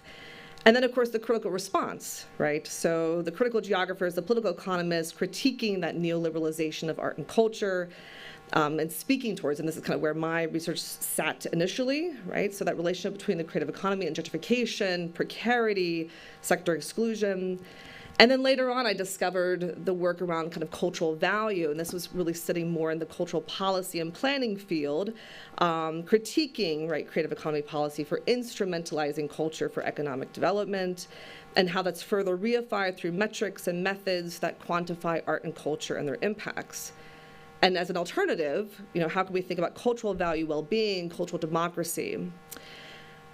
And then this fourth narrative, which, of course, it's very familiar to all of us, these kind of talking about this these last 2 days, but we really don't see it as much in the research and the policy, right? There's a notion of diverse creative economies that perhaps could offer a different framing.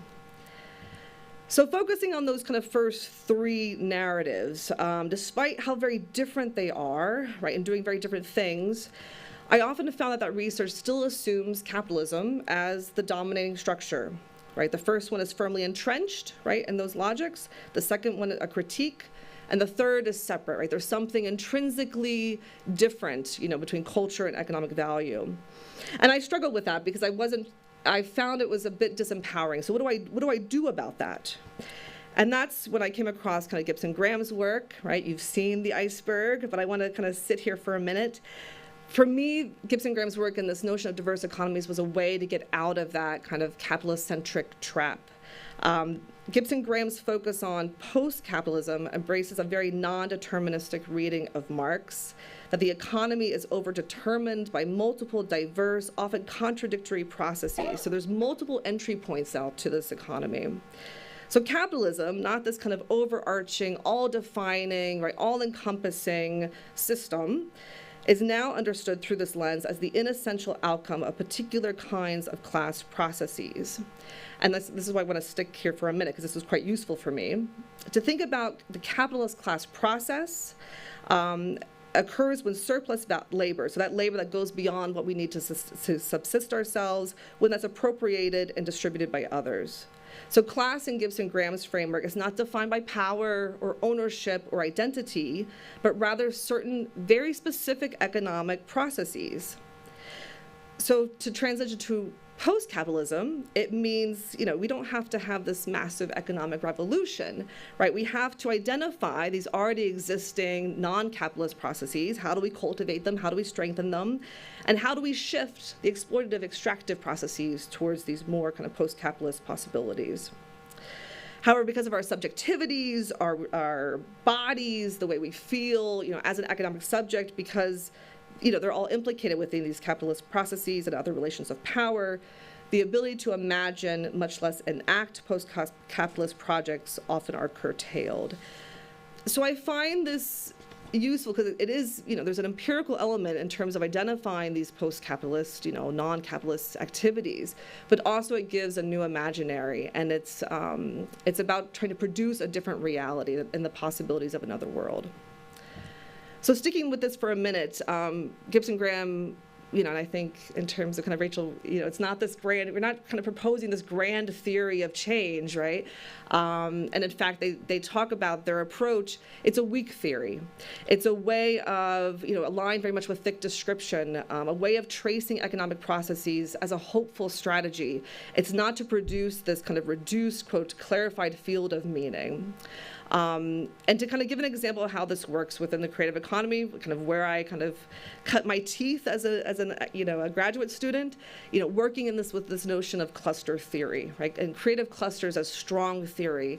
We can identify them, we can measure them, we can model them, and of course, this kind of theoretical framework is incredibly powerful, and especially in the UK, right?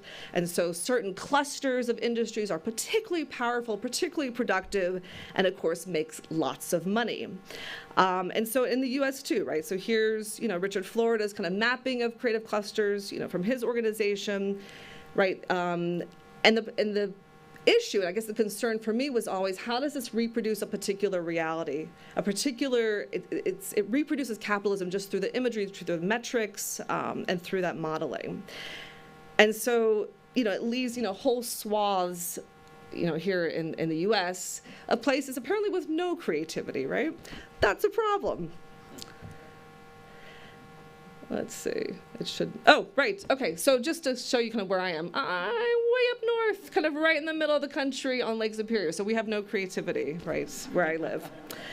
But we know this is ridiculous, right? Clusters don't measure or identify, right, the full range of participants, the nonprofits, the schools, the community-based organizations, and of course, it doesn't capture, right, the diverse range of values that we've been talking about, of care and generosity, of joy, of transformation, and whatnot. So this is a picture from one of my kind of projects working in a neighborhood that was completely volunteer and like so off the radar, right? So, and just, to kind of drive the point home, so out of curiosity, I did the location quotient for my region, and if you use creative industries, we have 0. There are 0, according to this, the data that's available, we have 0 creative industries in our region. And if you use occupations, right, it's slightly more, but still really ridiculous, right, 0.64. So, but of course, where I live, right, massive amounts of creativity. That's my kid with like the red hair, right, performing in this production. This is kind of where my college, this Northland, this picture at the top, it's an annual folk fest. We bring in folk artists and musicians from around the region. My friend in their jewelry studio, Book Across the Bay, exhibitions, right? The area is like just full of creativity, and this community of 12,000 people spread out in a very remote rural landscape. This is a landscape that transforms dramatically over the season, so just kind of placing myself as well, right? This is Friendly Valley Beach in the winter, a couple weeks ago. This is what it looks like in the summer, so definitely visit in the summer. It's glorious. This is also a space, this is the ancestral and current home of the Anishinaabe people, right? And there's 3 reservations governed by the Chippewa Nation, so that's how the US government recognizes the Anishinaabe.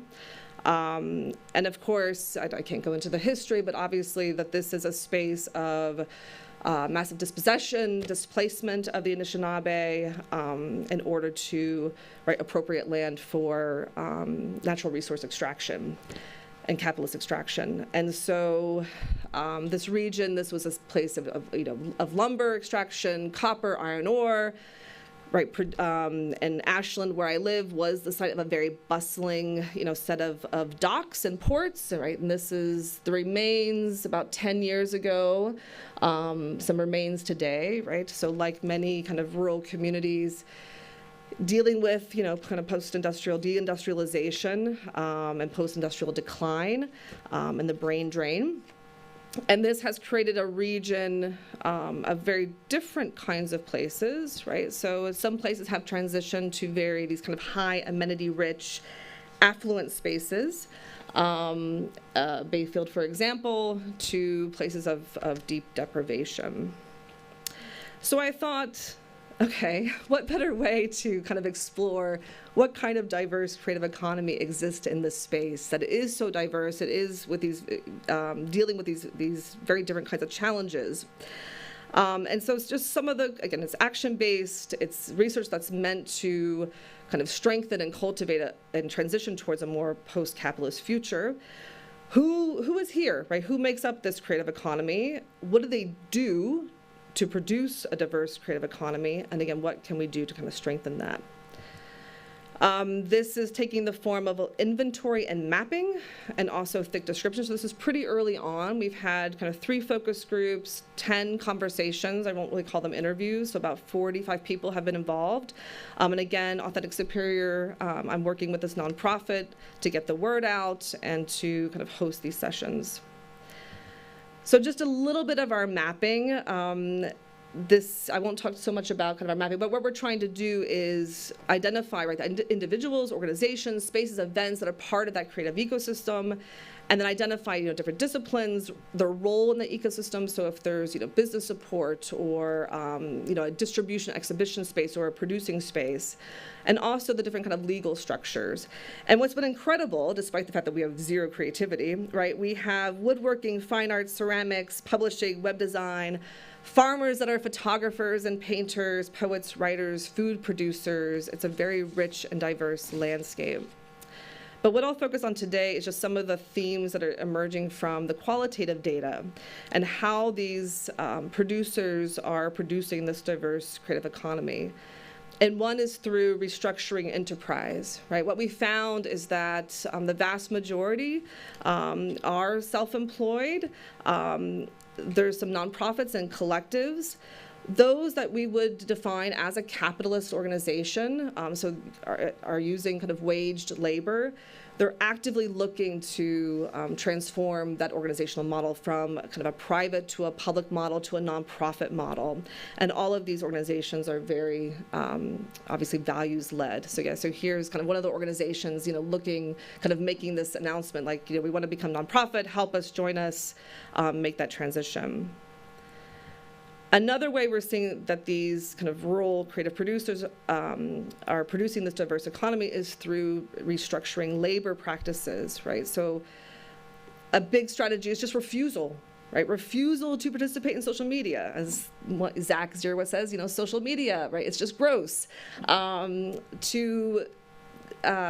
To refuse to take on some conventional business models that are exploitative in particular fields, refuse to kind of scale up. So a lot of creative producers, they can make a lot more money if they kind of transition to a more kind of manufacturing kind of model, and they don't want to do that. We see restructuring labor in taking a very inclusive and holistic approach to understanding labor in all its forms, right? Not just paid labor, but unpaid labor. So the labor for their households, for their families, for their communities, and really recognizing that as part of their enterprise. And also this focus on time and rhythm and pace, and really trying to slow down production processes, the importance of slowing down production processes, and also just kind of reorganizing their life in order to kind of have more control over their time. And again, I'm kind of struck by kind of artists coming to Bristol initially because there was time and space to make and do things, and that was certainly a sentiment that was kind of echoed by these producers.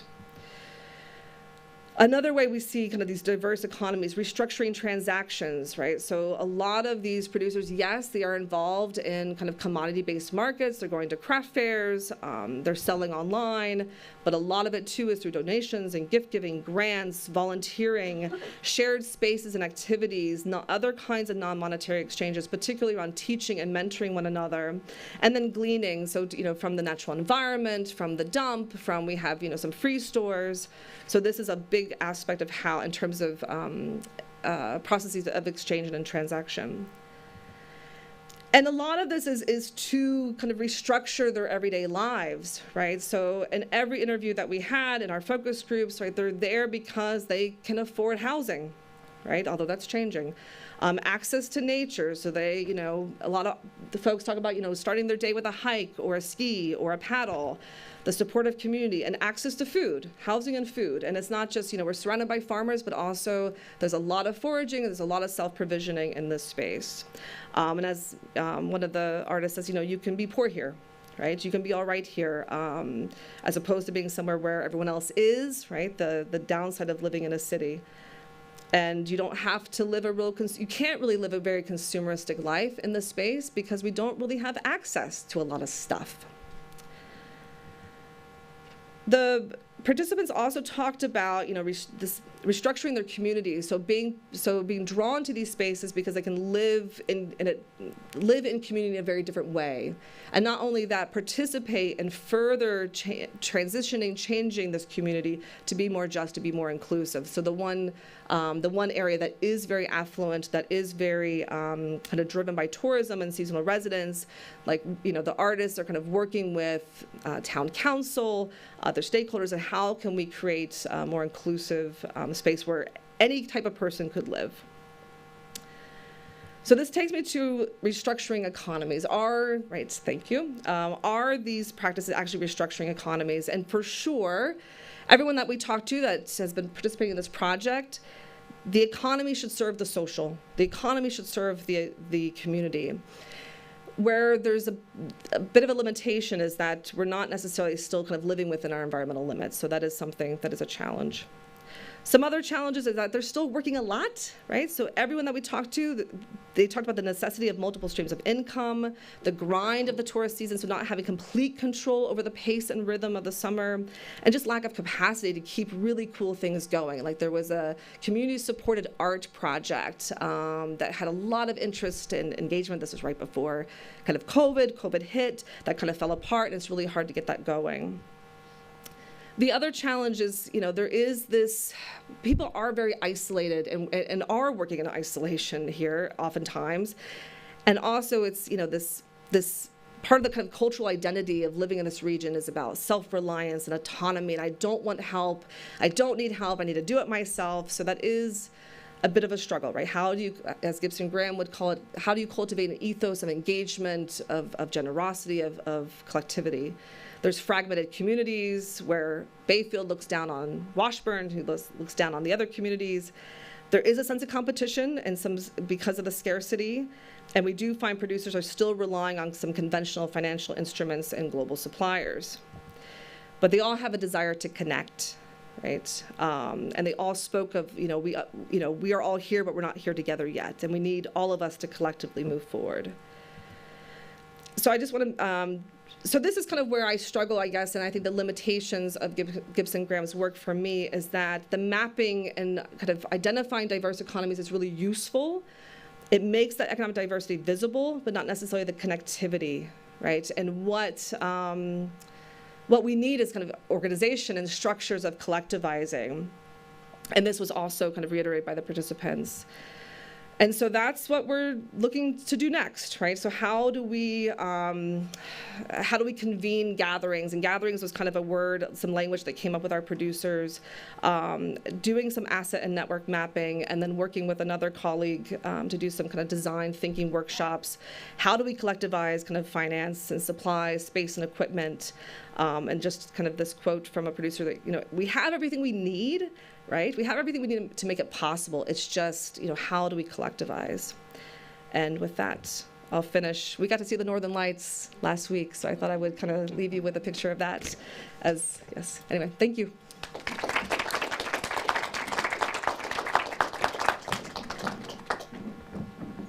now we're going to do this bit. Coming up? Yeah. Let's see if I can shut that down and start the next one. I don't know. Do you know who does you probably? Do you know how to shut it down and start the new one? You probably do. Super. Oh yeah, sorry. Claudia first. Who works at Bristol University? Yeah, thank you. So, I just started as a postdoc researcher at the business school, Bristol University, working with Martin. And interestingly, I'm just in the process of moving from a very large, quite a large housing cooperative in London of around 100 members to Bristol. So I'm making that move, and to privatised housing, which is quite an interesting transition for me. It's going to be interesting for me to think about that and my position as a researcher. I'm certainly still very much interested in collective organisation, and I'm hopefully going to follow on quite well from the last talk. So thank you for that. Yeah, so I'm literally in the process of moving, so this week. So forgive me, I have one slide, which I'll talk about in a minute. Not this one, I have one more. There are 2 slides, okay, yeah, just double.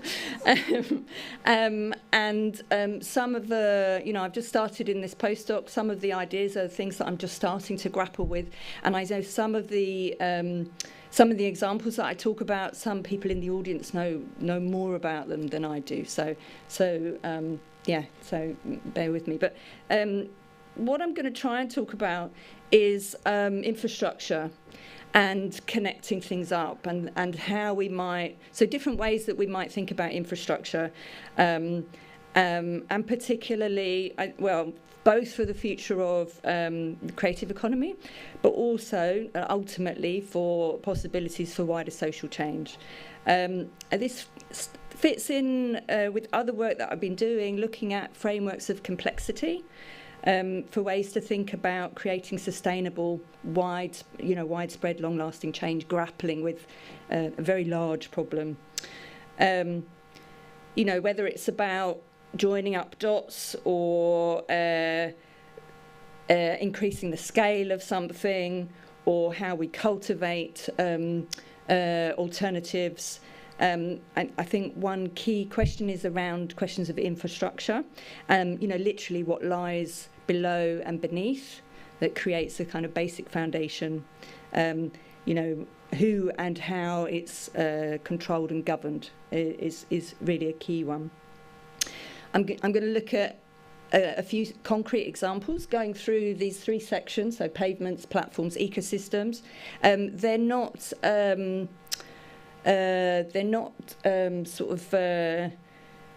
separate categories. They kind of feed into each other a little bit, but I guess they kind of go up in scale a bit. They're quite intertwined. I'm going to use Judith Butler's use of the term infrastructure, and also a little bit of Gibson Graham, Rodrigo Nunes around organisational ecosystems, among other things. I think the main point that I want to try and get across is that meaning making should be thought of as being co-constitutive with organisation of infrastructure. So the how we understand things and how meaning is constructed as well as concrete organisation. But first of all, I'm going to start with an anecdote and my one image, which I'm just struggling now to. There we are. Okay, so this is an anecdote. So I recently went to the Raven Row Gallery in London, near Liverpool Street, which had, I don't know if people got to see it, was an amazing exhibition called People Make Television, which has just finished. And that was had 100 programmes of kind of open access television programmes made by communities as part of BBC Two programme called Open Door. Really, really fantastic. And here's an image from one of the videos. So this is still from Street Farmer from 1975. And this was made by an anarchist architecture collective called Street Farm. And actually, they also had and have connections with Bristol, which is, they were based in London, but had really quite strong connections with Bristol, and the members still do, and with Bristol Radical History Group and things. So that was another reason why I was drawn to them, really. But I went to the gallery with my father, who is 77, and remembered them. He used to work in an architecture department. He's not an architect, in the architecture department at a London university. And he said that that people liked them because they were actually doing stuff. They were doing things. But then he said, we thought that capitalism would wither up and die on the vine in the 70s. And that this had been naive, and that looking back, Street Farm was more of a spectacle, more symbolic than a model for change. And that working in the interstices, sorry, I always struggle with that word, is not a solution to solve society. And that's kind of left me sort of grappling with a few things, and particularly because Gibson Graham and others dealing with heterogeneous non-capitalist practices precisely remind us to pay attention to what goes on beside, beneath, underneath, over and through the enclosures that are created by capital. To pay attention to the interstices and maybe even not to assume that they're just margins. So I'm kind of curious about that. And I've just started to read Gibson Graham. I'm not that familiar with their work, but I've become interested in their term capitalist centrism, which you also mentioned, as the economic discourse in which non-capitalist economic practices are kind of constantly marginalised and treated as insufficient, as lacking, even absurd and ludicrous. And, you know, I love this image. I think this is a wonderful image. So let me explain. This is,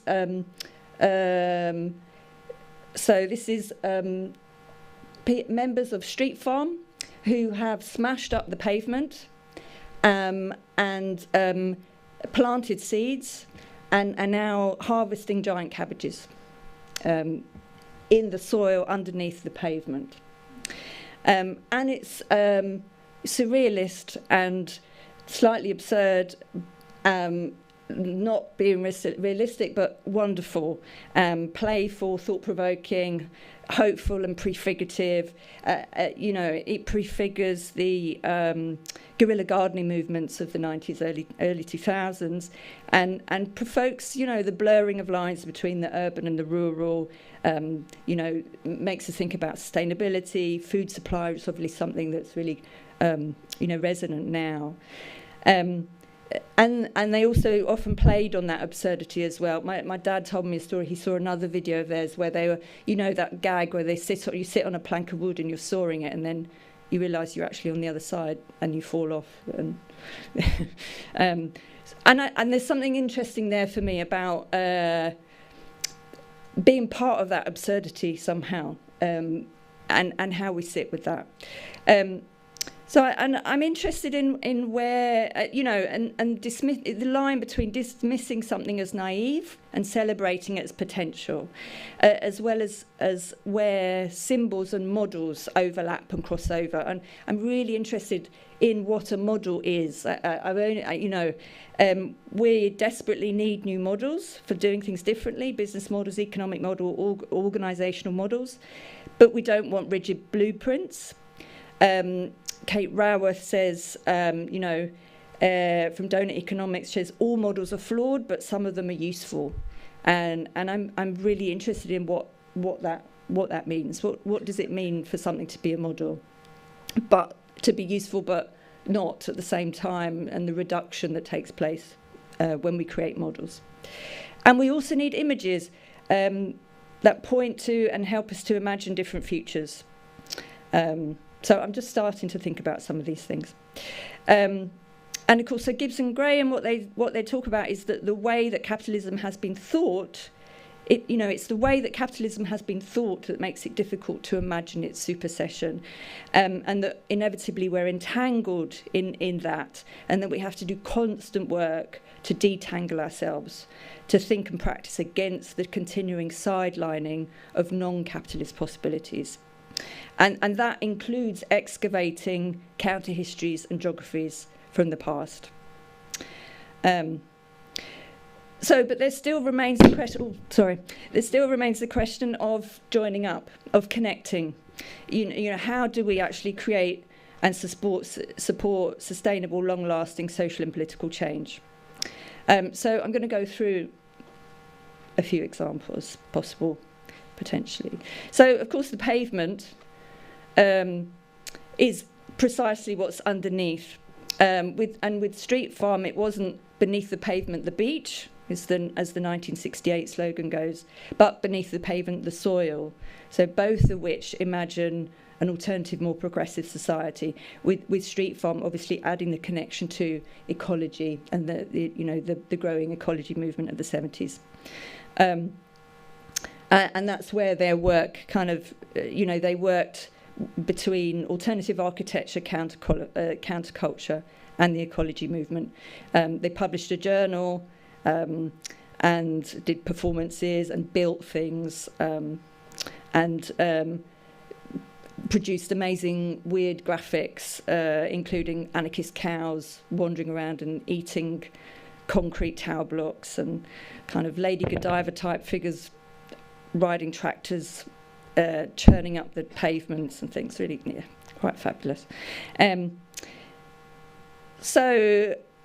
pavements, for them, pavement was symbolic of the concrete city. There's something that they wanted to dissolve or smash, and also the oppressive society that they also wanted to smash or change or dissolve. Oh, really? Okay, so I'm probably not going to get to all of the examples then. It's funny because I've written this as 15 minutes, so I thought take my time, and obviously that's... Never mind. Oh, well. Okay, so, just very briefly then, I'll try and skip through a bit. Judith Butler uses the concept of infrastructure to both describe material infrastructure, streets and squares, for assemblies and protests to be held, and immaterial infrastructure of solidarity and support, and that both of those things are necessary and shouldn't be taken for granted. What I like about the way she writes about this is about movement, that bodies need foundations to move into and to mobilise, literally mobilisation, which I really like. And you can think of the pavement as a kind of platform. So, and obviously platforms have become very ubiquitous now, with digital platforms, digital economic platforms, but they're also platforms for sharing information, and that was arguably developed before capital co-opted and exploited them. A lot of social artists use a mealtime table as a platform for interaction and exchange and relation building. The example that I wanted to use here, some of you will know a bit more about, is Civic Square in Birmingham, that they want to reimagine the civic square public space as a platform for exchange. And they talk about the need to reimagine platform organisations to support transition and different kinds of public infrastructure. And that they also use a kind of systems perspective, so that's thinking about being part of an ecosystem, understanding that you're part of an ecology and being conscious of that and what that might mean. So that moves on to the last section about ecosystems. And that in systems thinking, interactions and interrelations between different parts of the system or ecology are just as important as the different elements themselves. And Rodrigo Nunes writes really interestingly about organizational ecologies and different parts of the system becoming conscious of being part of the system, and so can therefore intervene at from different perspectives, and that then it's possible that the whole ecosystem then kind of becomes conscious in some kind of way. And he uses organisation as a medium, as political strategy.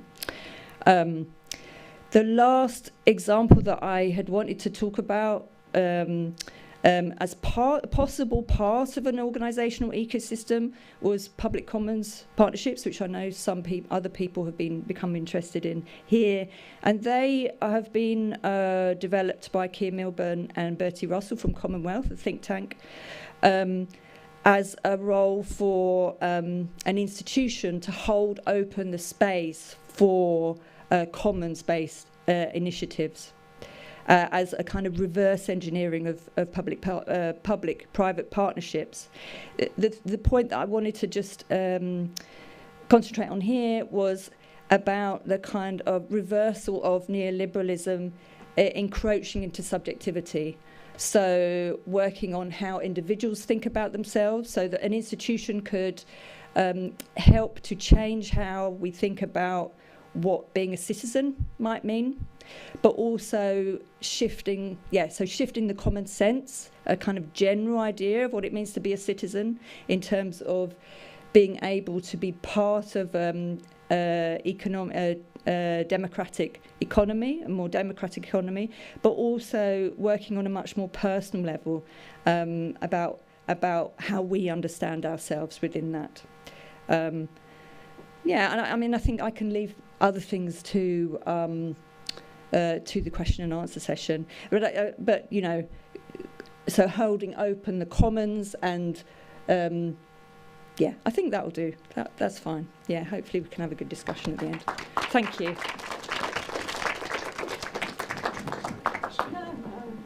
Right, shall we get our panellists up? I've got a microphone. Got a microphone, okay. Is this working? Is this that way? That is, that's working. You plonk yourselves there and then I'll do this side. Right, while you just think of some fiendish questions, let me just start off by encouraging our panellists to talk about infrastructure, because I think that was a nice common theme. Nicole, when we were talking yesterday, you were very animated about infrastructures, but you didn't say anything about it in that particular presentation. But do you want to talk about that a bit more? Sure. I was just saying, I think what struck me yesterday in some of the, I used to be in the UK 3 years ago, and so just to kind of be hearing about all these kind of new policies, creative economic policies, and this notion of kind of culture creating kind of an infrastructure. No, it's the other way around, right? You have to have housing, you have to have energy, you have to have food, you have to have spaces, right? Public spaces to mobilize. You have to have buildings and infrastructure to support collectivizing, because culture is shared meaning, right? So it just, it's the other way around. And I think what's interesting, because it's a very different context, and I think because there is space, and there's a lot of underutilized spaces that people can use, that we actually have the space, and there is affordable housing, and because people are so dispersed, they've kind of amass their own equipment and infrastructure. So our issue is how do you open that up and kind of common the existing infrastructure that's there in new and productive ways? So it's a different kind of set, I think, of challenges. But infrastructure, you have to have the infrastructure, right? You have to have the built environment to support collectivizing and creativity. Yeah. Which is obviously where I'd like to bring Rachel in as well. I was just thinking, in the keynote yesterday, Bianca Elson-Baumer said that she lived rent-free. Yeah. How did you feel about that? I mean, there was a moment where she said, the strategy is to live rent-free, and I thought, yeah, great strategy, love it. But also, I mean, she talked about that really recognized kind of the privilege in that, and I think actually I had like a reaction to that was like, and then also really that was like, yeah, that's what we're talking about, which is that if we can meet our basic needs and have the time and space and energy to interact with things, to make change, to also interact with different kinds of infrastructure that do exist, that are maybe clunky or difficult to navigate, or we don't know where they are because we're working all the time. So I think cool, yeah, the strategy is to live rent free. I don't know if that is possible, but it's I think it's really exciting what she's doing with that. Either you live rent free or you get paid properly. It's one or the other, isn't it? I was thinking that last one to Claudia. There was another session I was chairing yesterday. Someone talking about buildings, and there was a nice phrase: "And ideas are light and materials are heavy." Mm. Yeah, I was just thinking about, in terms of social and material infrastructures, we're, as social scientists, we're reasonably good at thinking about social infrastructures, I guess, and there's been, a lot of writing from a lot of people over many years about that kind of stuff. The material stuff, that gets a bit harder, doesn't it? I liked your kind of pavements and platforms thing there. Yeah, absolutely. I'm not sure what I can add to what you just said, but it is, yeah, and I'm just just starting to think about what I'm interested in actually is the intersection between those two things. So, I've become very interested in organisations and what it means for people to organise, and alongside that, the ideas. But then, of course, it's then we have to make some things concrete as well. At some point, plans have to be made concrete, and I think we can find that difficult to think about for sure. Yeah. I just wanted to say thanks to Rachel, because at the beginning of your talk you did something that I think was really great and important, and something that I used to work with a group called Precarious Workers Brigade, and one of the things we did when we went to conferences was to make the finances of we would ask for the finances of the event to be made public, to be made transparent, and you reminded me of that, and I think, that's part of what we're talking about as well. It's the intersection between different kinds of infrastructure, is making finances transparent, specifically around institutions, so with the university. And I've had lots of conversations about how weird conferences are in terms of the circulation of finance and where it goes and where it has to go and things. So I think this is also part of thinking about infrastructure too.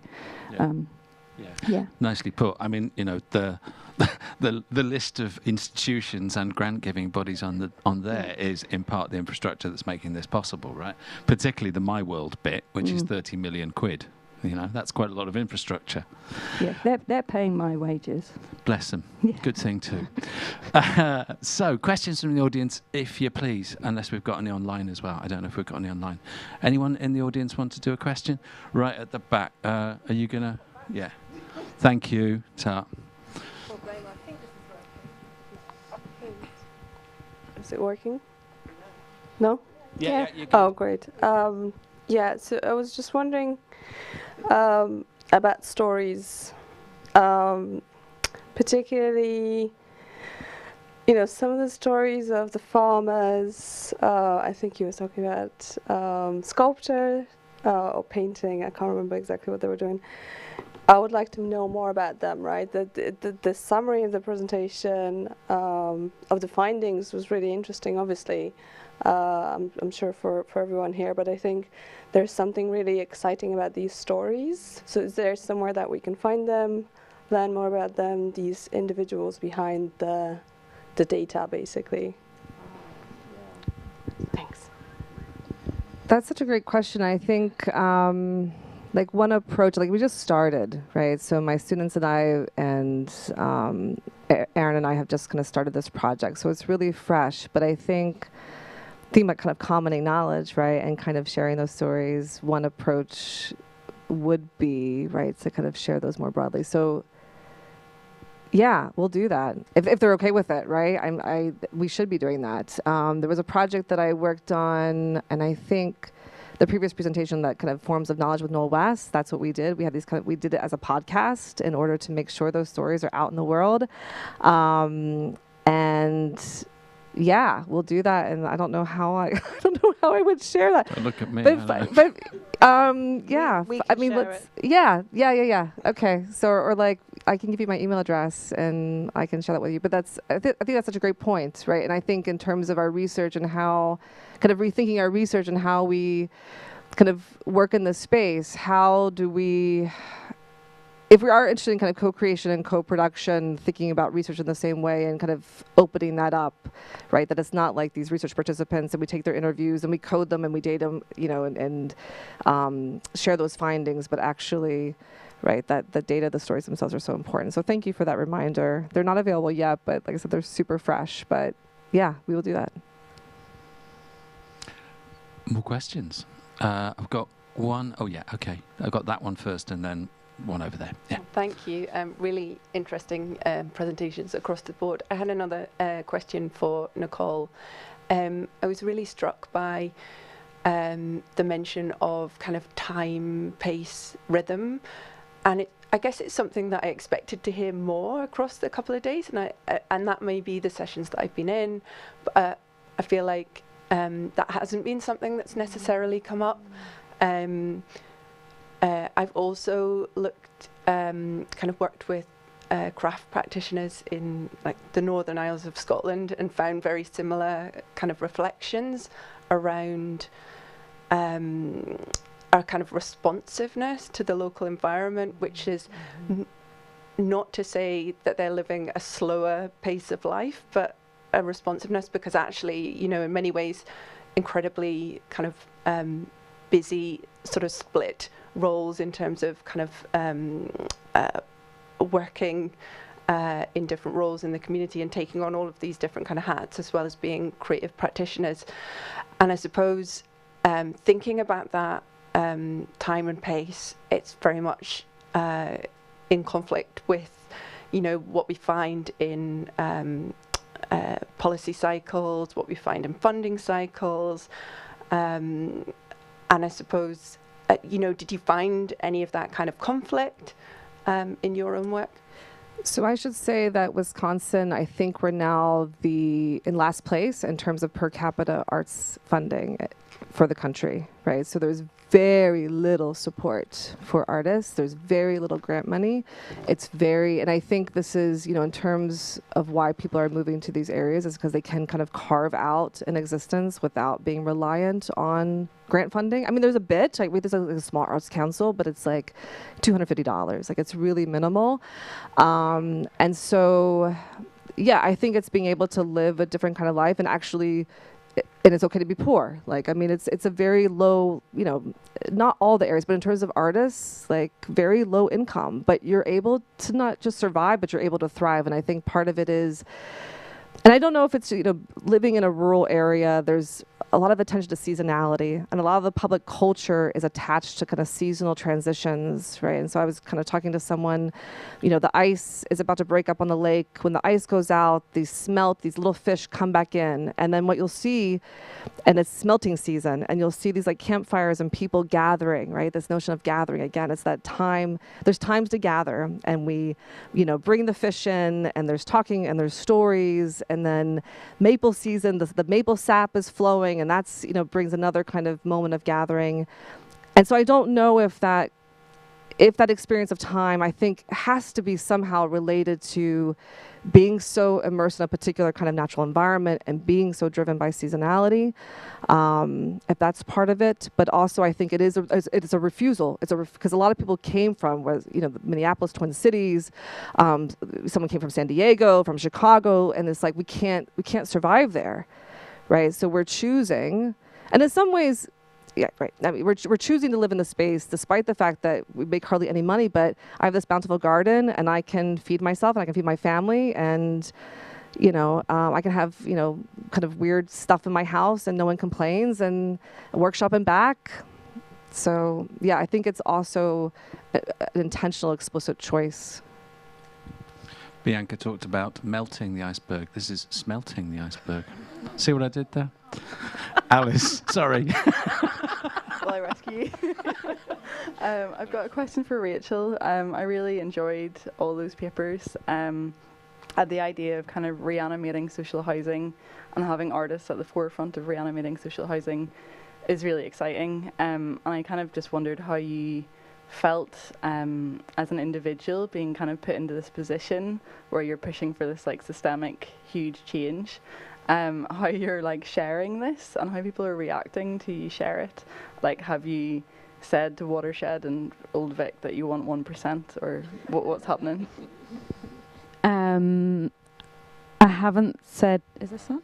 Yeah. I haven't said to those specific arts organisations, but I have said to some organisations that I work more closely with. They're very keen to talk about it, but they're very keen to talk about all of the other ways that the money might come in. Oh, we can help you write funding bids for this. Okay. Yeah, I think it felt, I've been thinking about it for this project for probably like 3 years. I first started thinking about it, and it's come out of sort of more personal involvement with housing activism and eviction resistance and sort of actions against estate agents and things like this. And it was a way of trying to think about how we might turn the tables a little bit, and a kind of impatience with waiting for things to change.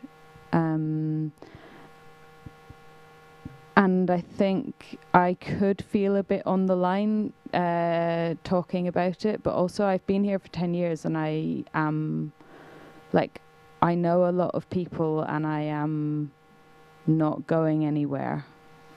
So I think I have a kind of position in the city where I'm able to talk about that with a bit more kind of I've got my claws in.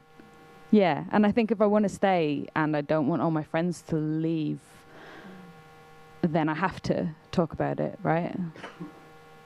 Yeah, but none of the people I talk to actually want to talk about how we would institute that kind of levy. Melissa, are people coming in from the other lot now? For the final closing thing. We'll do one more question from Dan Thompson, just up there. Melissa? Guy. Dan. Yeah, Dan, up there. Yeah, sorry. Just, run back up there. There, that's it. Brilliant. Last question then, and then we'll do the closing thing. Okay, Dan. It's a really simple one. Rachel, what do you need us to do for you next? I think the next thing I want to do is I want to work with some people that work in, like, an accountant or work with people in finance to produce a budget to demonstrate how it might work, actually, I think is what I want to do. I was into this whole thing of like making a feasibility study to kind of try and prove it. And my instinct is that we could prove it in Bristol, but that actually Bristol would never do it. That's my gut feeling. But I'm quite into like pulling that back to looking directly at the finances. So yeah, connections with people who can help with that, and I guess funding to do that. Yeah. Well, 2 of the people on the stage work in an alleged business school, so we should be able to help with that, shouldn't we? When I use the word alleged, obviously I mean splendid. There we go. And with that bombshell, we better stop. Can we just give a fantastic round of applause to brilliant panellists?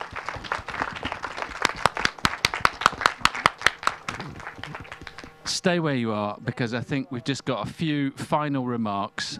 With Simon Morton, we'll be talking for no more than 3 hours. So don't escape. Oh, there he is. He's coming in. He's coming in.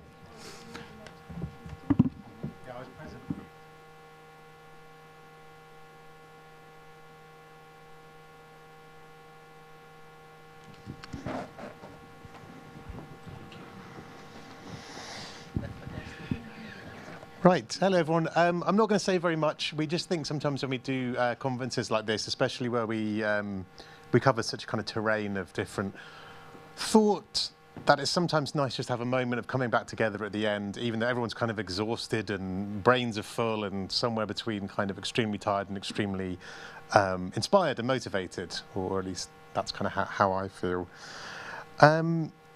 I'm looking at the wrong notes. That's how organised I am. Those are the opening notes. It would be like deja vu. I could just start it all over again. Good grief. Anyway, so I've heard like plenty of chats and things. I've been walking around and conversations I've had about all the kinds of different things that we've been covering. All of the C's, co-production, co-creation, commoning creativity, people unpacking ownership or stewardship, and thinking about questions of responsibility. You know, whose job is it to do what in this changing future? And it certainly seems to be that it's all of ours and everybody else's. And how we organise that is kind of one of the questions that I guess we'll be thinking about in the future.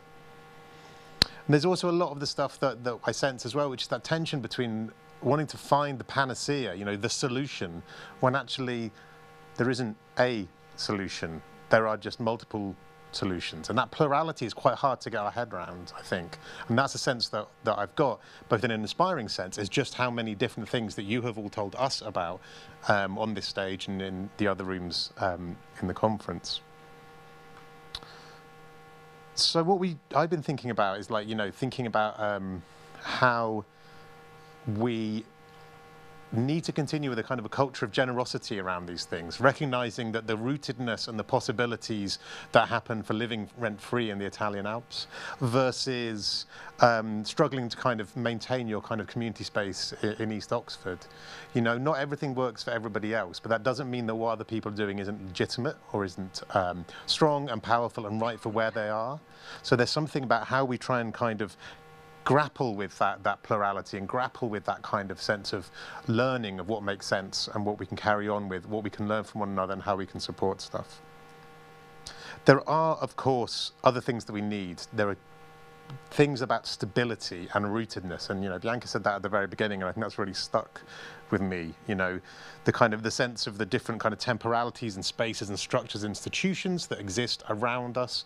Some of them will change quickly, some of them will change slowly, and how we kind of balance that kind of sense of stability without getting stuck in a sense of stasis. I think about that a lot as well, particularly in terms of universities and so on. How quick can things change in some places? But I think what has really struck me is actually a kind of pretty sort of simple message. We need to own or steward or be in charge of our futures and the material infrastructures of our futures. And as the last panel has just shown particularly, we need to recollectivise, because the individuality and the individualism that has come with a lot of the creative stuff that Angela pointed out wasn't a kind of a natural evolution of, well, that's how things work. It was a political moment and the creative dispositive which created the conditions whereby we assumed that creativity was a lone act, where history tells us that it wasn't. So I guess in terms of this conference and next steps, the things that I think that we're going to take away as a research team, I'm looking down here, but we're sort of scattered around, is I think definitely that sense of, the basic material needs and how can we re-inject those into kind of abstracted conversations about creativity and the creative economy when we know that there's been parallel and adjacent conversations going on for donkey's years that we've never quite kind of repositioned in there. Yes, and that thought about kind of a culture of generosity and how do we kind of respect and understand and learn from one another without saying, well, that doesn't work here, so therefore that's terrible for you over there, or whatever it might be. So that's kind of where I'm at. I kind of started a couple of days ago saying, I'm acknowledging that stuff's hard, but I think there are good things happening, and I think you've all shown that there are good things happening. There are other alternatives possible. So I'm actually feeling quite hopeful. If somewhat tired and delirious. I shan't be watching this back on the video, I'm sure. So just falls to me to say thank you to everybody who has come here, who is online. Thank you who's spoken, given up your time to think about the stuff you're going to say, or not think about it, depending on how you plan your presentations, for sharing, for being generous with one another. And I hope it's been a valuable experience for you just to kind of come back into this kind of space and have these kinds of conversations, because I know in a kind of a continuing COVID world, it still feels a bit weird to kind of be together quite as intensely even as this. At least I feel that way, and it's been great to kind of see everybody here. I want to say thank you to the amazing team here at Watershed who have projected for us and zoomed for us and made you be able to hear us and fed us and watered us and looked after us. They've been running around so much behind the scenes, so a big thank you to them.